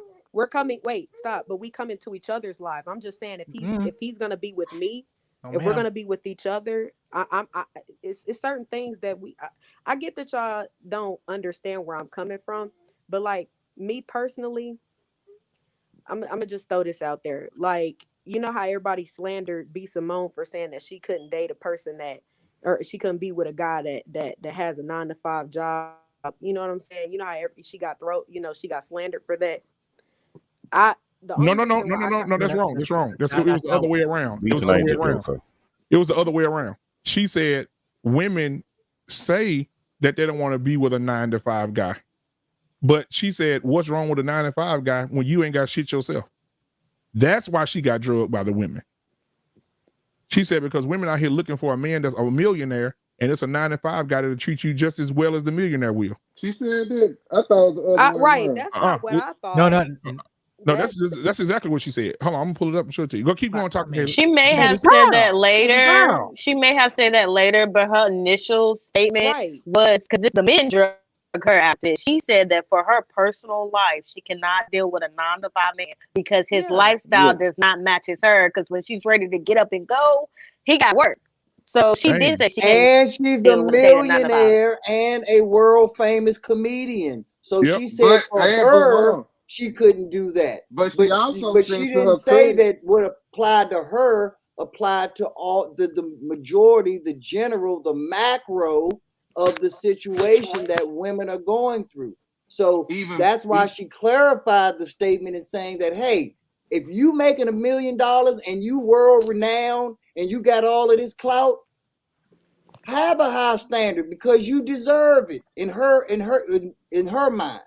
But if you live in a 9-to-5 yourself, you better accept a 9-to-5 man. Period. But in the manosphere, y'all continuously tell us that we can't match our money to our man's money. If I'm making six figures, I can't expect that man because I may be making 6 figures, 30 pounds overweight, thinking that I'm a bad B, and I'm not really out here doing that. And B Simone 32 years old and still ain't got no man. But that's so not it's not right. about her money. No, but that's not right because you have to listen to the whole thing. When Kevin Samuels even talks about men, he says don't include celebrities, don't include musicians, don't include basketball players because they're at a different standard. He's talking about LinkedIn level professional men, men that have to worry about their image. These guys, we're not talking about people that get paid more money for getting more tattoos. We're talking about people that get docked and paid for getting the neck tattoo. So you have to understand the talk about the people context. that work in corporate America. Basically. Bingo. Oh, see. So that's why I said I Who ain't in got corporate stock America. shares So that's why and I their said stock share worth million or more billion of dollars. Then I'm thinking about corporate men. Corporate men are way more paid than celebrities. You say You what? don't get What did you paid say, salary. Dollar? I say corporate men of higher level are way poor. They're I was way talking more to the paid girl. than celebrity. Celebrity get their money from their endorsement.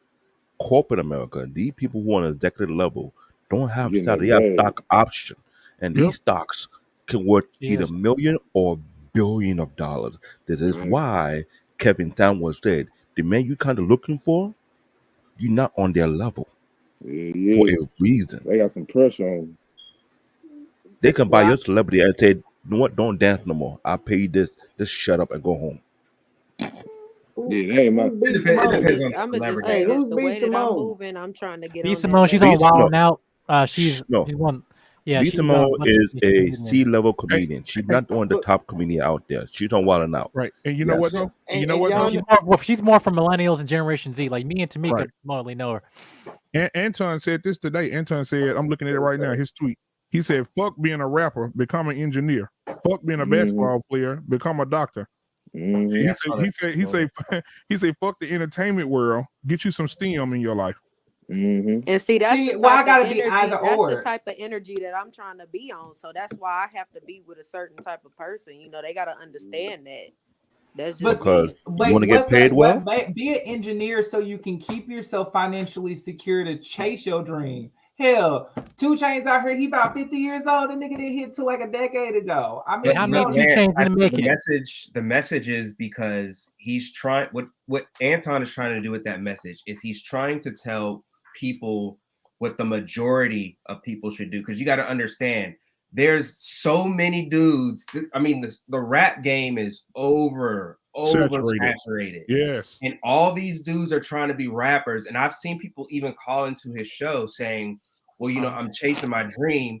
And what he'll tell people to do is go get the job, go get the degree, make the money. And then if you want to chase your dream on the side, that's cool. But get the bag first. Because you got people trying to be rappers, then they're not becoming rappers, then they're in their mid-30s, then they get with some woman that they can't take care of, and then you know what I'm saying? So he's trying to get the blueprint and the foundation of doing the smart thing financially before just chasing your dreams like you're taught in school that you can be anything and do anything, and all you got to do is believe and just stick with it. When the reality is most people that do that aren't going to make it because only so many people can be the famous rapper that make actual money. You know what I'm saying? And let me add on top of that. Let me add on top of that. Hold on real quick, here it is right here, y'all. We got more money than these rappers. It says, she said, B. Simone says, here is a little challenge. We get all these things we want in a man. He got to be tall. He got to be dark. He got to be handsome. He got to be pretty. He had to have pretty feet. He got to be a family man. He got to be financially stable. He got to be rich. He got to be successful. And then got to be Superman. Right. And then she went on to say, hold on, let me scroll down. And she goes on to explain these statements seem hypocritical to her, saying he got to be all these things, and we ain't even half the things on that list. She said, what did she say? He got to be a family man. Bitch, you ain't, she said, you ain't no family man. You ain't seen your mama in 6 months. And you want him to be a family man, but you're not even talking to your own mama. And I agree with that. But that's why I said even the way that, you know, I live my life, like we gotta be somewhere in there with each other. Like because I can't want for certain things, right? And he ain't where I'm at, you know what I'm saying? But what I'm working on generational wealth. create And that for myself and let me my add to family. what So Kate. I have to be These with women built somebody who different, boy. understand that. They be different. I gotta be more And, open minded because these and let women me built add different. on what Queso was saying because I see this for the past 10 to 15 years. The newer generation are burying themselves in their book or in their talent so much to the point whereby they're becoming young men and they're not rappers. Facts. They're not artists. The kid that broke the iPhone back 10, 12, 15 years ago, right? Did anybody know that the first time he broke into the iPhone, he was paid with a Lamborghini? The second time he did it again, they offered him $2 million. That's one. Here's another one. There was a kid who developed an application. This back in 2015, 2016. He was paid $30 million for an application that he'd been working at the age of 14. To the point when he turned 19, big corporates paid for his application. Young generation are ignoring the dumb folks who want to be rappers, who want to be celebrity, want to be basketball player. They're using their mind, using their brain, development application, development apps, starting businesses to the point whereby before they even hit 25,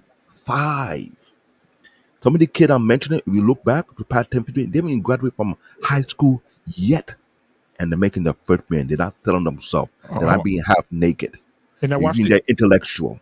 This is why I don't feel sorry for black people who want to be dumb as hell and follow the okie dokes. Well, now watch this. Watch this. Watch this. Now college, which I think is fair, but now colleges they have open where you can leave and go to another school if you want to, whatever. Now you have colleges right now. The NCAA approved that players can get paid now. So what's happening is I just saw today Oklahoma had their quarterback for the future, an NFL prospect. He a freshman. Guess what he at today? Sitting at his house deciding what school he gonna go to. And guess what he looking at? The numbers, right? I mean, schools that are trash offering him $3 million a year to play for 4 years. Well, you have to understand You that see what I'm saying? organization. I know they treat their players like shit. Honestly, Yeah, for years. man, That's like man. honestly. Dude, like, and my thing is it's becoming so easy because, like, okay, let me tell you this. Speaking of rappers, anybody heard Country Wayne's story? Country Wayne said he was in a studio rapping one day. He went out to take a break and he did a little skit on his phone with his brother just playing around.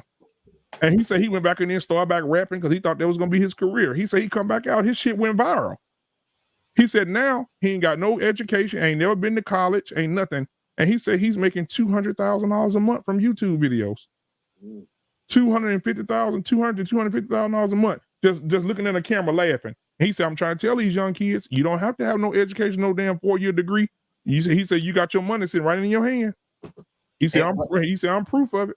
But the thing they're not saying context that to these that, people too. have is motivation. They have drive. They have enthusiasm. They have a dead set desire to be what it is. Raising Cane's ain't nothing but a restaurant full of chicken fingers.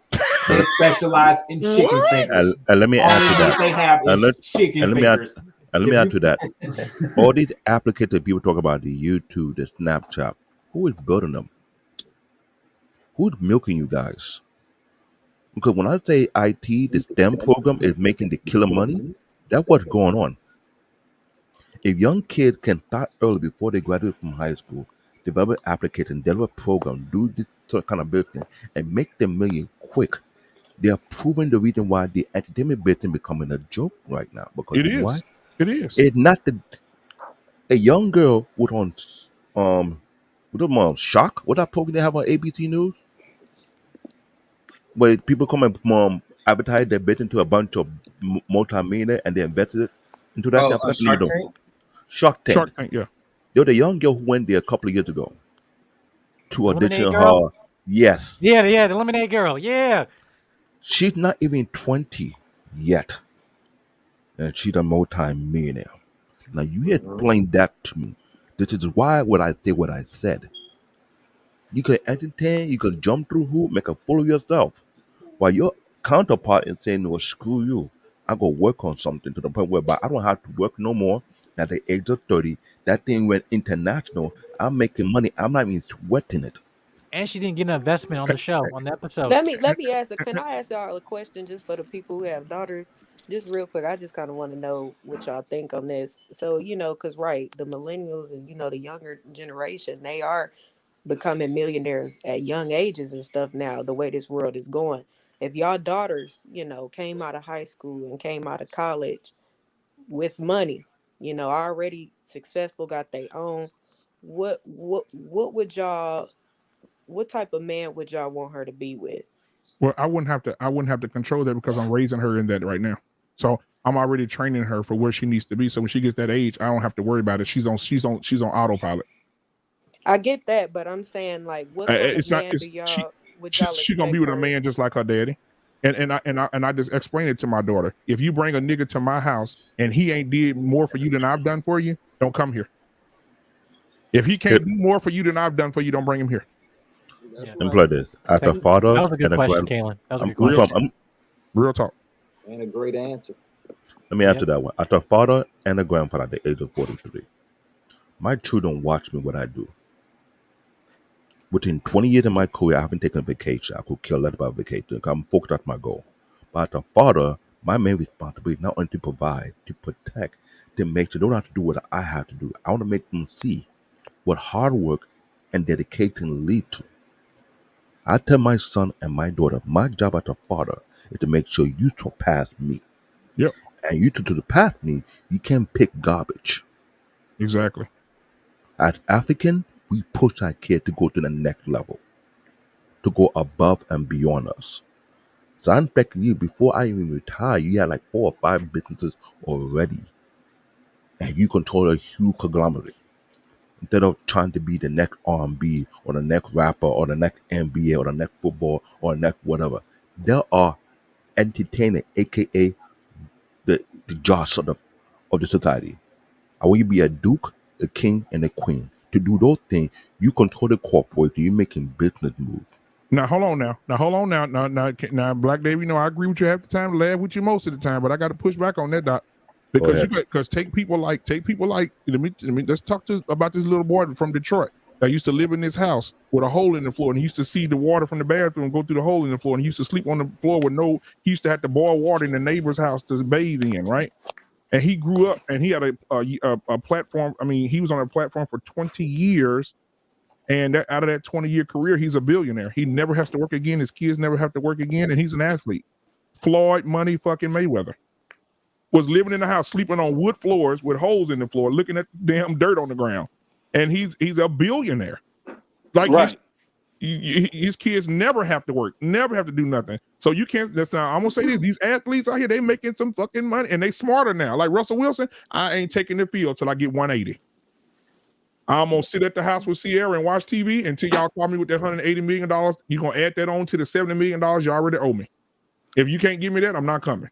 Shit, the wife will, oh my God, get him the check. Get him the check. Oh my God, write the check. We can't go without him. And why are we so disrespectful to the entertainment industry? And you're right about it, but it's a very small number of them doing that. That's the thing. Imagine how many people trying to get into the NFL. Imagine how many people trying to get into the NBA. Same thing with people trying to get into the National Baseball League. So many people trying to hope they're able to get in. If you don't get in, then what next? See, but that's the problem. We need to stop looking at it as everybody want to be on a football team. We need to take some of them boys and say, hey, we need sports agents. Hey, we need business accountants, because most of these guys who get in there and make these billions of dollars are ripped off by these corporate white people. But we want to push. This is an industry that we've controlled for decades. You're not buying no Dirk Nowitzki sneakers. Wait, what industry? The entertainment industry. We control. Black people control the entertainment industry. The face of industry. What can you sell without black people? What I mean. No, black people spend more. No, we are being controlled. No.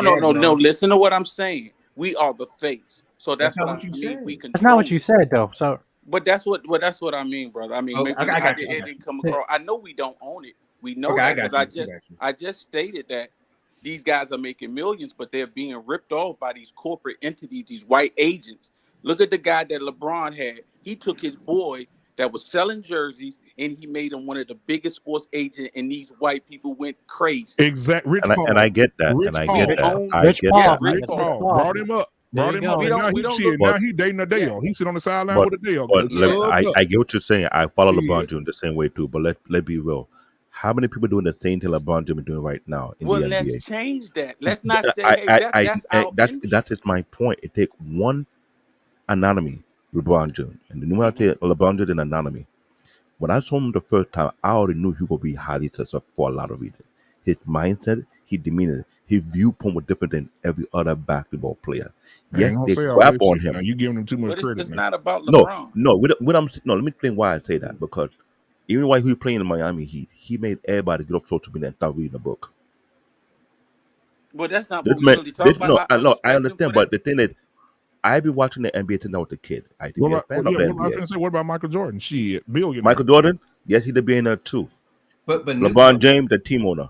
But I'm talking I about agree with building the industry. Like, let's control the industry. Let's not just be the face of it. And that's what Let's make that's more why Rich Pauls. what But happened to the engineer. No, here's the thing. disrespect it so If much you, to the point that we keep saying, I "Hey." get that, but let's be real. But I'm trying to be real. You're not Well, even letting me explain, because I've listened to you tonight, and and you make great points.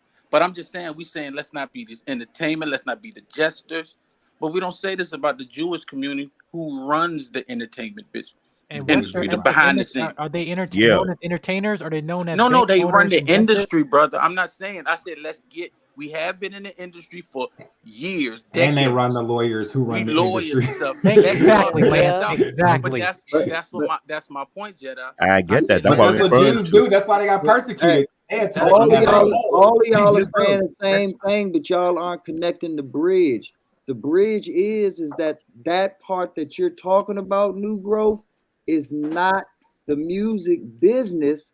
That's just business. And that's if what I was you apply that business to the music industry, to the sports industry.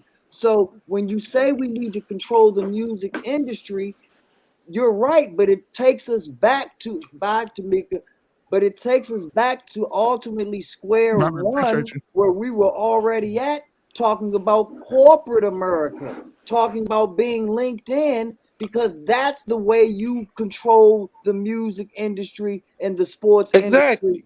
The So, engineers, But the let's not but doctors, you down the can't. the But industry. hold lawyers, on, Let's but not the hold make on. the You're business saying executives. exactly, but you came in saying that we were dissing the entertainment industry. No, we're Yes, trying to give the entertainment industry the solution that it needs, and the only way to do that is through going through corporate America.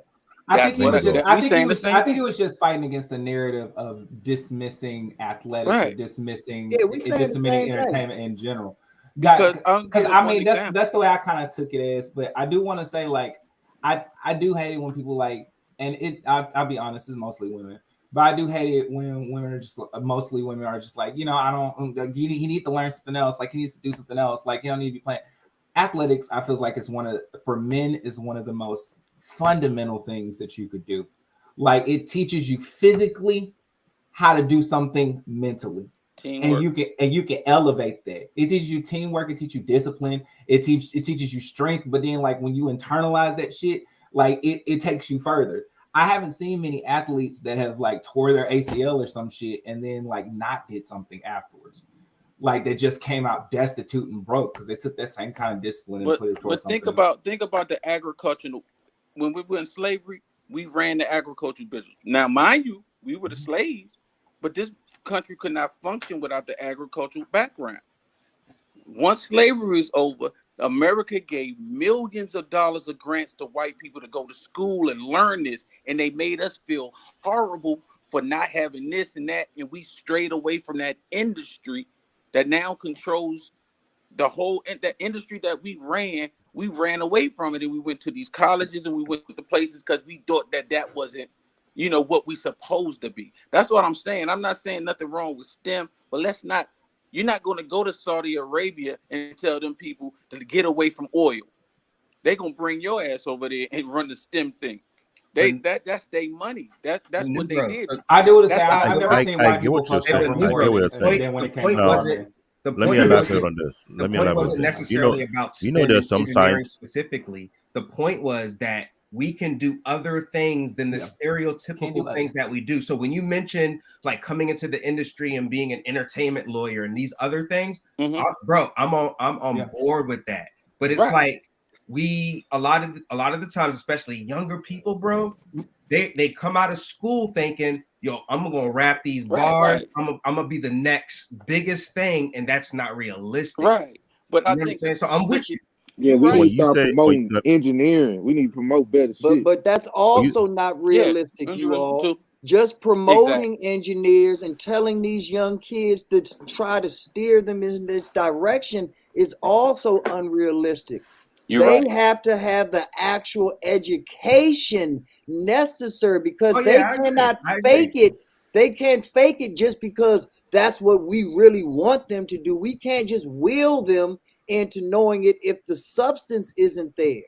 And so that's the whole point, is that we have to build the actual education infrastructure that has never been there, that they keep telling us is there, because we have bought into this trick that we're the most educated that we've ever been, and this and that. Or we don't know shit, because New Growth, you are excellent in what you say because your history is on point.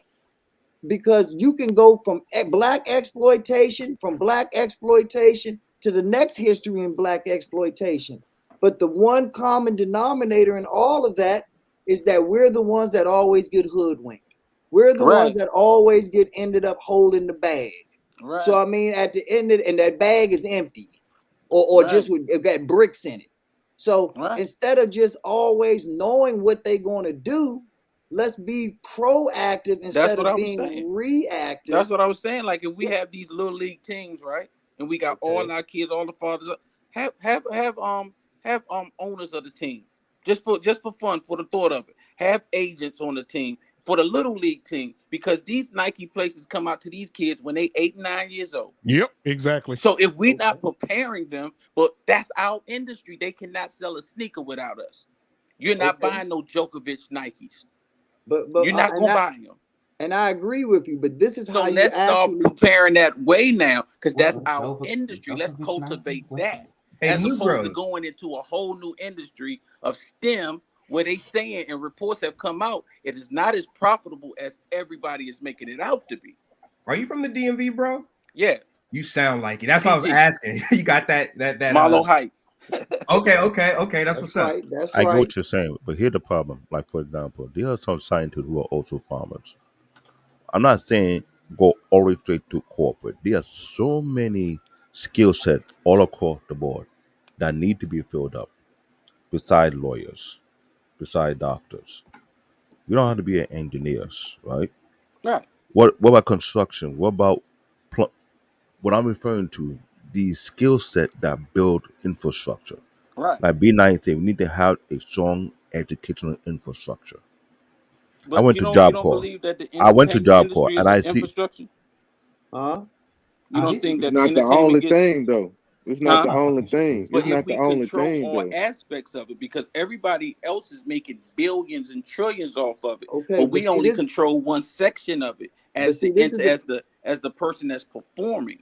But if we start to get into places that we haven't been, regularly available to, like, we still complaining ain't no black owners. They won't hire no black GMs, and if we start to get more, like you gave a great example of Floyd Mayweather. He runs almost everything he does.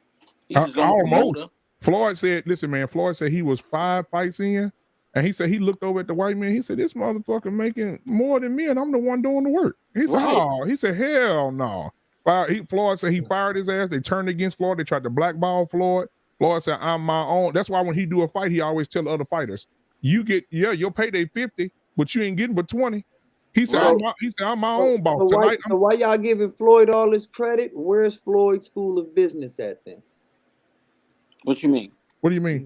Where is, because Thank since y'all giving Floyd Mayweather all this credit for being such a great businessman and doing all this and he is. I'm not saying he's not, but what I'm I don't saying care about is, sports. why isn't he putting? Me neither. Let's marry Sports what ain't just y'all black people. saying with New Sports ain't just Growth's for black people, concept, though. and It ain't why good is for he black not people. making a school that's going to apply that knowledge? Yeah. What are you talking about? Who? Say that again. Why is he not making a school? He's saying why he. Somebody said sports ain't good for black people. Who said that? Now, I said sports. When you think of sports, it's just not black people. Like, when people think of black people, they think it's just sports and rapping and shit and entertainment. But man, we better than that. It's black people. We gotta push this on our children at a young age about the different ways you can make some money, especially in technology, like the STEM programs. There are STEM schools all around in my area in Texas, man. If is everything is not don't have to be centered around entertainment. I'm No, it not doesn't. part. I don't give a Hold fuck on, hold about on. I know you. entertainment, I know you don't. but Hold on, I'm hold on. around I know. black I people know you that don't. care about I know you don't technology, care about entertainment, and I can't knock bro. I know you. nobody that's into But I know you entertainment. don't care. I can't knock nobody that's into entertainment, but we Listen, man. I know still you hate got to teach entertainment, these children there's other things besides and I rapping know. and Yeah, right. dancing. I know that too. I'm gonna take the rapping out of it because these rappers today are straight up fucking trash. But what I'm saying is straight trash. Cybersecurity analysts make more than rappers. There's some So, cybersecurity analysts make more than absolutely, rappers. absolutely. So what I'm saying is this, guys. You know, when it, like I said, that this whole thing about these men out here are taking advantage of this entertainment world, bro, and they making a fucking killing. Like, what's the damn ugly ass white boy name that's beating all these sorry ass people up and getting all this fucking money? What's his name? What's the boy's name? Jake Paul. Jake Paul, and what's the other one? There's two of them, two ugly motherfuckers. What's their name? The brothers, I know you're talking about. The two fucking white boys, they out here licking their tongues out. Jake and Paul. But here's the thing. Yeah, and they licking their tongue out and signing $30 million deals just to get in the ring for, and for 3 minutes. Stephen A. Smith called them out because the people that fight are not real boxers. They're fighting people who are number one boxers. Dude, I find it funny. And to one of the guys said, "You want to show you're a boxer? Why do you enjoy MMA? Right, you're a real fighter." But my thing I is do this. MMA. Look, I understand. that's not the point. The point I'm making is these motherfuckers are signing $30-40 million deals just to dance around for 4 fucking minutes. Right. Are you kidding me? Right. All because of the people who put the money in boxing there. is turning to WWF. Nick, if somebody come to me and say tonight, I ain't got to work out or nothing. Hey man, we need you to come in the ring tomorrow and we need you to fight Mike Tyson. I don't give a fuck. Mike can say, come and bring your ass in here. We'll knock you the fuck out tonight. I don't give a fuck. I'm getting into Mike. Your kids Mike enjoy can that knock me money. the fuck out, man. I don't give a damn. I'm getting up in that bit. I don't give a damn what nobody say. I mean, because they say jazz is the only true American art form. That was created by us. We don't control it no more. Sure. Hip hop, we created that. They make hip hop is the #1 music on the planet. And y'all talking about the rappers. I know what you mean. There's too many of them want to be rappers. That's And they fine. trash. But let's get into the other entities, the other pockets of it. Let's not just say, okay, let's abandon this industry. Let me speak up on black people though. I mean, like, we're in government. I mean, we're fucking Congress. Like, we're taking, like, we're right. I think that's what the way that the kids gonna do. Like, when these new kids come through, they're gonna be doing everything because they have no ceiling, and that's one fucking thing I love that's in their head. No ceiling. Like, they got that in from a kid, like, that you can do anything. Sometimes they went a little crazy with it, start doing stuff with their hair, putting shit all over their face, whatever. But I mean, for the most part, they don't have no ceiling, no cap, and I love it about our little younger generation. They're gonna be great. They're gonna be greater. And just like Robert Smith, I love the fact that he went to Morehouse and said, "Hey, y'all, congratulations on your graduation today. I'm proud of each and every one of you. Listen, I want all of you to be successful. And so since I want you to be successful, all of your student debt and all of your student loans are paid off. I'm paying them all off. You're scot-free. Go make your bread." He walked up to the graduation, bro. A black billionaire dude walked up there and said, "I'm going to pay off everybody that's sitting here today with a cap and gown on. You are not in debt when you leave here today. I'm going to pay off." And that black man, I want to ask a question. That black man who did it, what is his business for him to get his money? Where he got his business? Let me see. He is a CEO of, he's a Vista Equity Partners. He's an investor. He owns an equity investment firm. You see what I'm trying to point out right now? And think of how many athlete or celebrity are going to college and doing the same exact thing? Now watch this. Watch this, Black David. It says here in the article, he paid off 400 kids' student loans. At Morehouse. At Morehouse. He paid off their student That's loans. a penny. He paid off their student loans. He paid off their car payments. He paid off any debt they had. He cleared debt for 400 people in the amount of $35 million. Now, how many other entertainment celebrities Shameless would do the same exact plug thing? on top of this right now. That's why I do what I do on my channel, trying to give y'all the game about stocks, crypto, and real estate, because I want to see you all be the next billionaire. That's why I'm trying to get, and I'm giving it to y'all for free on YouTube. All you got to do is listen and learn. You don't even have to take any advice or do anything. I just want you to learn the game. Right. What you do with the game is on you after that.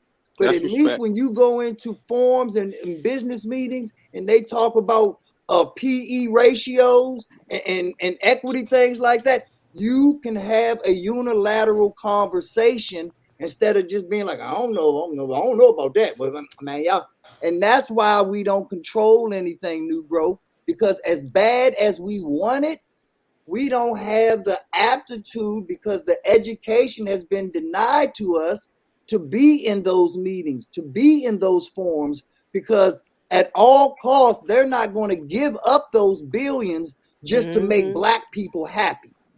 They're going to get those billions and those trillions at all costs. Hey, B9, can you yes. please put your could you please tell them right now what your page is? People in the comments are asking what your channel is. My channel is the letter B, the number 9, Nizzle, Nizzle, like for shizzle, my nizzle, like Snoop Dogg.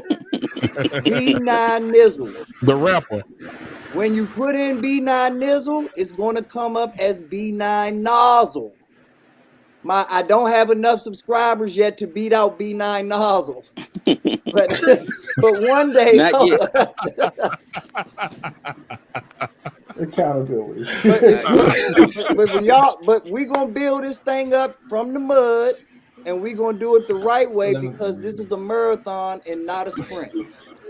I'm with you on that. Let me go and push you up. Let me go get a subscribe. Let me go get a subscription. Ooh, y'all so loud and ruly over here. Loud. I feel like everybody from Beverly Hills and came down to the hood. There goes Sister Kaya.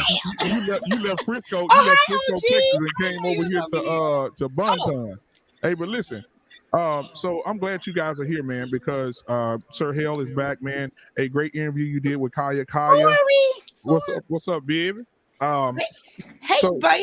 Hey, baby, what's going on with you? So we're talking about education right now, Sir Hale. Like, if you want to jump in, we were having a discussion about kids playing sports versus being surrounded with other things, being put in other situations to learn other things like the tech world, or learning to be a lawyer or a doctor, or learning to do STEM other than doing sports. And now some people are on here saying that sports, it shouldn't be the be all tell all for our kids, even if they're athletic.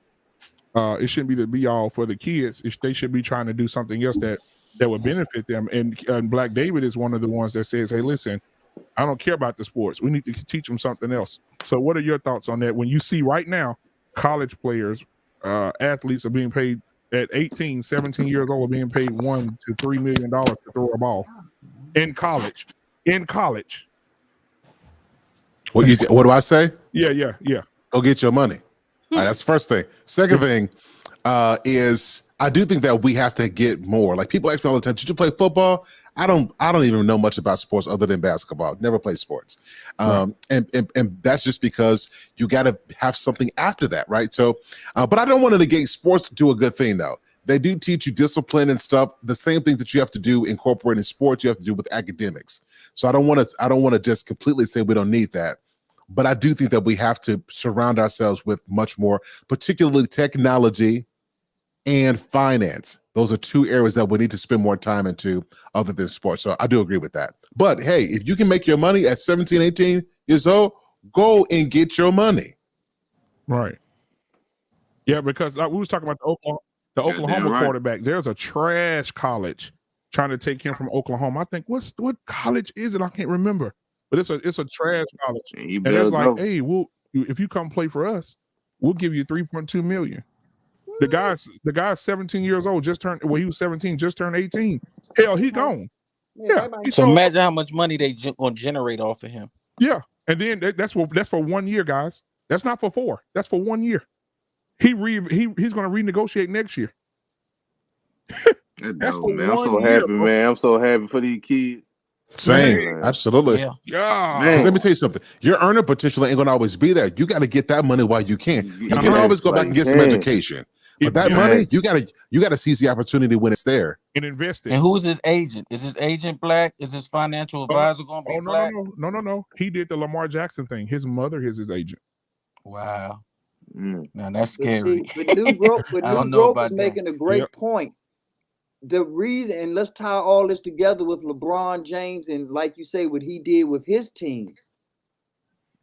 The NCAA saw the train coming. So they said, we're going to pay these players so that at least we can eat off of the infrastructure of them getting paid. Because if we give them enough time to build enough rich paws on their own, Exactly. they taking the whole pie. Yep. And LeBron. So they don't just see it as gesturing. They see it as the backbone of society. And you know what? NCAA sat down and said, you know what, guys? Because y'all go look up these numbers. It'll blow your mind. The NCAA is making close to $2 billion a year off ticket sales and merchandise. These kids weren't getting paid anything. And do you know how they did it? Do you know how they did it, black man? Go ahead. They did it through bowl games. They made all the bowl games non-profits. All of the bowl games are 501c. So as long as the money is all gone by the end of the year, we're all good.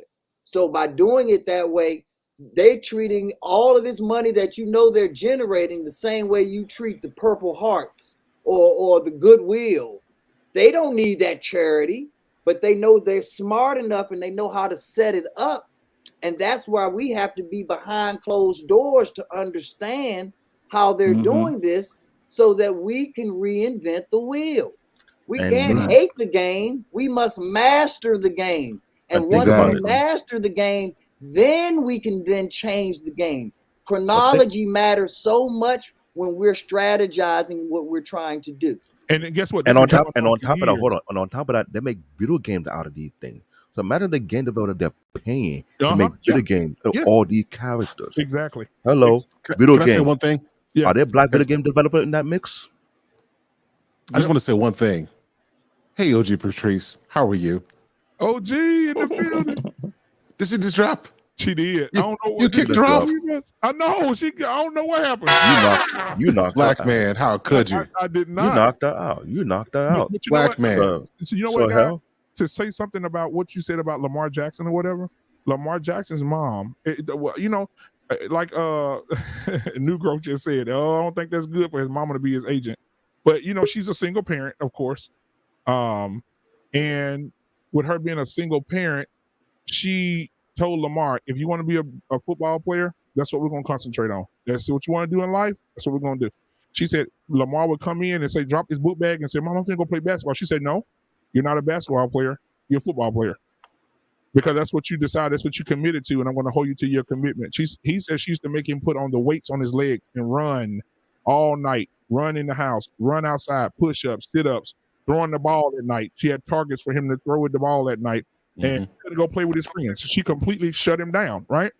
And now when he got older, he's going to the NFL. They told his mama, your son is a masterful athlete, but he's not a quarterback. We don't think he's here enough to be the quarterback. She said, well, you're not going to draft my son. My son's going to be a quarterback regardless of what you say, because that's what he is. He's not going to be a wide receiver. He's not going to be out here tearing his body up when he's a quarterback. He's a quarterback. So they get in the league. They trying to draft him as a quarterback. She's still saying no, still saying no, still saying no. He became it. Somebody Baltimore say we'll take him as a quarterback. The announcer says his mom just made that decision for him, and that's the worst decision she will, as an agent, that she will ever make in her life. He won't be in the league 2 years. Lamar Jackson is one of the best quarterbacks in the league right now. No, give his mom all the stuff. She deserves all of it. No, tell the rest of the story, black man. They said he wouldn't be in the league in 2 years, and he won the MVP of the league in his second year. Hey guys, I'm sorry. Can you guys hear me? I've been struggle streaming. I heard you speak to me, Sir Hill. How are you, sir? Salute to the panel. I just want to say I wasn't ignoring nobody. I was struggle streaming. I'm like, I said, hey, OG, click. I'm like, yeah, you're reading knocked her out. You're reading. It was thank y'all for having me come on, but I'm going to go to bed. All right, good night, Kay. Good night. So yeah, man. So he became the MVP the second year. Man, when you watch him play, Sir Hell, when you watch this boy play, man, he plays like he's in a damn video game. It's the way he moved. You're just like, damn, wait, whoa. He's running, jumping over people, shaking people, throwing the ball 40 yards down the field. Like, he's amazing.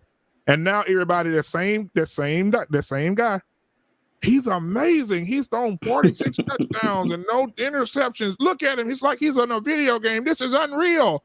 But when he was get drafted, you said he was going to be trash and he wouldn't be in the league 2 years. Right. So I think his mom did an excellent job. See, Well, that's yeah, that job covering That sound though. like the That's same that thing covering. they told Michael Jordan, right? Yeah, it is. Same But thing. the guy that It's the said that covering, about though. him was the same guy that drafted Peyton Manning. He was an NFL GM. His name was Bill Polian. So he had real credentials when he said that this kid's career was going to be over. Yeah, they're So all just speculations. And yeah, guess what? but Look what my sister just put in there. My sister said, I mean, y'all don't frown on LeVar. Hey, I think LeVar did an excellent job with his boys too. Shit. Y'all Yes, they can yeah. say what they want to say about LeVar Ball. I don't care. And LeVar you did know a who the wonderful king job. is, right? Huh? The king is Richard Williams. Well, yeah. He did a masterful job. But my thing, I got a question for you, Yeah, Black he did good with Serena. Black Man too. Shit. Unfiltered. Uh-huh. What you just said about LeVar's mother, she said you're gonna put these weights on you. So should we adapt that in our households, period, as parents? Like, Absolutely, should we yeah. hold our Absolutely. kids at a certain age? Okay, you're gonna be an accountant. I know they do that in other countries. Like, I know a lot of my Nigerian friends from day one, it's like, this is what you're going to be, and we push and we don't allow them to sway. And do you think that will help us as a community? It's Hold on. like get our kids, okay, you're As gonna be in the a STEM. Nigerian brother, as a Nigerian, I understand what you're saying. But here was the problem. The old school Nigerian were pushing banker, doctors, and lawyers. That was the old school. That what they saw. That what they know of. The new generation are pushing IT and etc. Because now, Right. within the United States, they say of all the ethnic group, the Nigerian are the most highly educated ethnic group in the country today. It's because Respect. these new age parents they're seeing the whole atmosphere, they see the whole playing ground. They're making sure whatever this kid want to get into, they hold them accountable. So yes, the level of discipline. It's So that's what you discipline. think we should Yeah. do. Adesanya, Yeah. Iman Uthman, two of the UFC heavyweight, lightweight and middleweight champion. You see their family. They don't play around. Adesanya remind me of the people I know I go when I'm trying to do MMA. If you put our mind onto something, we lock on. We ain't quitting. Uthman father was locked up for something he didn't do. And that was motivation to him. And he made sure every person he fight, he did it in honor of his father. Now that his father is out watching him fight, you ever see it? You see every time he win a championship belt, when he retained, when he first thing do, he take his belt on, give it to his father, and he portray. So I'm doing this for you, my dad. African parent love integrity. But when your parent lead down the right path, that child will come back and thank that parent even more. I thank you for holding me straight to the fire. Thank you for holding my feet to the fire. Because you know why? You saw the big picture. I did not see it. So as Right. parent, our job is to direct and still actually in the right direction. Sometimes they're not gonna see. They think they know everything. You have to be that wise parent and say, honey, trust me when I say this. You may hate it now, but later on you will thank me later, and you say, I'm glad I listened to you. Right. Not many parents are able to do that with their kids. That's the thing. But So it I get used what to you're be. saying It about used to be African. that way. It used to be that way It because used to be kids that way, didn't but come before parents. Kids never came before parents. You do what I say. There was a purpose. You didn't even have to question and it. this is why And you got it. That discipline. That's why I say I think athletics is amazing because some children don't even really tap into discipline until they get into athletics. and that's And what it may not discipline even be matter. their thing, but that practicing every day that I need to be here, like I'm going to be reprimanded if I don't show up on time. And If held I'm supposed responsible by others. Yeah. that and once you apply that to the rest of your life, you are unfucking stoppable. And that's why I said you have to be structure and order in the household. When you have accountability and responsibility and you hold it consistently, trust Consistent. me. That's the word. Don't slack over. Don't do consistent today and tomorrow you're not consistent. No, be consistent all across the board. That's what consistent accountability. Can we add I consistent had to accountability? if say my parents was not going against me and was supporting me what I wanted to do, I would be wealthy being a make much what I would be wealthy doing IT and other I was doing too much. I was that good at MMA. I was so dangerous. Trust me when I say that. When I lock on, Only see two things. You got to lose, and I'm not submitting. You got to kill me. I say we definitely need to do what the other cultures do where their children is concerned. My granddaughter just told me that she wants to be in the performing arts, which is what I've been in for over 20 years. And she has the talent, she has the knack. Who am I to tell her, no, don't do that? You should go to school to be a doctor or a lawyer. So, what I'm going to do is pull everything that I have into my grandchild. I'm going to make sure she go to the best arts school that there is if I can afford it. Listen, this is what our other counterparts do. I'm going to mortgage my home if I have to make sure my granddaughter gets the best, because that's what they do. They do whatever needs to be done to make sure they children be successful. OG, you are And a lot of not time they don't lying, allow their OG. kids to pick. I mean, do you think we should pick for our kids, since we saying, because a lot of our kids have went to school and got degrees and they're not in fields that they got the degrees in, so it left a lot of debt and it was just another burden. These kids were intelligent, but they didn't have a direction. I'm Don't asking, do that. should we at day one, because I know a lot of men who had them sons, they put that football in that career the first day, said you're gonna be a football player. Should we do that? You're gonna be a nurse, you're gonna be a lawyer, you're gonna be an accountant. And you know what? My daughter is 13 right now. My daughter said, I said, baby, what do you want to do when you graduate and go to college and do all this stuff? I said, do you want to go to college? She said, yes. I said, what do you want to do? She said, I want to be a veterinarian. I said, oh, okay, great. I said, so what we're going to do, just like she said, well, just like OG Patricia said, what I'm going to do is I'm going to start surrounding her with the things she loves the most. Yes. So I'm going to let her, I'm going to take her, I'm going to call again because they didn't answer, but I'm going to take her to the vet. I'm going to ask them, could she watch and be a case study to sit there and just watch. That's so dope, bro. I'm going to go to the Dallas shelter and I'm going to ask, can she volunteer at the shelter with the dogs, the animals, see what they do, how they bring them in, how they handle the dogs, how they do different stuff with cats and everything else. Cause she's an animal. My daughter will see it's in her. My daughter will see a damn animal and Daddy, stop. That dog got hit by a car and somebody got to get out and help it. You know, or she's all about, and man, animals, man, she see anything, a turtle, anything. She stop, wait. She want to save them all. So I know that's what she wants to do. So I have to put her in position to do that. So dropping her off, letting her volunteer at the thing, letting her go to the veterinarian, let her walk around and just watch. I'm telling her, don't touch nothing, leave the doctor alone, don't say nothing, just watch. And when she starts to do that, she'll start to fall in love with the desire that she has for her life.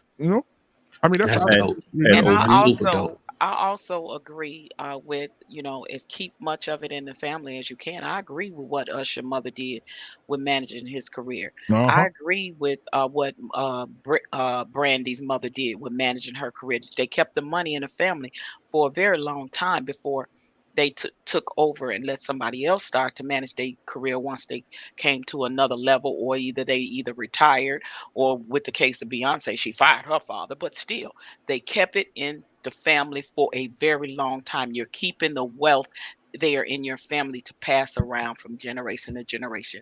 Now that is Black legacy, and we have to learn to do that and pour into our children like that. Now watch this. OG, to capitalize on what you said, though, also be mindful that their parents put them in therapy too, like when they were kids, so they can go ahead and be ready to mentally deal with the entertainment industry. So it's fueling them from all aspects, putting them in what they want to do, and then surrounding them with all the knowledge to withstand and continually focus on that. Especially the business side. Especially. Because listen, it is called the entertainment industry, and the business side of it is detrimentally important. And it's wide open for us. Let me say this real quick. So you have to take into consideration with this whole industry thing, or the kids making money, period. We have to take in consideration of this. There's a lot of money that, like you said, these parents invest in their kids. I'm telling you, I saw this. What's this reality show with this old white man and his kids? He purposely said, "My son's going to be a lawyer, right? My daughter's going to be an investor, right?" He purposely said these things because when they become adults, I need them. The people that I have now, I'm going to fire them because I need people around me that I can trust. Are you talking about that Chrissy guy, Chrisley? Man, Somebody? come on. I think it may be him, but he That white guy who purposely had the reality TV show. put his kids in the markets that he wanted them in to help his business grow when they become adults. Shit. Absolutely. That's what time is. You keeping all the money in the family. Have somebody Yes. be the business manager, the agent, you know what I mean? The this, the that. Yeah, we gotta learn to do that too. And let me Absolutely. take on to this. Look, we don't want to saying that we did put more people in STEM. Growing up in Brooklyn, New York, one of the best high school in the country was Brooklyn Tech in downtown Brooklyn. Before they trying to break down their belly and want to go in, the majority of the students that go to Brooklyn Tech was 75% Middle Eastern and Asian, about 10% white, about 2 to 3 is Hispanic. The remaining small percentage were black and were other. And if you look across the technical realm of the industry, it'd be automobile, it'd be appliance, it'd be anything to do with technology.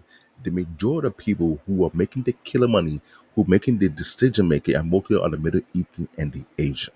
And whenever I say that, when it comes to infrastructure and investment, IT is making money all across the board, either you like it or not. In the entertainment industry, who make the camera you use to broadcast it? Who making the system, the mount, you name it, all the devices all across the board is from technology.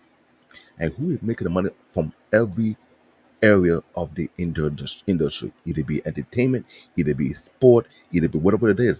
You're using their science, using their technology. So they're making money off you like nobody business. Somebody got to light you up and set you and start the show. It's just different. It's just different ways. You need that camera. You need that new model of the camera that will give a better 4K resolution. I got it for you. Know how much it will cost? Right. X, Y, Z. You need it. Boom.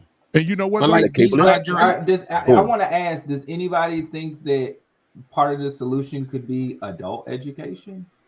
Well, adult education. Like it's hard to push a kid to be more than you when you're not doing the same thing. Let me take Not saying that it's impossible, but do you think it would help? These parents out here that black parents are lazy as shit. Don't say that. That's not they true. lazy as shit. They don't help their kids. They drop their kids off at football games. Don't go see them play games. they lazy as shit. Don't say that, like let's be real, man. They lazy as shit. They don't. Or they too busy. Or they too busy work consume. Okay, No, OJ. I got to push back on black man on this one. Hold on. Let me finish first. Let me get the priorities are messed up. Let me finish first. Some of them are very lazy, but on the other end, there are parents, single moms that have to work 2 jobs, 2 shifts to keep the lights on, keep the water on. That's understandable. But when I've seen 2-parent homes where the dad and the mama at home watching old westerns and their son playing at the fucking football game. Now that's just lazy. The computer errors made it. I see an uptick on that though. Like that, I agree with you. There was a really long time where parents were complaining about kids being online too much, and then they were the kids online too much, and it was. But I feel like that's moving away. We're moving away. And I hear that. Lance, I'm glad you mentioned Black man that. was right, but he wasn't right by just pointing out just black people. There's a lot of lazy ass white people out here too. And the reason I say that is because it all comes around. Hold on. The two factors that matter the most is that they're uneducated and they've reached a certain age. Once you reach a certain age and you don't have a certain amount of education, just like we talk about women trying to be married at a certain age, you got to write them off. That's not true, B9. Well, they write themselves off. We don't write them off. The reason why I wrote that black parents are lazy from times is this, and I'm going to use my own example. My father was lazy, so I'm 6'4". I was 6'3" at the age of 16. I swam, and I was pretty good. I even made it to the Junior Olympics. Now, when my father asked me to swim, I said I did not want to swim, right? But he forced me to swim. So in the beginning, We had 6 a.m. swimming lessons. He picked me up from my mom's house. He drove me to swimming lessons or practice. From practice, he drove me to school. Then he went to work. After school, I would make my way to swimming practice, and then he would pick me up and drive me home.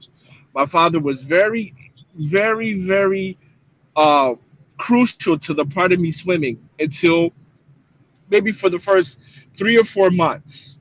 Then when he stopped going, I stopped taking it serious because I didn't do it in the first place, right? But in the beginning, when my father was very intentional with me, right, watching me practice, watching me swim. Every time my father saw me swim, I would win. I would refuse to let anybody beat me. Now, kids were swimming from 8 years old, right? But I came in around 13, 14. Now, obviously, he spent less time, so I quit. Now, my father is a college professor. My mother is a teacher. They were anal about education. My father made me write letters to all of my teacher every grade. Please give me more homework. Please give me more work. After when my father arrived at home, we all stood up. We turned in our homework. We turned in our report cards.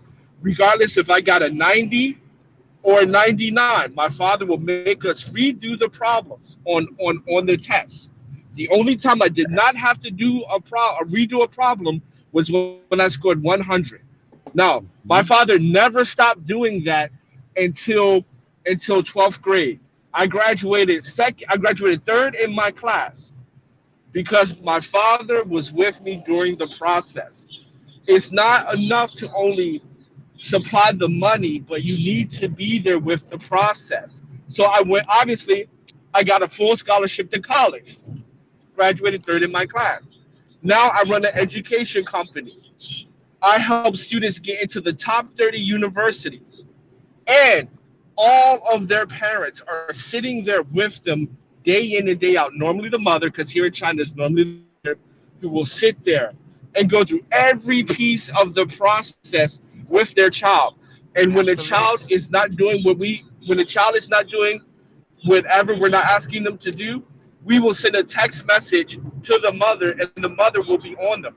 I can send a text message at 1 a.m. to the mother. She will reply to me by 1:05 about her kid getting into a top 30 school. It's not only about the money, it's the time that they invest in their kids. And that So is how does that important make because black you can be people? broke, but you can invest. But to the So point, to so your the point, point how does is it make this a black lot of parents so lazy? because black people feel that if I pay, I get my part. That is part of our culture. You talking back like you pay bills. Oh, I provide this for you. I provide that for you. I've done But that's enough. not the example you We gave, equate, brother. but You yes, it gave an is. example that your Yes, dad told he made you go on the swimming team, right? Your dad right. made And you then I join the also swimming team, right? right, and I also And showed you, you went to the swimming team, and Now for let me 3 finish. months Let you me were beating finish. Let me everybody. finish. I'm But let just me finish. And I rebuttaling what you're also saying. showed you. No, because the point of that showed you is that I made the Junior Olympics, but when my father stopped investing the time, because you have to Uh-huh. pay for that. But when my father stopped investing the time, that's when I fell off because he But was does still that make your paying. father lazy or you lazy? Yes, it makes him lazy.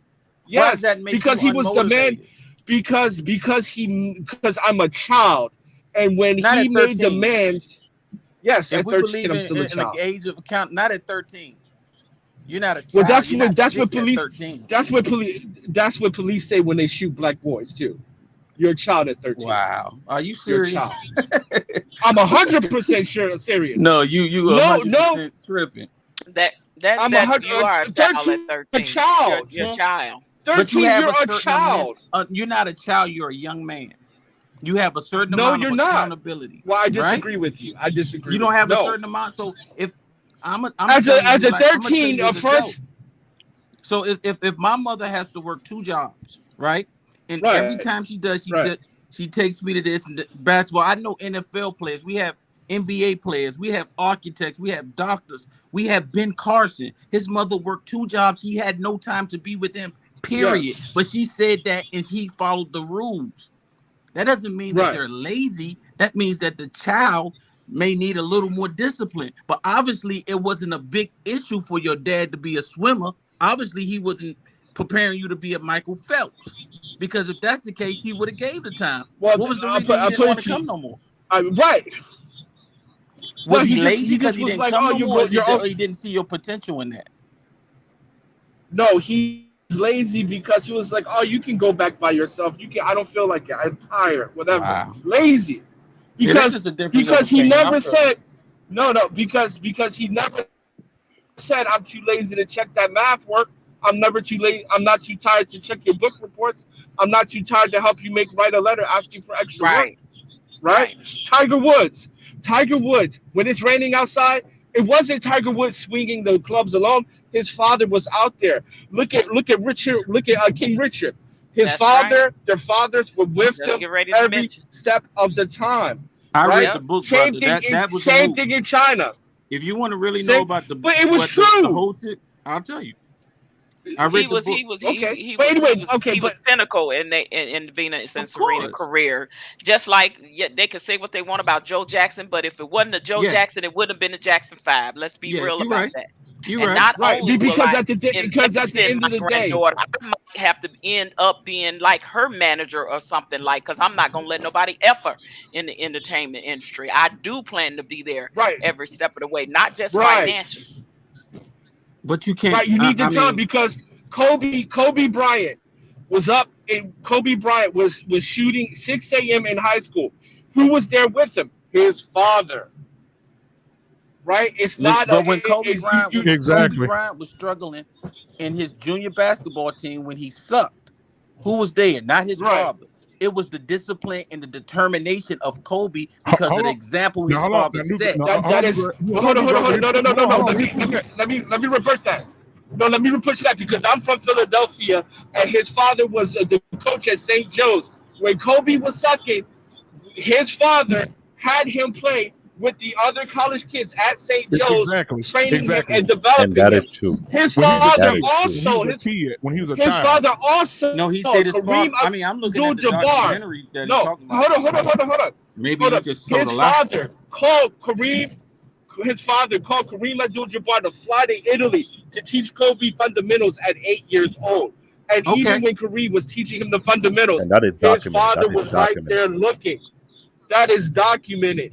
Every great sports player had a mother or father every step of the way when they were coming up. It wasn't just they didn't play; they were there. We ain't signing. Yeah. Hold on, we ain't signing. Watch this. This is even more emotional. Watch this. Kobe, I saw it the other day because they did a tribute to him. Man, it's sad. But he said they had Kobe in an interview, and they said Kobe, and he brought up the story where his dad made him play as a kid, made him play with college students. Against college students. Right, He said at St. Joe's. So he sucked ass. Say he was so depressed after the game. He said he came over to the sideline, so he had tears in his eye. He was crying. He was mad because he didn't understand why his daddy did that. And he said, and his dad walked over to him and said, "Son, what's the problem?" And he said, "But Dad, I can't win. I didn't win. I couldn't even get a shot off. I suck." And his daddy says, "You know what? Whether you did your best and whether you suck," he said, "I would rather you suck and do your best than not do than be halfway or something." He said, real catchy, real nice. And he said, Kobe said he touched his chest, pulled him in and hugged him and know that no matter if you suck, as long as you do your best or you don't do your best, you have a bad night, I'm gonna love you regardless. Because that was the only way Kobe was going to get better. He have to play with people that were better than him at the time. But that does. I mean, I agree with that totally. But it doesn't mean that the parent is not there on every step of the way, riding your back. Some people have different fortitudes. Like when my mama told me to do something, she said, "Hey, I want this house clean when I get home." She didn't have to be there. She told me to come in the house and do certain things, she didn't have to be there. It was a discipline and it was respect and it was a regard. So it's all about if you have to have your parent be there every step of the way, so be it. But that doesn't make the parent lazy because you're not there all the time. Kevin Durant's mom did not go to him with them Silver Springs and them basketball practice. Mike Tyson mama was a drunk. No, she didn't. Mike Tyson mama was a drunk. She did it. But you're talking about. But hold on. Huh? You didn't see the MVP speech that Kevin Durant gave her? When he What's said that? she was there with him every step of the way. Kevin Durant said she was there. I'm from he that said she was area. there. My cousin played basketball with Kevin Durant from Okay. AAU up into high school. He was a bad boy, but she was in that. I think what y'all misinterpreted. She's there supporting him every step of the way, but she wasn't at practice every day. She didn't take every road trip out of the city, Yeah. out of the state every time he played basketball. Right. She had 3 other kids. Well, We don't this is mean what I'm like saying. This is what I'm saying. 100%. Yeah, but that's what I'm Hold on. saying. We don't This is mean hold on. 100. No, this is what I'm saying. This is what I'm saying. That if you look at China, they invest everything into their children. So much so that there's public debate that's saying, are Chinese kids spoiled? Because parents are with them 90% of the time. And when your parent are there 90% of the time, as a child, you feel obligated. Like I hated swimming, but I never told my father I wanted to quit. Why? Because he's up at 6 a.m. like I'm up at 6 a.m. I can't complain, right? Because you got to understand something. Children who have their parents or their grandparents really involved in their lives, man, that is a motivator. Yes, it is. I'm Makes one of a those big kids, difference. so And you you know preaching what? to the choir. I understand that, but I just think we just have a difference of opinion. That's all. Right. And watch this. You know Barry Sanders, right? Everybody know Barry Sanders, the baddest Right, running back right. that ever played the game. You ever seen his documentary? No, I haven't seen Barry it. Sanders say he hated football from the time he was 8 And number years old up until the time he was an adult playing in the NFL. He said his daddy made him do it. And he Right. said, and when he became grown, he said every time they say, well, why were you so good at it? Why you just didn't fail at it and just not do it? He said, because every time I touched that ball, I was running away from my daddy. And look what he became. And look what he became. The best fucking running back to ever play the fucking game. His daddy helped him. And shit, Right. negatively or not, he helped him. He said, I ran from my daddy. Every time I grabbed the ball, I ran from my daddy. Right. Yeah, so my point is you just can't throw money at it. You gotta spend the time, man. Like children need time. And in the black community, we feel not all, but a lot of us feel that if I did my part, you got food in your stomach, you got clothes in your back, you got shelter, and I paid for this, I paid for that. So as a parent, I did my job. Kids need leadership and guidance and time. You need time with your parents, and even the fact of, I mean, I don't know why that is so controversial statement that kids need time with their parents and kid needs that help. And at No one 13, said you're that still a was a child. You It still controversial. need definitely shouldn't be. you're still No one right. said that was At controversial. 13, you still need. Well, because you're saying at 13 you're a young adult, and I'm no 13. You still need your parents. No. I'm saying You like still need their if guidance. of course you do, but if at 13, if my mother signed me up for basketball, and it was a certain amount of money Right. she had to pay, and I knew the financial strain, you better realize that I'm going to be at that practice every day. I can't quit Right. just because I Right. didn't want to play anymore.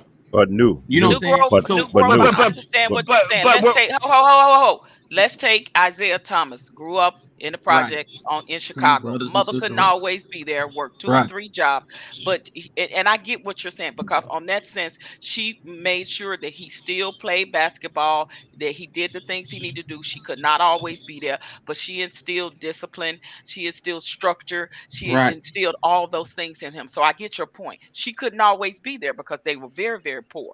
But that's who he thanked at the end of the day Exactly. for his success. So I get it. It's 2 sides of the coin. She could not always be there. And we're not generalizing it and saying all the time, like 100% of the Right. time. She Mentally, didn't yeah. have the But financial money either as well. So Right, he went through a lot of public programs, right, grant right. scholarships, et cetera, et cetera. So Right, right. but hear me out. See, but we can't count that because right now, as a young man, you see your mom struggling with all these kids, and as a boy goes up, you start to feel a sense of responsibility, and most men will absolutely. agree with me, and even women, like at 16 years old, when you get that first job, right, you have money for yourself. But if you grew up poor, be like, yo, let me give my mom something to help out with the house. She don't need to Absolutely. ask, right? That Because was his because we drive. as That was black his people, as drive. black children, right. So you're saying that, so when we say, like, look at these people, they grew up in like the worst circumstances. They already say, like, you know what? Regardless of whether I like this or not, I need to do this because I need to get my family out, right? Right. And if I'm able to use that talent to get my family out, get my family Right. out. What I'm talking about is the kids who don't grow up for the project, just grow up normal, average, middle class, whatever. That's what we're talking. That's what I'm talking about. Oh Or like yeah, I say get what you're when my talking mom and about. You're dad right. are together. You know what I Somebody mean? like Will Smith. Because when you grow up in a single parent home and you're poor, first thing you're doing is think, how can I help my mom and get out of this? How can we get out of this hell? So I'm gonna Right. do what I can do to get out of this hell because that hell is never ending. You close your eyes, it's still there. You wake up, it's still there. So it doesn't allow you to quit.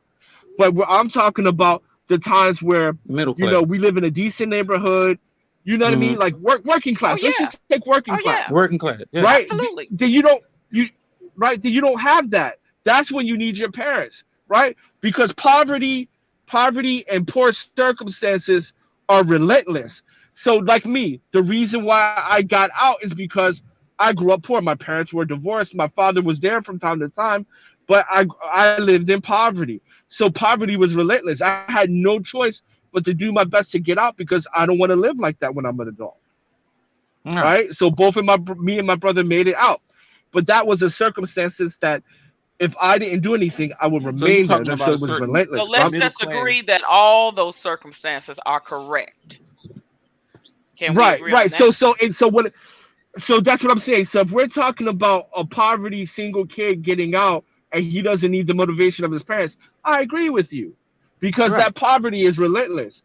But when we're talking about that working class group of people, Right. Or even right, middle who's class. not struggling, You or know, middle a good class too, example. right? A good example is the Will. I'm reading Will's book right now, his memoir or whatever. Yeah. And he talked about how his Yeah. father was a he 5 owned minutes, his own guys. store. He was a refrigerator engineer. 5 His mother 5 was minutes. very intelligent. 5 She minute wanted him countdown, to guys. be 5 minute countdown. 5 minutes until we shut it down. 5 minutes. Go ahead okay. though. Yeah, she just wanted him to be Okay. in that, but nobody supported his rap career. They didn't want to see him as a rapper. They said that was beneath him. He still achieved at that. No matter if somebody pushes them. Now that didn't mean that they were lazy. They just had different outlooks for them. Like I don't know your father. I don't know you. If you say lazy, he's lazy. But maybe he had a No. different He's outlook on lazy it. in that. He's lazy in that aspect. He's not a Okay, lazy person because I he wasn't respect that. lazy when he came to grades, right? He I made respect that. sure that I graduated top of my class. He was I just respect that. lazy in the aspect of like swimming. I want you to Okay, swim, but I ain't gonna put I time in got that. you. But like you know what I mean. But he demanded good grades, so he put time in that. The things that he demanded, he was not lazy. The things he wanted me to do, he was lazy. I That's what I meant. respect that. Let me just say this. Overall, you guys have a very strong point, and I fully understand that. This is why I say, as a parent, we have to push ourselves to be not only involved in our children financially, but also mentally and emotionally. Because if we're not consistent Yes. with our kid, how do you expect them to be successful? This is why I use my life as the example to my kids, nonstop. True facts. That's dope. I built PC. A few days ago, black man asked me how much it will cost. I have to explain in detail, which I'm good at what I do because if I don't know what I'm talking about, I could speak nonsense to you guys. Right. What I'm trying to point out is this: the fundamental skill set that we needed with our community, we need it now to build our own institution. Other communities have the institution to build up to the sky right now. We haven't got our own all the way up yet. So besides being a lawyer and a doctor, what about constructor? We need them all. Right. You're right. They're missing Absolutely. piece to the big puzzle. That's what I'm talking about. Because you need, like you say, you need entertainment lawyer. Keyword lawyer that'll go to law school. Right. You need Right. investor that'll go to college to know how to invest the money and do money management. These Right. things are heavily needed before anything. You're right. Because at the end of the day, it takes a smart, slick lawyer to rip up many rappers out of their own pocket and they Right. go out there. TLC. How come they Right. make so much money, so much album? They got no money to show for. Right. Yep. So And at the thirty. end of the Who, day, So we who are 30 fuck the is million it? we albums. are the we are the parents of the future, right? So we're going to be we're going to see how we stand by our facts by our children. So like this is motivation. Like Black Man Unfiltered just talking about his daughter with the veterinary. It just make me say, okay, I got to go harder. OG Patrice says she'll mortgage her house. It's like, oh man, I'm not doing it. So that's the motivation we're gonna need to see that change. Exactly. What do you think I'm doing? I've been taking vacation in Oh 20 yeah, I'm sorry. I forgot years. about you, brother. I'm not sure. I'm 20 sorry. You I just haven't told me you I haven't good It's a lot taken too. of but sacrificing, think about and it. I haven't I taken got a a real daughter. I got a vacation in daughter. 20 I got a years. granddaughter and my other granddaughter, and I have a niece. They one is getting ready to graduate to go to school to be a doctor, and the one just graduated out of University of Michigan, and she is going to medical school. So you're absolutely right. So them seeds are planted, man. And Black David, no disrespect, I forgot to mention you. Like I know you the man on the computers and stuff like that.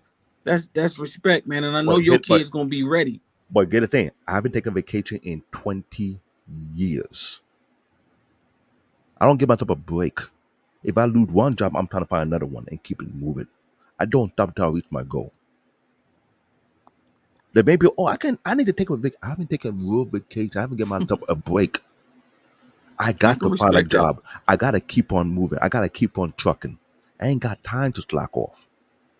I can respect that. I Hey told you B9, do I'm you work with children? I'm mortgaging a house. I'm taking out some of my 401k to invest in my grandchild. I'm doing everything that I see my white counterparts do to make sure that they successful. Period. Point Respect. blank. Hey, B9, they had a question for you, B9. Do you kind of, because I got kids, I want to learn them how to invest now, 6 and 9. You know, how can you got any book suggestions or anything, or do you work with that? I don't know if that's something that, but I think we should let them get an understanding of it now. Oh shit. Sorry. But I don't know. Is that too early, you think? No, it's never too early. Education is never too early to impart on anybody. Exactly. What, Exactly. what I would suggest to you, and to answer your question before I give you some solutions to it, that's why they hold this education back from us, because it's Mm-hmm. not hard, because Right. it's easy. And they know that if we obtain this easy education, we would have changed our lives decades ago. Facts. So it's definitely easy, and the earlier they get into it, the better they're going to be off for it, because the two factors that matter the most with investing is financial discipline and Mm-hmm. time. And all of our children have that advantage over us. No matter how much B9 knows, my children have the advantage of time. So they have my knowledge and their time. So they're going to always win better than we are. And that's Fact. why we have to invest in them early. Okay. So what I suggest to you, to answer your question directly, is go and look up to your app store and download Acorns. Acorn, yeah, I know. I'm Yeah, familiar with that. yeah, and because they allow you to open up a brokerage account for a child as early as 6 months old. And they're taking, you better believe they're taking advantage of it. Right. So Right. we need to be taking advantage of it. Like I said, it's so much game out here where they've cheated off our papers for so many years, stealing our inventions, not letting us get patents for so many years. It's time for us to finally cheat off And he's their right. paper. Here, Because here, here. The go. spoiler alert: the person who created the internet was from Ghana, but he's not allowed to take that patent with him and leave the country. Do it over there. Imagine that. Yeah, it's real out Oh here, wow, that's deep. but So the point. Acorn, I appreciate that. Yeah, with I'm gonna an look into that. S, with an S. Make sure it's an S Mhm. on it, and you just go to your app store, and you'll know it's the right one because it'll start saying in the app that it's about investing and money management. So it's kind of like buying partial shares. Is that Acorn? When you can buy like partial shares of a stock. It You doesn't can take a do certain amount. You can buy full shares, you can buy partial shares. You can do the Okay. same thing with Robinhood. You can do the same thing with Webull. You can do Yeah. the same thing with TD Ameritrade. There's a plethora out there. Like I said, I list them all on my channel. I break them I'm gonna down check you out. because some of them have advantages that other ones don't. Like Acorn and Robinhood, those are the ones that I suggest for children. For the more sophisticated investor, I would suggest TD Ameritrade because that allows you to have the OTC market and let you do a little more international and Canada based Okay. investing. You also have Moo out here, which allows you to invest in the Hong Kong market as well as the American market. Right. You have Weeble, which allows you to invest in crypto and stocks, but also gives you the advantage of paper trading, which is pretty much giving you monopoly money. So because there's a lot of visual learners out here, so they need to see those graphs and see those charts, and they don't want to lose their money before they see it happening. Got you. So it's a little bit for everybody out here because everybody learns differently. Much respect, man. I'm gonna definitely check you out. Hey man, I just want y'all to get ahead, my brother. I'll be over there too, B Nizzle. Hey. Absolutely, man. I appreciate y'all got coming by tonight. Hey man, it is so good to see my buddy, my pal, my little yellow confidant over here, Miss Jessica. Real Talk Daily. Look at her. She's so there it is. Hey, pose for your bye. Yeah, good to see her too. As long she protect her son, right? Right. And you know what, guys? It was a great conversation. Kyle, you got to go back and listen to the conversation from earlier. Wait, you got to go and listen to the interview. I know. I was listening to it. I had my phone on mute and I was watching it up here on my screen up you here. You wasn't listening because I thought you was listening to it. Yes, I had my mic muted. And then, and let me tell you what happened. I had it on, and then they'll tell you it popped on right in the middle of the damn live right here, and they start playing your damn live through the damn recording. So multitasking. You were multitasking. I was multitasking. Yeah, I was. Wow. I need my own man cave. I'm hating on him. Say what again? I need my own man cave. I'm hating on you. Oh yeah. I got the man cave, man. I just I did it up a little bit in here, a little bit. Don't worry. Yeah, I'll help you build your PT that you wanted. Yeah, but yeah, Kaya, I'm gonna go back and watch it all because I was watching it, but I want to pay attention to it. So yeah, it was so Sir Hell. It was amazing. He shared. We went in depth, and it was a really good interview. It really was. And do you know where I shared how I met him? How I got introduced to him? You know that, right? Yeah, you met him on my show, right? Right, yeah. And remember he came on and we was like, oh, he spoke a word, and we was like, yeah. And I said, you need to go get a channel, a show or whatever that day. But I shared about that. And he went, and I mean, it's amazing. I won't do it any justice trying to. Yeah, I saw some of the interview. It was really good. Yeah, it's really, really good. Yeah, I'm gonna watch it, man. I'm definitely gonna watch it, man. So also tomorrow, man, I need y'all to support the ladies. So OG Patrice. And let me show y'all the ladies. Yes, so y'all sir. Can, on what channel? Where? On this one. Yeah.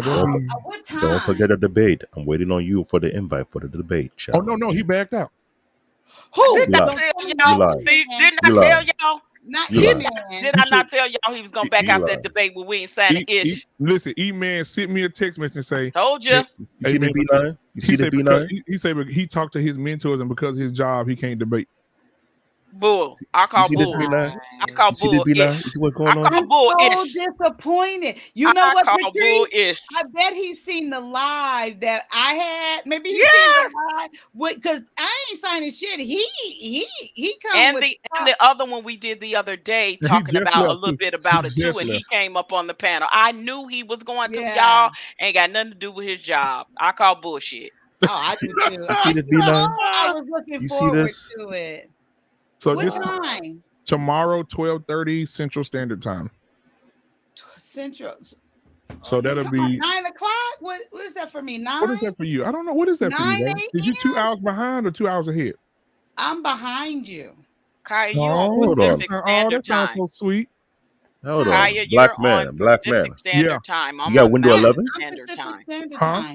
Yeah. You got window 11? Yeah. You got an 8-piece computer? Black man, don't you got a mute? Is he talking? You have an 8-piece computer, right? I do. I see. Oh. Don't ask me how I know. You just interrupted our conversation for that. I'm David. sorry. I'm a black nerd. Okay. Because of David, I don't think I'm gonna have time because of Black David. Okay. I'm just gonna be honest with y'all. I had challenged Uncle Stu to debate me on the reparations thing, and he backed down. Really? Real talk. Okay. And I love Uncle Stu, but he backed down on me too. God. I was just emailing, Oh responding boy. to you. I went over to the channel and I got up on the panel and everything. And I'll tell you, like, it's fine. It's fine. I talked to them and talked to Princess K. But I'll finish my email to you to explain a little bit. But it's okay. But I won't be going over there, that type of thing. So yeah, it's not my cup of tea, but I do believe that they can express themselves, and it wasn't in malice, and it's Whoa, just they're somebody did just something having to a you? communication, and Somebody did not something to me. you? No, Wait, whose channel you talking about, Kai? Real Those late. talk, Mitzi Limbs. Oh, wasn't that the lady, the new lady that came into Yeah. your? Okay. So I mean, it isn't.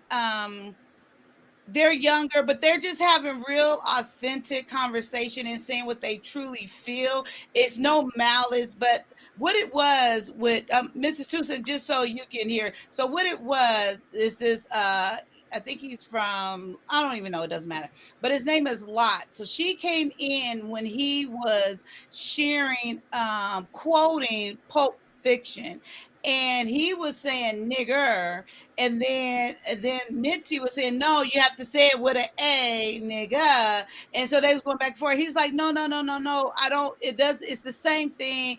Don't work with words. It's a quote from the movie. And he's like, anyway, he kept saying, I don't care.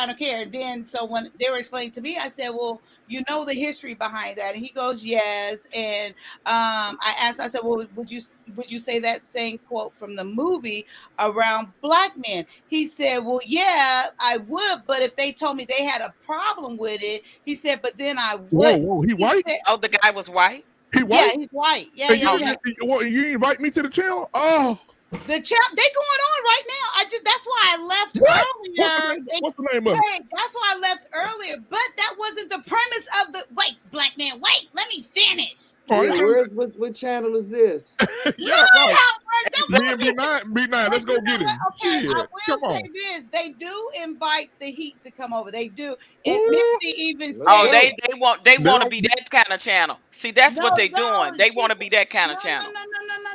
No. I'm saying, okay, the thing just to have the conversation, not for heat, like we're going back and forth in contingent, just to have the conversation. Okay, So when I asked him, would he say it in front of what channel again? It's Real Talk Mimzy, MIMZY Limbs, LIMZ, I believe. And they're up right now. They're up, and I'm putting it up on my third screen over here. yeah, but it's just not my cup of tea. But then he went on to say, if they have the problem with it or whatever, and they express it, he said, of course, he would respect them. With But why the is he word. using a period? I mean, he don't supposed to be using that period. That's what I'm Okay, see, and that's what I told him. I said, I don't have the history behind. I said, some people you're really going to offend, but it doesn't offend me. But I said, that doesn't make it right or wrong. It's just me. Because put the name in the back chat. What's the name of her channel? I'm looking. I'm looking. She white too. Oh, okay. Well, she said she's Cuban. She She white. She no, white. she's stop, y'all. But she said everyone's welcome to go over there, but I still want. I don't blame you. I see a Real Talk with Mimsy Lim. Yeah, I see her ass. So she got 31 subscribers, y'all. She's trying to start this type of thing so she can get more subscribers. They I have just a really feel that Discord. people like her. I don't know. You want to hold the people? Kaya, she might be a charlatan. She trying to get this beef stuff going on, having white men on her platform using the N word with it. I don't know, Kaya. I'm just saying. Listen, Linda. Listen. But real quick, Mrs. Tucson, no, I won't be, getting involved. And they smoking weed and getting a little tipsy, and all that stuff. How old is she? They're young. Okay. And her husband is Scottish or white or something. And then, so I will say this, and after I expressed what I expressed, the one guy said, could he ask me a question? I was like, okay, of course you can ask me what. So he asked me about the Nazi and what I thought about white people if they didn't like the word. I said, well, I would respect anyone. I said, but I'm telling you the truth, I really don't know the history like that. But if anyone tell me anything, you should have said, but I got some friends named OG Patrice and B Nizzle and Black Man. I'll be representing but see, I need people like you guys around because I Hell don't. yeah, I'm headed over there. I'm just easy going. B9, I'm gonna put it in the thing. B9, yeah, put it in the... please. Hey, I'm on the page. Listen, Linda. Listen, I'm on the page already. Let's do it. Let's do it. I'm ready. We can go over there. So hold on. And then he'll put it in the chat for the people in the chat. We can go over there and we can boycott this thing right now and get it off. Oh, we can only get up 6 people at a time, though. Oh shit, they ain't paying for the subscription. God damn it. Oh, is that what it is? Yeah, they're not paying for the extra people. God, they ain't like us. See, we over here balling out. We can do it. See, Kaya, you get 10. I can get 10. That was 12. I get 10 up, 12 in the back. Come on. She got 6 people on her panel right now. She literally only have 32 subscribers. She trying to do that to get people Listen. She just started. Hey, B9, look in the back, B9. Look in the private chat, B9. Oh, I'm looking at her page now. Genuine conversation. They just, they just I love it. I love it. But she does. She welcomes the, to have the conversation. You guys are killing me. That's what they're trying to get us over there to raise bait. Conversation. I would love to see the conversation, but they are young, they have that conversation like I ain't signing ish. They come, they're not getting loud and scream. You know what I mean? They're just they just need to be educated. Then they need to be educated. Amen. Amen. Yeah, they. I ain't going to that garbage. Hey, y'all, listen, look. Hey, go look in the comments. Look what I just put in the comments. Oh, wait, what? In the back comment or in the main comment? No, in their comments on their. Oh, let me look. Let me look. Let me look. Oh Lord, don't y'all be petty. Y'all better not be petty. Oh, okay. He said, I'm coming into this live stream. Make room. He said, make room for me. He coming. Oh, okay. And they just showed it. Let me go end it. They just put me up. She said, come on. Hey, hold on, y'all. Hey, I told you they guys. I'm going over there. Okay, guys, listen.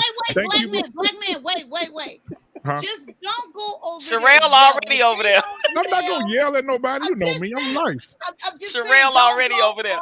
Sherelle already over there. Oh, she is. Hey. Okay. Hey, guys. So guys, just keep it because they did. If they don't elevate, just don't elevate. Okay? I'm not. Just have the conversation, okay? Oh, there goes Sherelle. She said they talking about naked Africans. Oh, hell no. Hell no. Hey, B9, you going B9? I'm already on the chat. If you want to leave it, B9 just said something too. He said, howdy. Hey.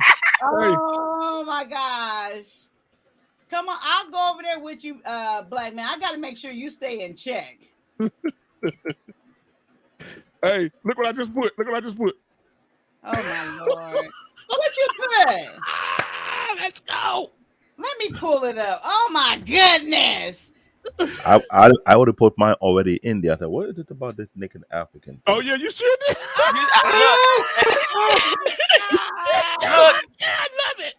Look what I just put something in there too, y'all. Look. Oh Lord, you guys having too much fun. Hey, look, Hey, look, is she laughing her ass off? You're gonna be laughing in a minute. I'm gonna make up. Yeah. I'm telling you, they're inviting. Yeah, I'm gonna make up. Okay, one thing before you go. Mm-hmm. Okay, so Lot was quoting, but she did admit that she uses the N-word freely. She does?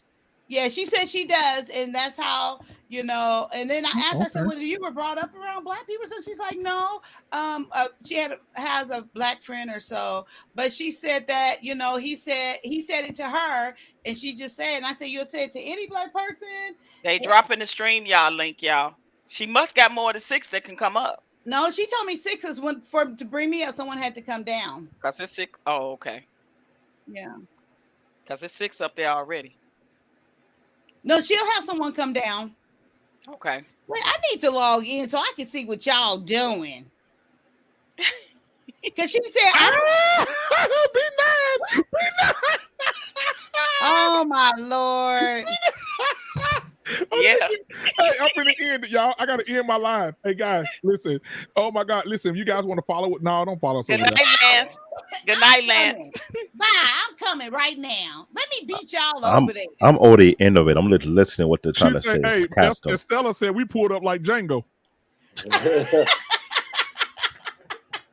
I got to get off this live so I can pull up on their live. I'm gonna end this one. Y'all have a good night, man. Thank y'all for tuning in to Black Men Unfiltered. Me and B9 about to go over here and give them a peace of mind over there with Black David. We all about to go over here and have a conversation on these people page. They talking about niggas and they white now. They white now. So we got to go over here and I hate to do this at 2:00 in the morning. Why?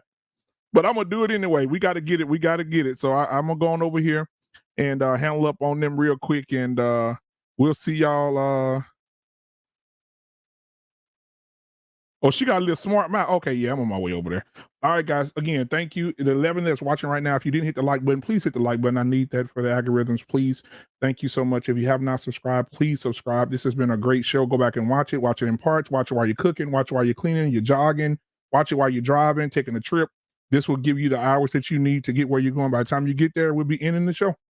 I love you guys, and we'll see you guys next time. This has been Black Man Unfiltered for show. Let me send y'all out.